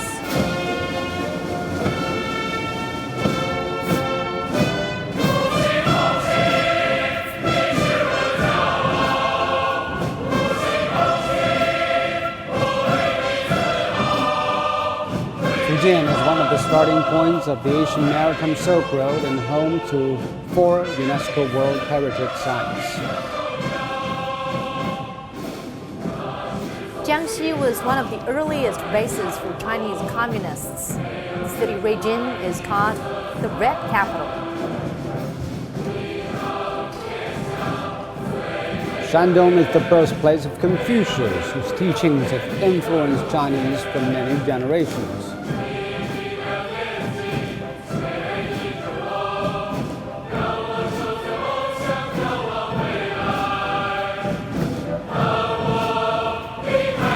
Henan is considered a cradle of Chinese civilization and has a large number of heritage sites. Hubei is a major transport thoroughfare in central China. One of its best-known natural attractions is the Three Gorges.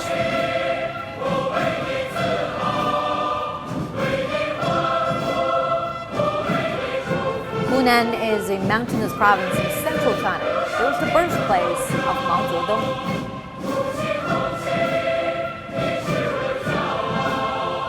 Guangdong, on the front line of China's reform and opening up, is the richest province and a major export hub.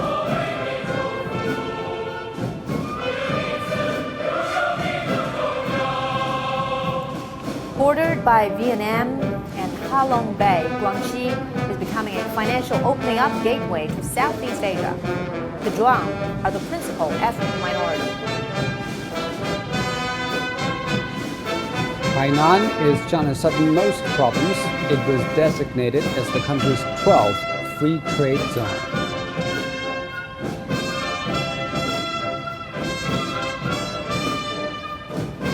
Located in southwest China, Chongqing Municipality is a mega city and an economic center of the upstream Yangtze Basin.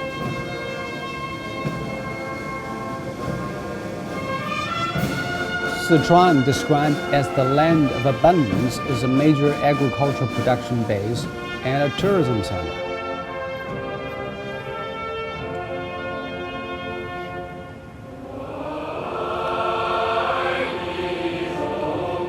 Guizhou is rich in natural and cultural resources. The Huangguoshu waterfall is a major tourist attraction there. Yunnan is home to 26 of China's ethnic groups, creating a unique fusion of different cultures and traditions.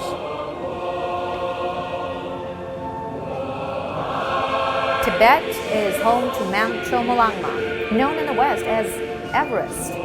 Tourism is a growing industry there.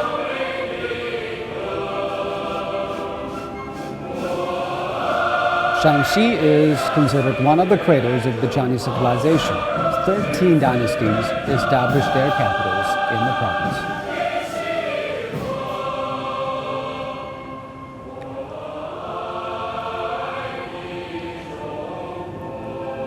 Gansu is known as the home of the Mogao grottos and their Buddhist art, and the key corridor of the ancient Silk Road route.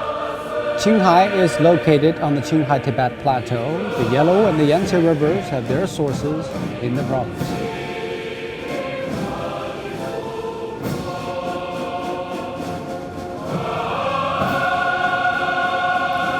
Ningxia is rich in minerals and plants used in traditional Chinese medicine.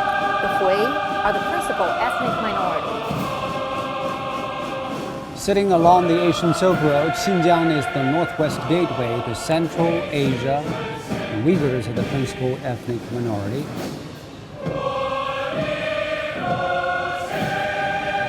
Hong Kong is a hybrid of Eastern and Western cultures. It's a major financial hub, boasting one of the world's busiest harbors.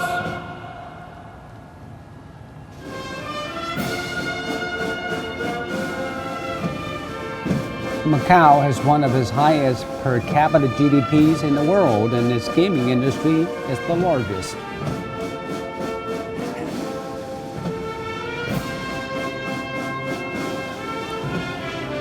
Taiwan has a dynamic, export-driven economy with a focus on small and medium-sized businesses.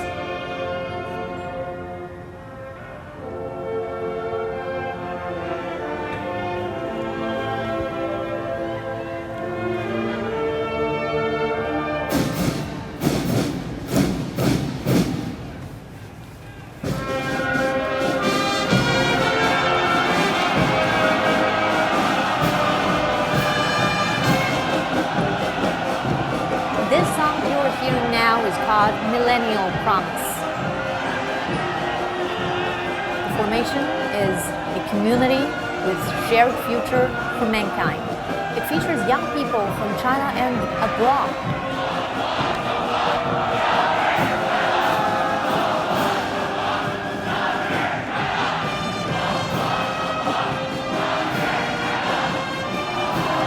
The float features the Belt and Road Initiative, a bridge of friendship, and a flag symbolizing world peace. Taken together, they send the message that China's development relies on its ties with the world, and the world also needs China for its future prosperity.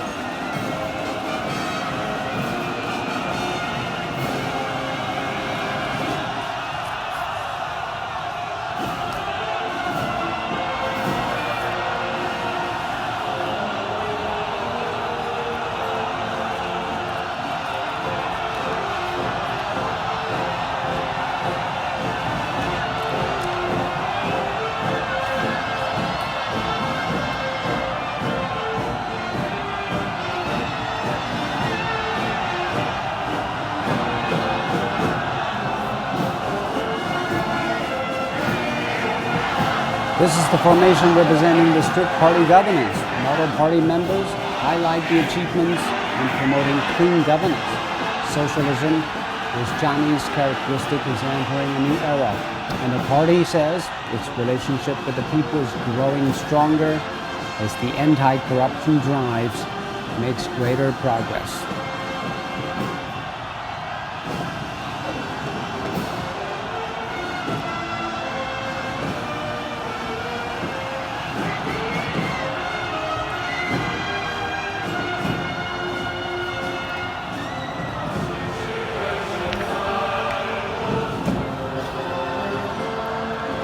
Next up, remain true to the founding mission. We can see statues of outstanding Communist Party members from different generations.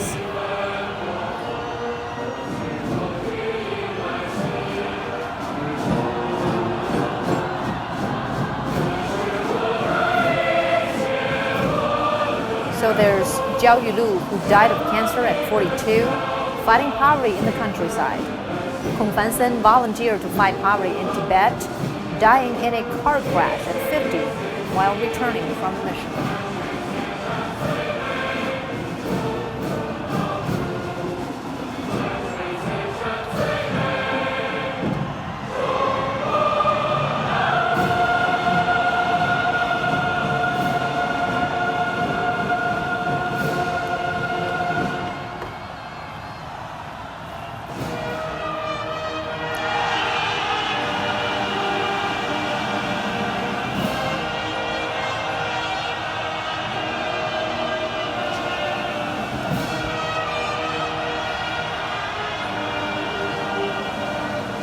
The China ship is moving ahead in an ocean of the world, bearing the hopes and dreams of 1.4 billion Chinese. The Chinese Communist Party is at the helm, piloting this grand ship of the People's Republic of China.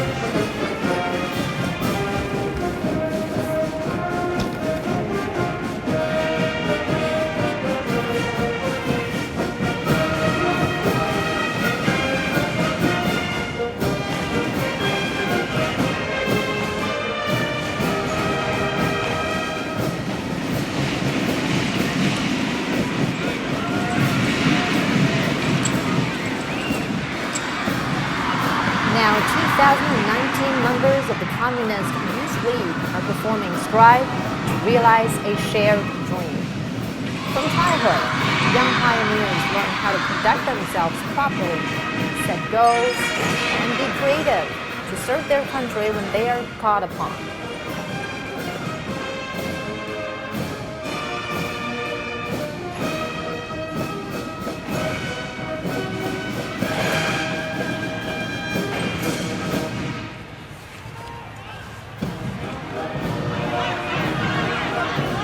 And now comes the grand finale of the civilian parade.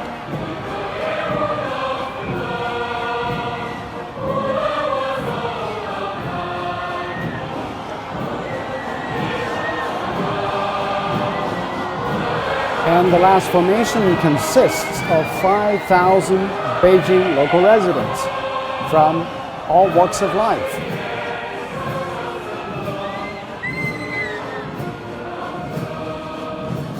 The opening lines of the song they're singing are "My country and I cannot be separated for even a second." And the song is one that will always be carried in the heart. The flower basket is named "Long Live the Motherland." The red silk ribbons spiraling upward is supposed to represent a nation on the rise.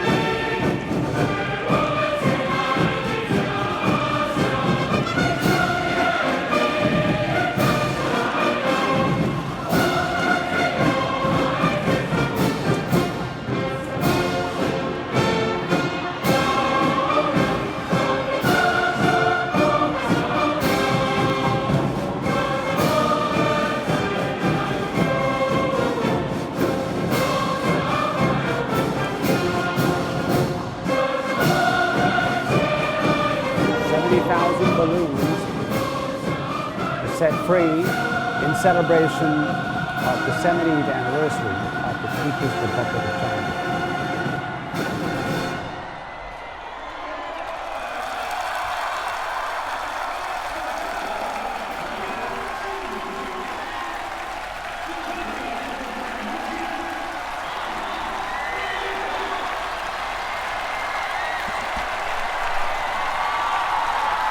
庆祝大会到此 The celebration now concludes.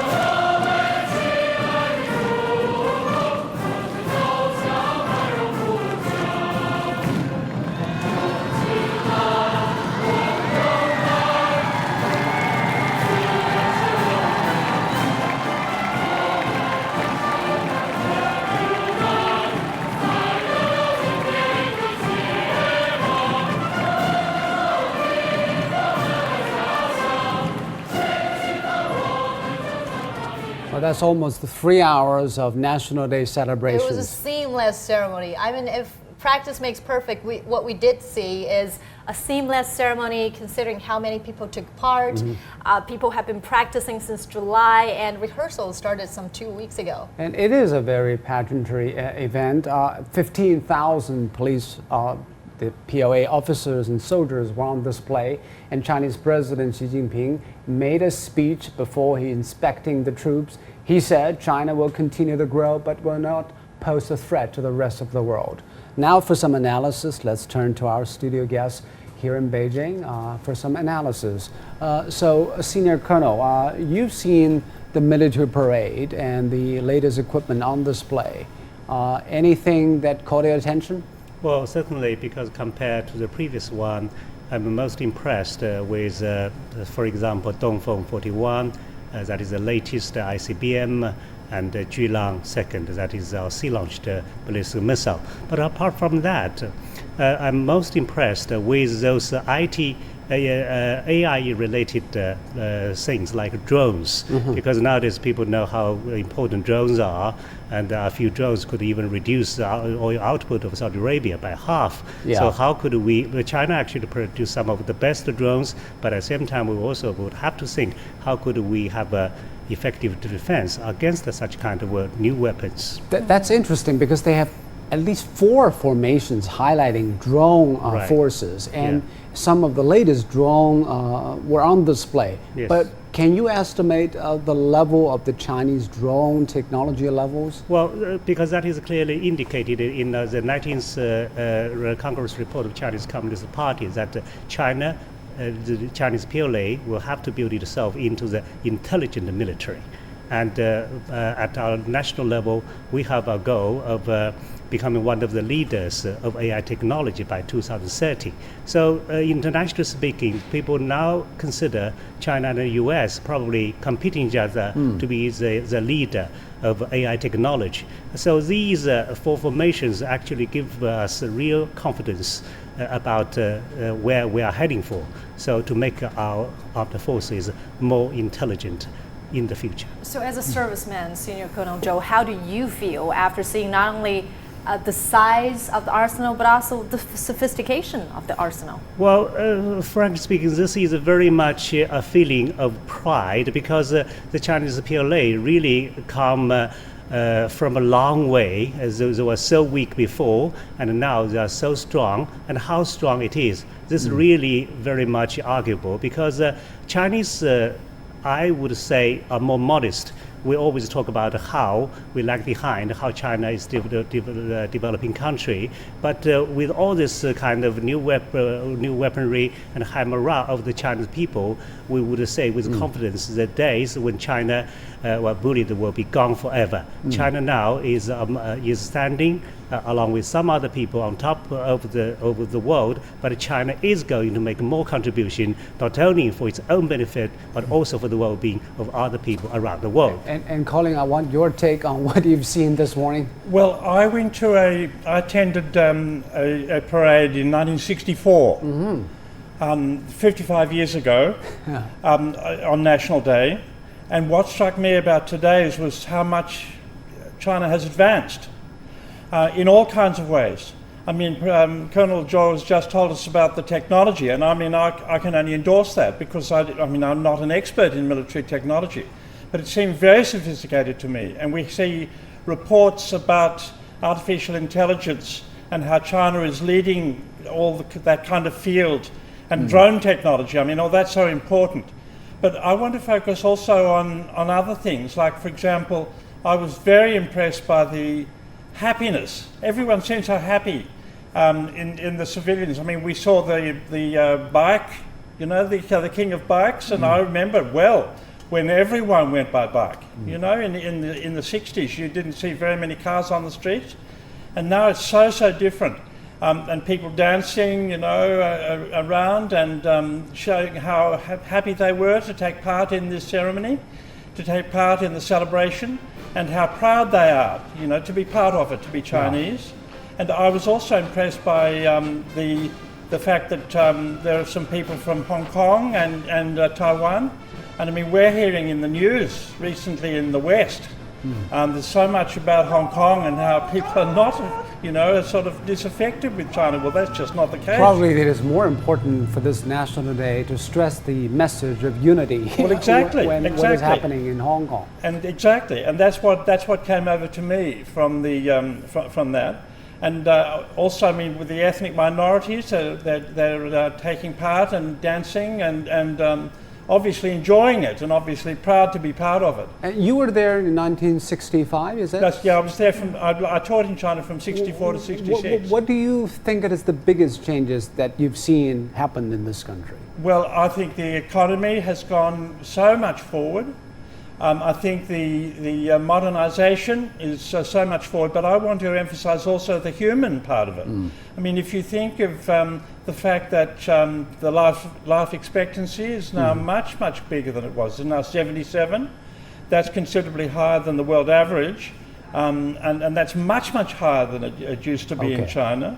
And I mean, also the rise in the status of women, I think, is a really big feature. I mean, admittedly, even in 1964, there was quite a lot of attention given to that. I remember quite a number of my colleagues were women, that were more so than was the case in Australia. But that's gone much more now. And I think it's been very impressive the way in which that's been handled. And also, I mean, we could also mention, well, I mean, again, I repeat, I thought that everyone seemed very proud and very happy to be part of this celebration. Well, anyway, this is National Day for us. Yes, and I think... Patriotic pride. Yeah, I think it's very impressive. And I'm really happy to be here. Let's try to take a listen in of what President Xi said about China's growth and his message on the country's plan to further grow. 今天，社会主义中国 巍然屹立在世界东方。 Today, socialist China stands in the east of the world. No power can shake the status of our great country, and no power can stop the advance of the Chinese people and the Chinese nation. 能够阻挡中国人民和中华民族的前进步伐。 So China has been enjoying probably 7 decades of stellar record of growth. But the question is, can China continue the momentum? Obviously, we're facing some headwinds, a changing world, a very uncertain world order. So, Senior Colonel, what do you think China's future will be looking like? Well, as I said before, today China is ranked as a top competitor of the United States, but still even the US would not like to have a conflict with China. So since we have gone through so many trials and tribulations, and the advantage of China is that all the people are well educated and we are with high morale, and China's industry is self-propelled. So because even by UN standard, China has every category of industry. So if you look at all the weaponries and armory, you would wonder, what else do we need? It's easier to ask that way. So we almost have everything, except that these things are not all tested in the last 40 years. And that invite bigger questions. We cannot take peace for granted because we have to be prepared. If you look at the last 40 years, it is already a miracle that China's rise has been so peaceful. So the only question is, when we embark on this new march towards the greater rejuvenation of the Chinese nation, when we celebrate the centenary of PRC, could we still enjoy another period of peace for more than 30 years? And that is a big very question much for us. depends on the perception of the rest of the world about China. For example, this military parade, some people in the West probably consider it a flexing of muscles of China and consider China as a threat with so much power and strength. Colin, how do you think the Westerners should take what is happening in China and the future direction of this country? Well, I mean, I'm optimistic about China's future. I agree with what Colonel Zhou said about, there are headwinds, there are problems and difficulties, and it's not clear how long it can go on for. But I can't see why it shouldn't go on for much, much longer. I mean, for example, I'd like to raise the issue of the Belt and Road. That was touched on in the parade, of course, in the ceremony, but it wasn't. It didn't occupy a very large space. But it seems to me that that's really very important because it emphasises the interconnectivity across the great Eurasian continent and even into Africa, and that's something that is quite fairly new in the world. I mean, for centuries it was not like that, and then now it's becoming like that again. And I think China will benefit from that. I don't see why it shouldn't. And again, just to remind of what you just said about people in the West seeing it as a threat. Yeah. There are people in the West who see the Belt and Road as a threat too. They say, China's just trying to increase its control. Well, I do think that China wants to increase its influence and its impact. But as for control, I mean, I really don't expect troops and things like that. I mean, it's not a conquest. I think when President Xi talks about the shared future of humanity, I think he's dead right. Okay, let's take a listening of President Xi said about let's listen that. first. 前进征程上，我们要坚持和平发展道路。 On the journey forward, we must adhere to a path of peaceful development, follow a win-win strategy of opening up, and continue to work with people from all around the world to jointly build a community with a shared future for mankind.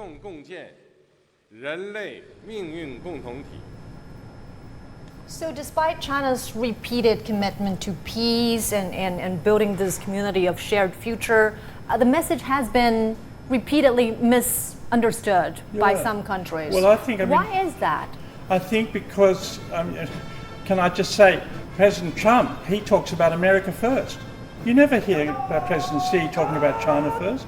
I think that the United States and the West in general has got so used to being number one that they don't want anybody to challenge them, and they think that China's rise could eventually be a challenge. I don't think it's intended as a challenge, but I do think China wants to rise. Why shouldn't it? Yeah. It's been, for centuries it's been pressed down by various factors, by, incompetent government, by foreign invasions and things like that. Why shouldn't it be rise? So I think it's a very good thing for the world. So now the question is, how could China make its intentions clear to other countries that may have concerns or reservations about China's development? Senior Colonel Zhou? Well, you see, looking at this kind of parade, you actually could have two different images. One is China showing its muscle, another is China's unprecedented effort of being transparent. And there are also other indicators of China's intention of peaceful rise. For example, China's military budget. So, because it is always kept under 2%. Look at China's situation. China now has so many questions, so much pressure from the outside, but still China would maintain its budget to be low, because compared to Americans' budget, it's much higher. So won't all this explain China's intention? And this parade also happens at a time when international arms control treaties are being called into question. So very briefly, Colonel Zhou, how should China position itself during this process? Well, if you are talking about INF treaty, that certainly is terminated. But yes, President Trump asked China to be involved. But look at this picture. Because China only maintains a small nuclear arsenal, therefore it needs a larger basket of conventional weapons to make a balance. So this is a pro and con. If you don't like China to have a large number of nuclear warheads, do you prefer China to have some more conventional weapons? Because this kind of balance, which actually is not that much balanced, is China's strategic deterrence. And actually, the strategic balance is still in favor of the U.S. in terms of military power. Yeah, of course, they each one of them have more than 6,000 nuclear warheads, while according to CIPRI, China only has 290 warheads. So what a huge gap. All right. Thank you very much, Senior Colonel Zhou, and thank you, Colin, for your analysis and perspectives. Appreciate it. Thank you very much. Thank you. Well, according to an old Chinese saying, to live to 70 is a big longevity feat for a person, but for a country, 70 may still be a young age. Oh, probably just the beginning. But in the eye of the People's Republic, 70 years ago, Chairman Mao said the work of the Chinese would definitely be written into history. And 70 years on, the history book is still being written. So CGTN will keep an eye on this country and their people. Thanks so much for watching this special coverage on the 70th anniversary of the People's Republic of China. I'm Zhou Yue. I'm Wang Mengmang. Thank you. Goodbye. Goodbye.